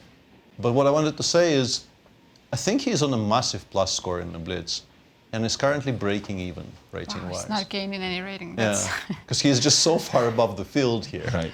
That that's I think he's on like +7 in the blitz over the 2 days, and not gaining anything. It just feels like that's some kind of an insider's joke. You go to Magnus and you say, congratulations, you had a marvelous result. You went +5 and you won the tournament cleanly. And Magnus dryly says, yeah, but I lost a rating point. That was what I was supposed to do. I barely... I think we had this discussion on air one year, right? About whether the rule that you cannot lose rating if you win the tournament is still in place or not. It definitely did exist. For Karpov, absolutely, yeah. Specifically for Karpov? For Karpov, yeah. Because he was going through tournaments with a very nice, comfortable +3, but losing rating, winning the tournaments, but not sufficiently. So they changed it for Anatoly Karpov. Whether they kept that rule, I don't know. By the way, I mean, what is going on? Isn't Fabi just like slightly better out of the opening here? Well, I mean, started with Knight one Knight h3. Like, how is this a surprise? Not possible. That's a good point. That is a good point. Knight to b3. Okay. Do we acquiesce and put our bishop on a7? The reason I ask is because you don't want to see bishop takes c6, c5, and a4, and somehow. Well, you can't make all 3, yeah. Right. You got to go knight d3, bishop g4 though. He starts with a4. Okay. So now he wants to take and go c5 maybe. Right. Can we even? Oh, we can keep the c5 pawn alive because the other knight can defend it well. That's what I was thinking, right? Okay, maybe it's time to play knight e4 and just stop the fun and games. Well, knight b4. Although knight b4 allows knight takes a5, so that at least requires some assessment. Yeah. Yes. I mean, he will have compensation, but maybe we don't want to give up pawns just yet. Okay. Knight e5. Knight e5. Fabi says, wait a minute, I don't trust you. Pawn's just hanging on a5. Knight a5? c6, I think, is the idea, probably. I'm very sure he just wants to play c6 and then recapture on c4. I But wonder I can why play he b4. hates it so. Bishop b6. But maybe bishop b2 and we end up not having a comfortable. I like. Yeah, we'll see this snapping in a the moment. pawn. Yeah, I'm pretty sure c6 comes, yeah, and he goes b4 very quickly. Very quickly, yeah. And now he wants bishop b2. And to remind, knight h3, knight f4. I keep telling Great you, opening. centralize your knights. Is there a name for it? What is it called, knight h3? I thought h4, g3, knight h3 was called the elephant, but knight I'm not sure h3 about knight h3. It's called Amar opening. Amar? Never heard of it. Who was Amar? The Battle the of wrong Wellington, you know. It's the French name for the lobster. That's what it's named after. Okay, I'm leaving it. Oh, to... now bishop b2, c5 immediately. Yeah, surprised by that, frankly. And the engine doesn't hate it. The engine thinks we will play bishop b2 anyway next move, so we are perhaps eliminating some possibilities. Maybe if we played bishop b2 first, they would have taken and played c6, c5. Mm-hmm. So we've avoided that by putting the pawn on c5 ourselves. But now rook a5, bishop b2. Can I take on c5? There's queen d4. Queen d4. I might be losing something. Well, I've got the, pardon me, Alireza will have the two bishops as white, and that's something to look forward to. But can black do anything else besides rook? Maybe Fabi doesn't have to rush to take the pawns. They're not going anywhere, right? Right, okay. It's a useful move. Yeah. That was... Bishop g4, I guess, but after h3, you don't really have a follow-up. Knight's so well placed. Yeah, on I f4. don't think you can actually preserve this pawn on d4 on the board. Can I do something with bishop f5 and d3? You can take on e5, take on d3. But then c5 take a falls, c5, and that's maybe an improvement, because maybe the biggest issue black has currently is that once the d4 pawn is gone, white has a very, very beautiful looking bishop pair. So getting rid of one of them, forcing white to take on e5 would be an achievement. I don't know if it actually forces white to take on e5, though. That would be the big question. Bishop f5 played, yeah, Fabi agrees, at least with the beginnings of that statement. Right. But will he follow up correctly? Well, we're about to see. Firouzja has a big time advantage. 3 minutes, 45 seconds against 2 minutes. Under 2. Okay. Ooh. Bishop b2. Here we go. Seems like we have to play d3. But, oh, g5 by Fabi. Okay. Very Fabi's funky. had enough with this knight h3 f4 Very business. funky. Is there some? No, I don't see any tactics. I don't like knight h3, but if we go knight d3, the pawn on d4 suddenly feels a lot safer because there will be a white pawn on d3 in front of it. Exactly. Knight takes d3, rook takes a5 looks sufficient. Yeah. Let's go back to h3. Knight h3 then maybe, yeah, I don't know what the plan is. I don't want to give up on g5. I don't want to give up on d4 for nothing. So maybe bishop takes on d3 is the response. No, but then e takes d3 is so strong. I've got a suggestion. Knight h3, d3 immediately. Knight takes. G5. And take on e2, Queen and bishop takes. to d3. And bishop d3, yeah. At least it's a mess. Well, I'm trying to create some chaos, at least to justify g5. And by the way, I noticed on the screen there that Fabi made that move as if time trouble was rearing its ugly head. I mean, Engine didn't hate g5, so it's a fine move. Okay. It's just creating a complete chaos on the board, which Fabi wants. Whoa. Oh, What? Huh? Is that piece sacrifice? That does not work. It shouldn't. Knight d7? Black is just a piece up. What What's just happening? happened? What's happening? What just happened? That was... Rook takes e2? You can- Rook you can takes see the body language. e2. I think he just... Yeah, I What think he the thought that heck? f3, e4, e5 was coming, and now He could have started with e3 and then played f3, but not this. Yeah, just a hallucination, I think, and he'll just resign here. He doesn't need to play this out. e2. He's already won the tournament, and this is an ugly position to look at. So I think, yeah. I mean, he's not really a resigning type, but you might as well, frankly. Wow. I think he blundered. Sometimes rook e2, right? when you've accomplished everything you've wanted to accomplish, winning the tournament, there's this your body just goes into shutdown. Exactly, it empties you. It empties you, and you feel kind of It very struggling to continue. oftentimes happened to me that during a tournament I felt, and there he goes. He just said, "I'm an idiot. I apologize." Yeah, I just wondered. Yeah. In a very good mood because he's still the winner of the tournament. Yes, he is. And let's go to where would you like to guide us? Wesley So versus Hikaru? Yes. Let's do it. Wesley. We have a bishops of opposite color. White is up a pawn, but it should be holdable. The big question is, do we want to fight tooth and nail to prevent c3, c4, or do we just play f6, king f7 and block it on c6? Probably just block it on c6.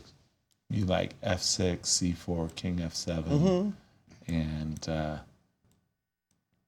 rook hc8, put the bishop on c6 and kind of... I was thinking just castle. Okay, yeah, I like the king on f7. I feel like I will have to play f6 eventually anyway, so... MVL won his game, which helps him in the GCT standings. Winning does that. my keen sense of observation has told me that victories help your GCT results. So it was also good for Fabi to... Yes, yeah. I mean, if Firouzja is going to have a glitch, pick up that victory. Rook. Okay, wait a minute. Oh, sorry. The bishop is still hanging. So I was about to say, what are we doing after rook b8? We're dropping a piece, is what we're doing. What about rook d4 and then e5, rook b7? Isn't black a little bit better now? I mean, still, of course, a draw, but... Whoa. I thought he was playing all of this to undouble his pawns or... I think he didn't want rook c2 and rook g2. Good point. Yeah, you now have to be a little bit careful with white. Yeah, should still be very drawable, but king d3 is a... Rook b, bishop to d2. It's getting ugly, isn't it? I mean, it's not exactly... It's uncomfortable. Right? Especially with less than a minute. Maybe snap on a7 and go c4 and... But then it very much becomes a race, because the white pawns are probably not going to progress further than a3 and c5, and your king side is very tender. Right, I was going to say, which black pawn is going to... Right, and it looked there for a moment like Hikaru suddenly had an interest in this game. I mean, he was definitely just blockading. Yeah, he's perking up there, clearly. Yeah, and Wesley said, okay, I get it. I've reacted badly. Let me secure a draw. But it should be, right? Because black, it's not easy for black to create a pass pawn. No. Not easy, then it might be impossible. I think I'm ready to play h4 here. h5? Pardon me, h5, yes. And just to give updates, Nepo is losing again. Oof. When it rains, it pours. And Levon is a little bit worse, maybe. Well, this stay with this game? yeah. 10 seconds for Wesley, so... I was about to say, suddenly this appeared on the fairway. We've got rook e1 and bishop to b8. Maybe the game is flared anew? No. Well, Wesley is out of danger because I think his beautiful pawn center is about to get traded for the pawn on f3. I don't think you can keep the e-pawn alive. Bishop b8, I guess you go bishop c2 and then e4. Yeah, once it's only one pawn, you can't really push it very effectively. You can even maybe play a3, a4 here. And a4. And Nodirbek beat Levon in the other game. Whoa. That was a big game because Levon was in the mixer, wasn't he? He was in clear third. Right. Yeah. Hikaru, in the meantime, picked up one of the two stragglers on the queen side. By the way, what was I missing? Why king takes e4, rook d1, it was a discovered check. G3.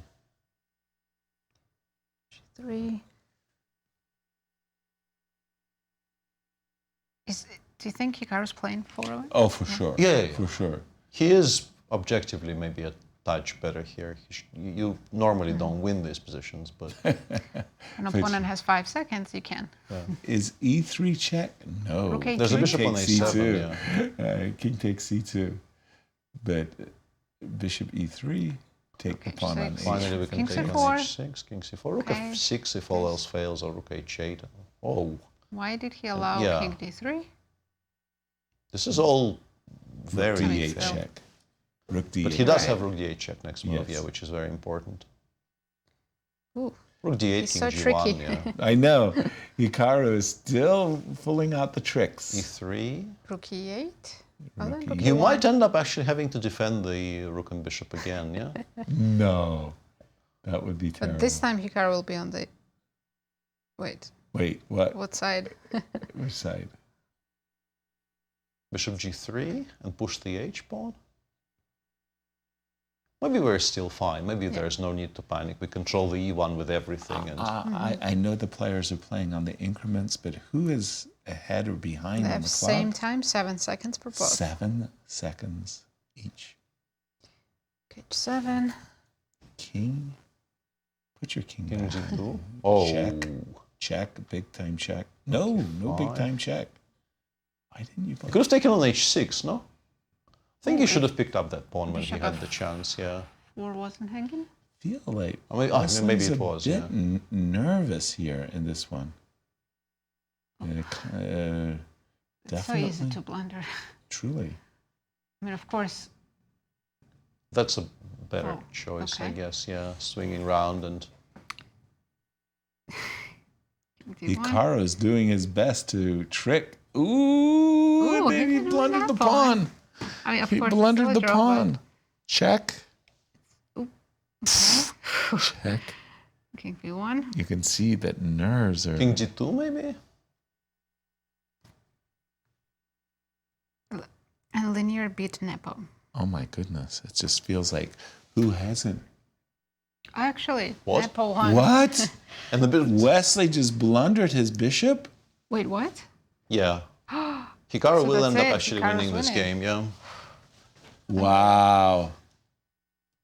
Very sheepish grin for Hikaru, but I can tell you, if that role was reversed, Hikaru would have stormed out of the tournament hall. Peter, what do you have for us in Well, this that game, penultimate round? which we have seen almost in its entirety, just to show you how it began, Hikaru has been D5, C5. yeah, converting people to the idea of just playing D5, C5 against anything, and CD5, Knight F6.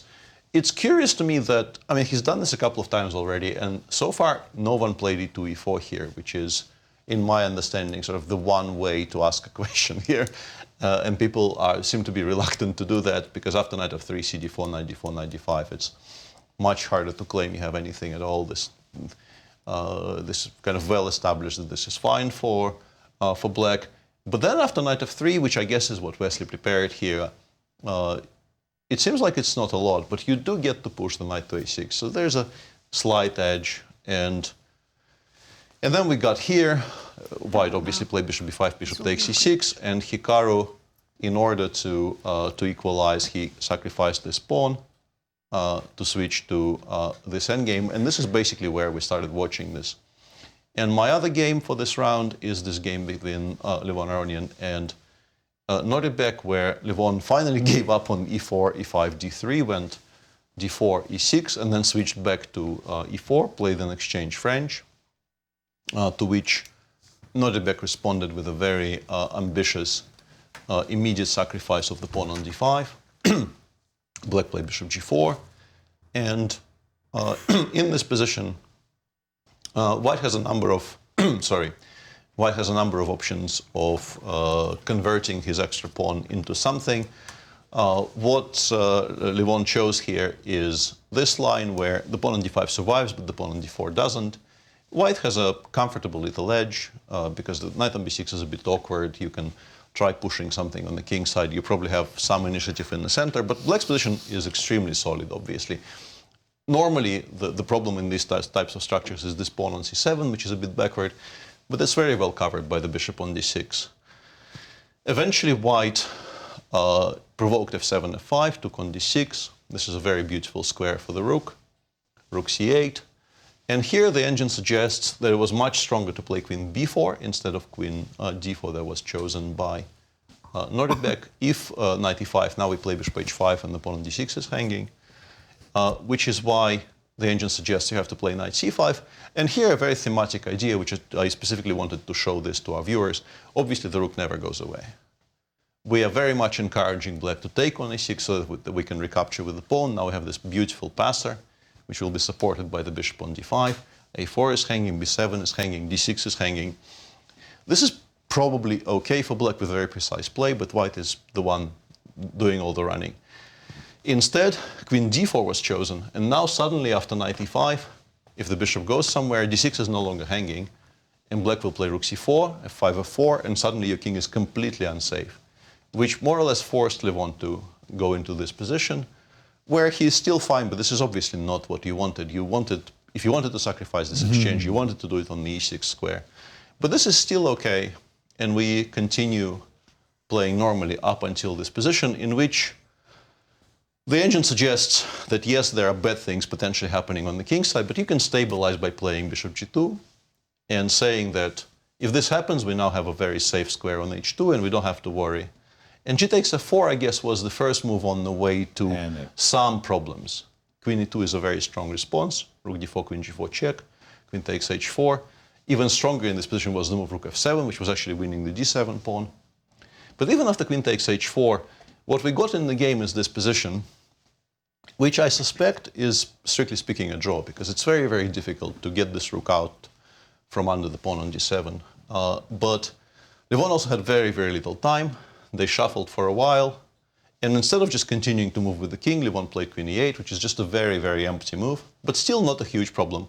In particular, after king g7, you can return to your normal, broadcast. But king g2 followed by queen c6 check ends the game on the spot, because now black will take and take on e8. Levon had 5 seconds at that point, so an understandable blunder, but a blunder which ends the game immediately. So that was a win for Nodirbek.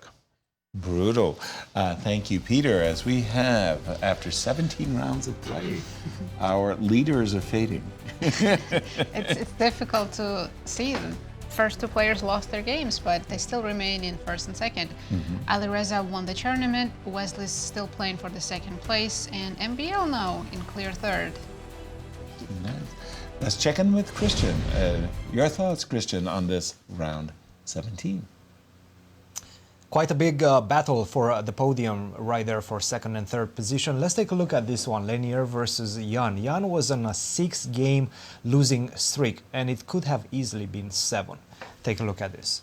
E4 for Leinier, and this is the tilt speaking, Alekhine, and we got to this position, which, by the way, it's completely lost out of the opening for black, for Jan. Jan was definitely, willing to maybe just finish the tournament early today. Queen to e2, take on e5, and a5. Bishop to e6, knight to d2, queen to d5, and we got to this endgame later on. Very nicely calculated, by the way, by Leinier, and understanding that despite of the fact that we have a balanced material, my pieces are just simply much better placed, much more active, and I can also transition by force to this endgame. Bishop to e3, attacking the bishop on a1, and also hinting at the potential trade on b6. Bishop to c3, take on b6, knight to c4, and this is an ugly move that is required for black. You have to defend that pawn on b6. If you lose the pawn on b6, then the game is pretty much over. Sure, nobody likes to have a bishop on a5, no targets. Its only task in this position is to defend for the moment that pawn on b6. And also I can invade with the rook. Everything just plays according to plan for white. Rook to d7, g4, rook to d3. Fast forward a few moves, because white was doing his thing on the king side, expanding, gaining more space, just pushing his opponent's pieces backwards, taking every single square available. Bishop to c5, a good moment, and by the way, nicely conducted by Jan. Put the rook on on the c-file, so that whenever bishop b4 comes on the board, you cannot, well, you can, but it's not advised to take on b6, because you're allowing me to take on c2. It's a nice trade of the pawns, and now finally my pieces get active as black. King to e4, bishop to c5, f3. White is putting all of his pieces on the light squares. Rook to d8, bishop to h2. He's still trying to find the perfect spot for the bishop, and perhaps he has found it. f4, no targets, but at least it keeps this knight on c4 in check. Because if you do move the knight, I have all sorts of ideas with rook to e5 and the transition to a more active placement of my pieces. Rook to d7, b5, very nicely spotted by Nepo. And at this point, by the way, the engine eval hasn't changed much in the last 20 moves. White is still completely winning, but b5, he had to try it. He had to play it. Still losing after the very powerful king to a d4, and a very important move, by the way. Now, if you go rook to d5, I just simply take, then I go knight to e5, and this transition perhaps he was a bit afraid of, or maybe he just didn't have enough time to calculate. At this point, he only had 7 seconds. He did take on a b5, which was a big decision. After b5, a takes b5 was the move, rook takes b5, and now finally I traded as black my big weakness. And I have the potential to attack the pawn on the knight on c4 after rook to c5 back and b5 if you allow me to do so. And he did allow him with this move, rook to d8. Rook to b4, rook to b5, a repetition, and Leinier says no, I want to play. I'm still better in the position. Rook to e8, another repetition, no, I want to continue playing. And at this point, huge mistake by Leinier with only 1 second. He made this move with 1 second on his clock.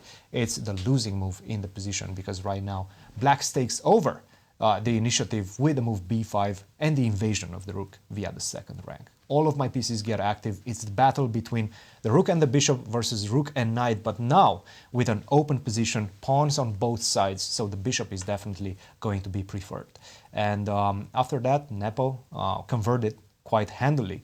He never let go of the advantage, never let Leinier back into this game. Huge victory, and by the way, knight to g8, unfortunately for Leinier, he lost on time. He didn't make this move on time.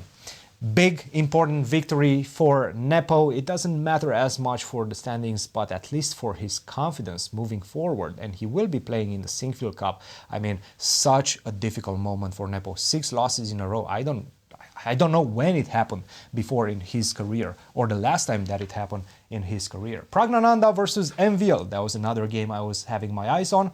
And we got, by the way, this was a model game by black, by MVL from start to finish, equalized with the black pieces. And in fact, right now I have the bishop pair, and at some point after the retreat, bishop to d6 followed by queen to b6, all of these dark squares are starting to be quite weak. d4, b2, and you're forced to take on e6, which corrects my pawn structure. And now I'm going to push it in the center. Really model game. If you want to analyze it at home, this is the game to do it, because d4, e4, everything came with tempo. d3, queen to e3. This is the typical sacrificial game after bishop to d3, bishop takes g3 by MVL. Very well calculated, and queen to d7 just finishes the job because there's no way to defend the pawn on h3. You take on g3, I take on h3, and I'm delivering the checkmate. Very nicely played by MVL. Guys, back to you for the last time in St. Louis. I'm going to go speak with Alireza in just a few minutes and give him his trophy. Thank you, Cristian. That last round featured 5 wins for black. That does not happen That often. does not happen very often. Once again, the standings as we go into our ultimate round.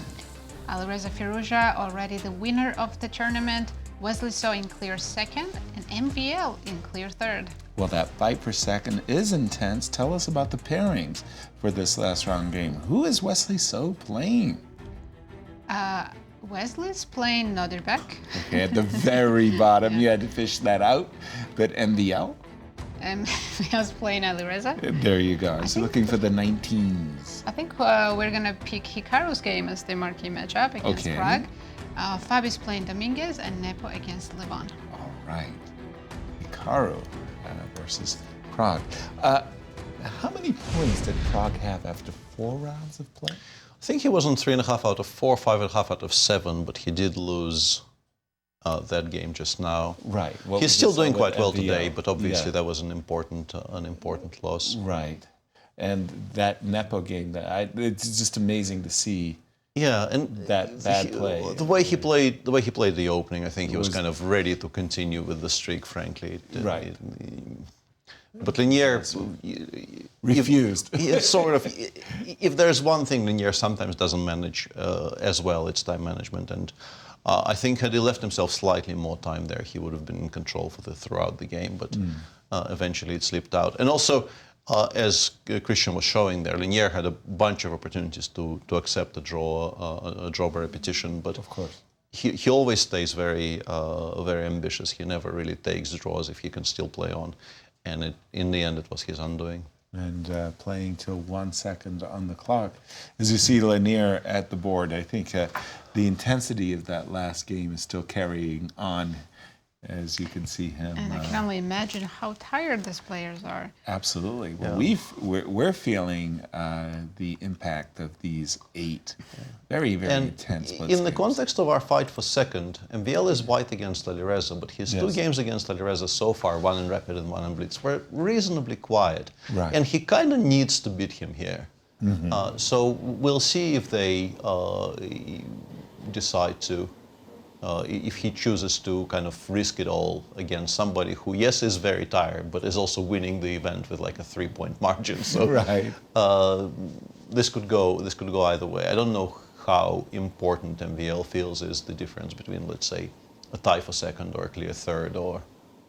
But GCT it might be. It does count very much. It is very much an important difference. To our viewers, of course, we do know that Alireza has won the event, but we want to inform you that immediately after Hikaru is doing his best headless horseman. Yeah, I was about to say. Immediately after this round, we are going to have a trophy ceremony emceed by Cristian, and get Alireza's thoughts as he will be presented as the St. Louis Rapid and Blitz 2024 champion. It's happened Very impressive before. win. And here is Hikaru against Prague. I think both of these gentlemen will be thinking about this event and the ups and downs, roller coaster rides, in fact, that they both have had. Hikaru's a very experienced blitz player, but Prague, given his age, I'm guessing he hasn't played that many blitz tournaments yet. So right. And they are off. He can call this a great practice. Right. And they are off. Bishop c4, Joko piano, bishop b5. Here we go. Rui with the knight e7. Nope. Knight f6. We got used to saying knight e7, knight g6. Right. So much so that I had You're pre-moved. expecting it now. All right, d6. Hikaru's been playing. Well, he's tried a lot of openings in this event. Normally, I'm used, Peter, to seeing the move a4 as opposed to bishop e3 in that line. Yeah, he's done this against Prague in a tournament. I think actually in the first round of Toronto, he's done exactly that against Prague. And the game was a very, very uneventful draw. Bishop e6, bishop takes e6, fe. But today, yeah, he chooses to play on because there it felt like he was not really very interested in trying to achieve any kind of an opening advantage. And I was wondering if he just plans to repeat the entire experience, take on e6, play that very symmetrical position to a draw. But no, here he does choose to play a game of chess. Well, there is the half-open f-file that he might be trying to exploit with queen g3, knight f5. It doesn't feel like, well, this bishop on c2, knight. Queen g3 is pretty much always well met by knight h5, and in fact, maybe it even helps black because he would like to play knight h5 and then follow it up with g6 and king g7. Yeah, but Prague goes knight g6. I'm not sure if I like the idea of allowing knight f5. We can maybe... No, I don't like bishop takes f5 here. Fixing the white's pawn structure. Yeah, improving the structure. And I no longer really like d6, d5. I think the last couple of moves were perhaps not the cleanest solutions by Prague, yeah. In these positions, I do think that the move d6, d5. Yes, it's very central to what black is doing, but I would have much preferred to do it with the knight still on h4. Right. Very, very much so. I'm keeping an eye on the other games. So far, everything looks somewhat equal. Okay. But interesting games going on for sure. The last round, all the players are going all out, right? Yeah. Not much to lose. This is it. A 1 minute think? A6, A5. Yeah, you need to find a plan. Not easy in this position. I think if I had given you 5 guesses, or if you had given me 5 guesses, I would have guessed A5. I would have King H7, Yeah. Bishop F5, D5. Interestingly, this is how the machine plays this position, but not on this move, but on the previous one. On the previous one, it just said we can play A5. If white goes Queen G3, we can always go King H8. And it says, you are not really threatening me with anything at all on the king side. I do not have to react to anything you're doing over there. Hang on a second. Can we take on B3 and go C4 here? I think you should try that, actually.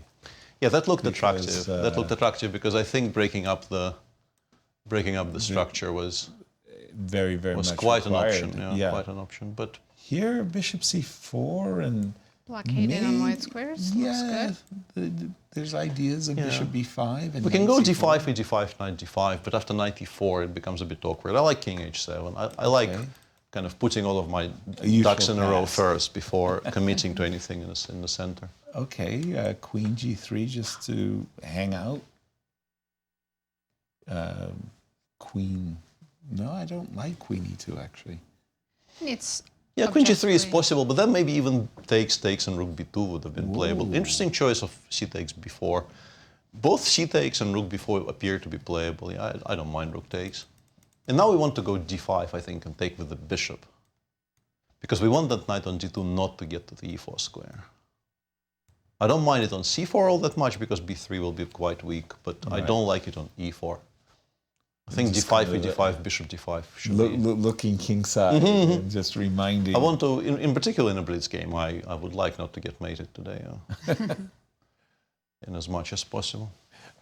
Nazi, I just have the feeling that Hikaru has been playing a la tempo and the clock times. Help me out. 4 minutes for Hikaru.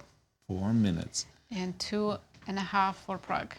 We know he is a blitz demon. What would you take here with? He took with a D pawn. No more D5 for black. Right. There's something about that I do like now because there is a tender pawn, and for the moment, B3 is well covered. Not really in love with that decision, though, because... By Pragg. Yeah, I think it makes white's life a lot easier. Truly. You're still okay. Nothing particularly bad has happened. I think one thing that needs to be resolved here is we need to find something to do for the knight on G6. So there's 2 ways of thinking about it. Knight E7 takes F5, or you can go like Rook E8, Knight F8, Knight E6, and try to pretend that eventually it will land on G5 and exert some pressure against the pawn on E4. But that feels like a bit of a dreamland scenario, you know. I don't think we're going to be exerting much pressure against anything here with black. We're just going to be keeping our shape and trying not to blunder the pawn on D6 or the pawn on A5. Whoa, yeah, G3. I guess he wants it over on B5. I guess Knight E2, Knight C3, Knight B5. I wouldn't have done that. I think I would very much like to force black to react. Yeah, to drive it away, and then I would get it over to B5. Well, the good news is that when Hikaru's knight does land on B5, that will free the knight on D2 from the protection of the pawn on B3, and then he can remaneuver his knights and focus against D6. This is a long maneuvering game.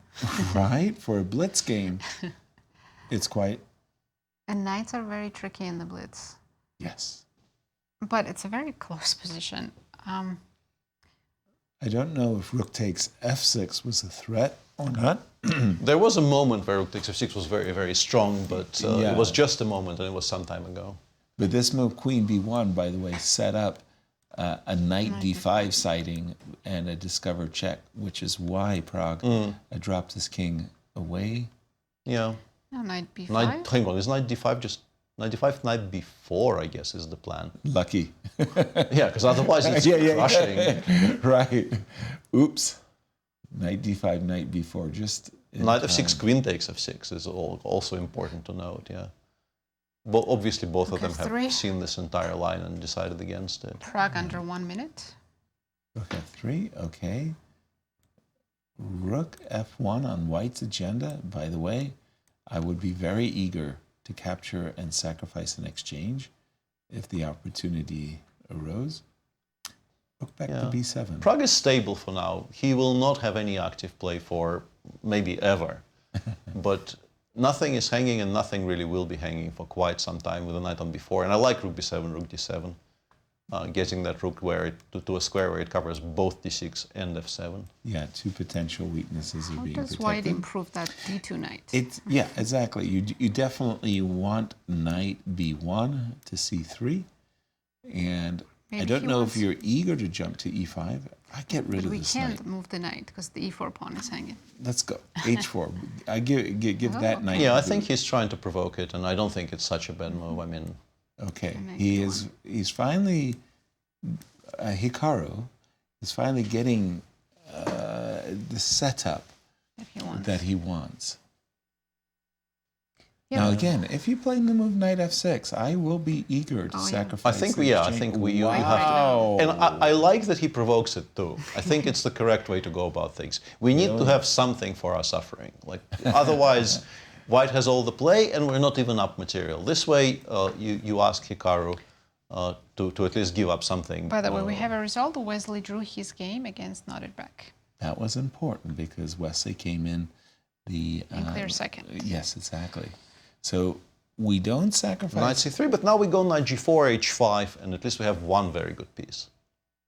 Sorry, knight g4, rook f5. Rook f5 though. Yeah, that is annoying. Yeah. Okay, if we have to go backwards, we are in trouble here. Knight d5 or not yet? I'm uncertain. If Firouzja is playing for a win, he has an extra pawn. Firouzja against MVL, big game. And again, I just feel like Hikaru is blitzing out his moves and Pragg is playing slowly. This is very much, it resembles a great deal their game from yesterday, where Hikaru just said, I wanted to keep the game afloat for as long as possible and just let Pragg sort of stew in his own juices, and eventually, under the pressure, he will start making mistakes. And this is what happened yesterday, and this is what appears to be happening today again. Knight d5 looks very strong. Knight d5 we can prepare it for a couple of more moves, because really black is now completely stuck. There is nothing you can do with any of your pieces. There is just nothing to aim for. We're never taking on b5. We cannot really, I cannot imagine a situation where we can play g6. Rook f6 is now a threat. Let's not blunder rook f6. Yep. Right. With the queen on g3, the move rook f6. And this is why I didn't like taking on c4. Knight to a6, I guess it's just a move. It's a tempo. But I mean, the other one could come to e7 maybe. Like we're swapping the knights out. Like we want the other one on c6, c7, and this one will go to yeah. I'm definitely playing knight before c6. Yeah, I think e7 is a good square. A much better square than we had. Perhaps we will be able to do something about life. Yeah, knight d5 maybe now. No? Okay. Knight e7. G3. Just a lot of shuffling, Nazi, back and forth between the players. I think Hikaru just can't find some idea to make Pragg think, because Pragg has been playing with 8 seconds for past 15 moves, I think. Yeah. Would you be interested in king h2, queen h3? Would you like to trade queens? Maybe, and then I can double on d and go after the d6 pawn. Right. Knight back to g8. Yeah, it's just a shuffle. I don't think. I was briefly interested in the idea of playing f5, but that might just lose the game on the spot once the f file opens. We don't have the best pieces in the world for that. And yeah, you always take on d5 the moment it appears, because yeah, you can't tolerate that piece. Taken with. And in a way, it makes your life simpler because it's sort of more defined now. You know where you stand. Queen e1, you have rook a8, or Queen e1? Queen d8, I guess, yeah. Gift me the pawn? No, queen d8 still exists. E4? No. You might have to play. I mean, do we actually play f6 so that we no longer have to think about that, or do we not? Probably wait until Yeah. you absolutely have Because I would like to be able to make some moves with my knight, and without f6, I don't think I will ever be able to. f6, knight e7, but then it has no squares anyway. Like I don't know which moves I want to make with it. Maybe f6, rook b, f7, knight e7, and try to push for f5. I can imagine some scenarios where you actually actively want to play f6. Do we understand why Hikaru is not playing the move e3, e4? He keeps that square open, maybe just in case for Yeah. knight to reroute in the future. Okay, we have a king walk, and maybe Okay. in this case, g4, g5. So he's gonna. In put the other king on news, A2 or something? Jan's game will probably be a draw. MVL is likely losing to We have a Alireza. There was a crucial decision there. F7, F6. It finally happened, yeah, because Yeah. now we are pushing the pieces away. Yeah, this is now even takes is okay. No, hang on, this is a queen on f2. I'm mixing up the heavy pieces here. Right. 4g3, knight g8. No, this is a game now.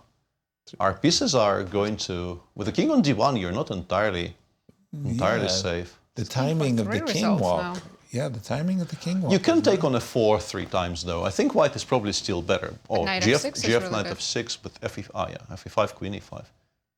Yeah, this is now, you have to play knight h7. Queen e3 was good. You have to play knight h7. 16 knight g4, seconds against 4 queen seconds. g1, I guess, yeah. Queen g1, knight f6 back, but now...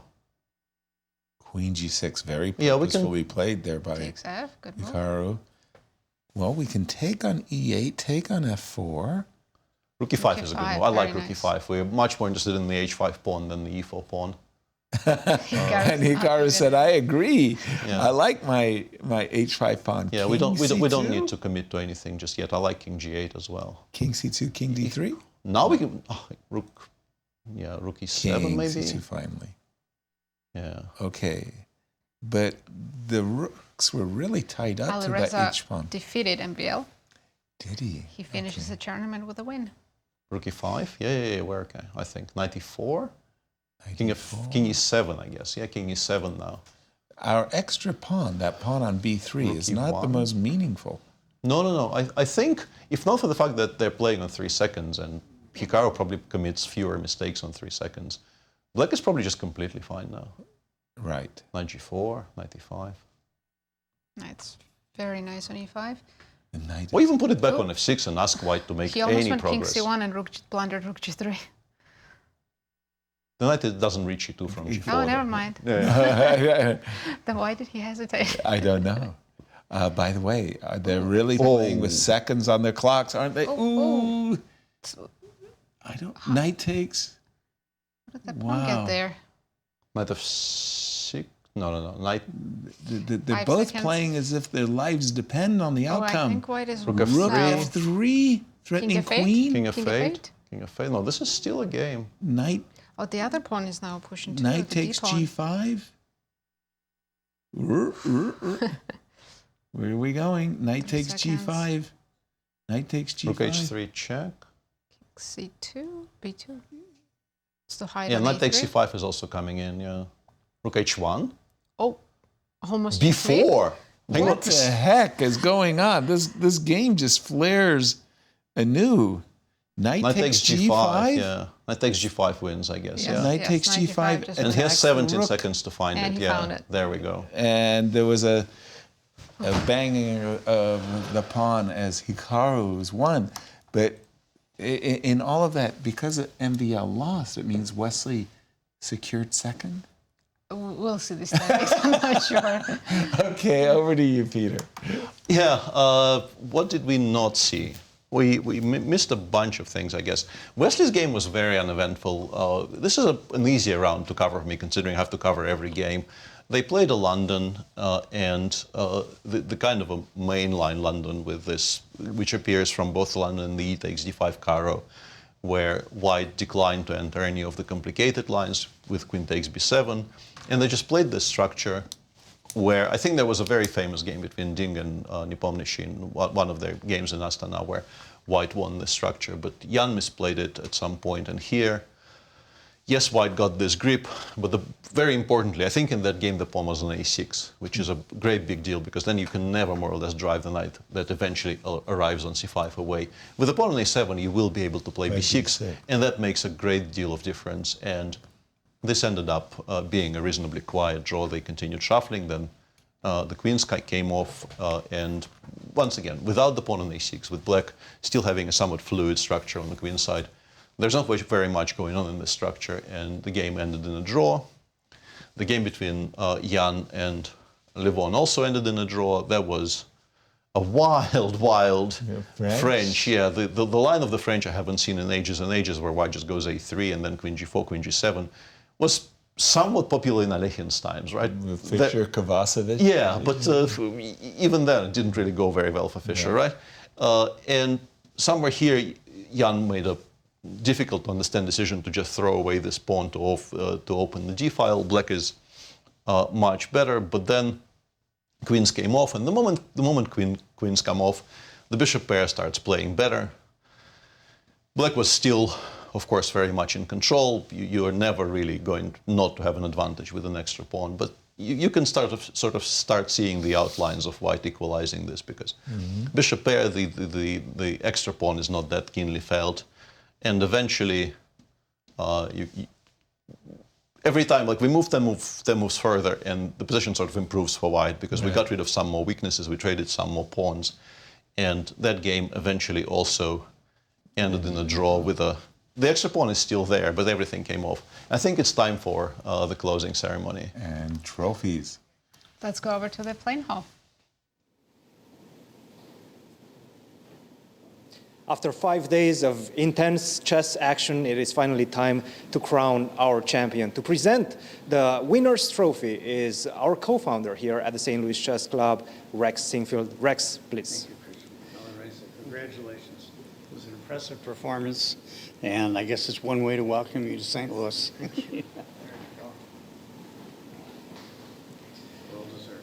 Alireza, I have to ask you, there's something about St. Louis. You come here and you conquer. You came in 2022, you won back-to-back events. Right now you're starting off hot with the Sinfield Cup coming up. How are you feeling right now? Yeah, I'm feeling very happy. It's a very good feeling to play in this club. And I'm going to enjoy the rest of the days and looking forward to the Sinfield Cup. You probably know that you're also the new Grand Chess Tour leader going into the final event. How much does that matter for you going into the Sinfield Cup in terms of confidence as well? Yeah, that matters a lot. I mean, the most important of the tournament of the year is probably Grand Chess Tour, so in the calendar. So I'm pretty much looking forward to winning it. And of course, you have so many fans around the world. Everybody in the comments is supporting you as well. What do you have to say to them and to your support system as well, to your family, to your coach here? Tell us a bit about that. Yeah, I mean, I suffered them a lot, I think. And sometimes I play really not in the level that I should play, but yeah, I'm thankful to my fans and my family and my whole team. So I hope we can continue stronger. Well, Alireza, once again, congratulations. You are the 2024 St. Louis Rapid Blitz champion. For the last time, yes. Well, since you've done so well in St. Louis, if you decide to move here, I want you to know you're welcome. There you have it, guys. We'll see what comes out of that. Back to you in the studio. Thank you, Cristian. And once again, our congratulations to Alireza. He definitely was a champion's performance. Let's take a look at the final standings, because I'm still curious as to who got second. Who finished second and third? I thought Let's it have was a look. Wesley. And Congrats, he was. Alireza, winning 13 GCT points. Right. Very nice. Second is Wesley So, winning 10 GCT points. And third, Hikaru Nakamura. Sharing fourth is Levon, Aronian, and Maxime Vachier-Lagrave. Fabi sharing sixth with Nepo. Nodirbek in eighth, and Dominguez and Pragg sharing last two. How important was that victory by Hikaru over Pragg in that very end? They were playing with seconds on their clock, and I think somehow the experienced Hikaru and that B4, the moment he played B4, he was falling into a mating trap. Yeah. I think his experience definitely carried the day there, and it does take him to clear third. And by the way, the GCT standings, now that we know the GCT point distribution, has brought us... Wow, big changes. Now it's Alireza who's leading the GCT standings with more than 30 points, and Fabi at 26 in second. So That's it huge. all comes down to Sinquefield Cup. Exactly. I think the fights for first and second are Clear absolutely second. Clear second in the Sinquefield Cup guarantees Alireza the win in the tour. That's right. Clear He is with a very beautiful cup. Yes. And again, our congratulations to Alireza. I won't say it was absolutely smooth. I mean, everybody has hiccups, but overall... he felt in control. He maybe did not score as many points as he would have wanted with the start he had, but his victory, honestly, today was never in doubt. Yeah. He had some crucial matches in the middle of the day, a game against Hikaru, a game against Wesley prior to that, and he controlled them beautifully. He knew exactly what he needed to do, and he did that. And yeah, almost maybe 4 games in, we already started speaking about the fight for second. Exactly. Well, as an established St. Louisian, I just want to say it's always very, very nice for you both to come in out of town. Peter, thank you so much. You've traveled all the way from St. Petersburg, Nasi all the way from Las Vegas, but it was really, really wonderful to call the action with you both. Thank you all for joining us, and we're going to see you all next week for the Sinquefield Cup. Thank you. Thanks so much for watching. I could say it. See you on Monday. Bye-bye, everyone. See you then.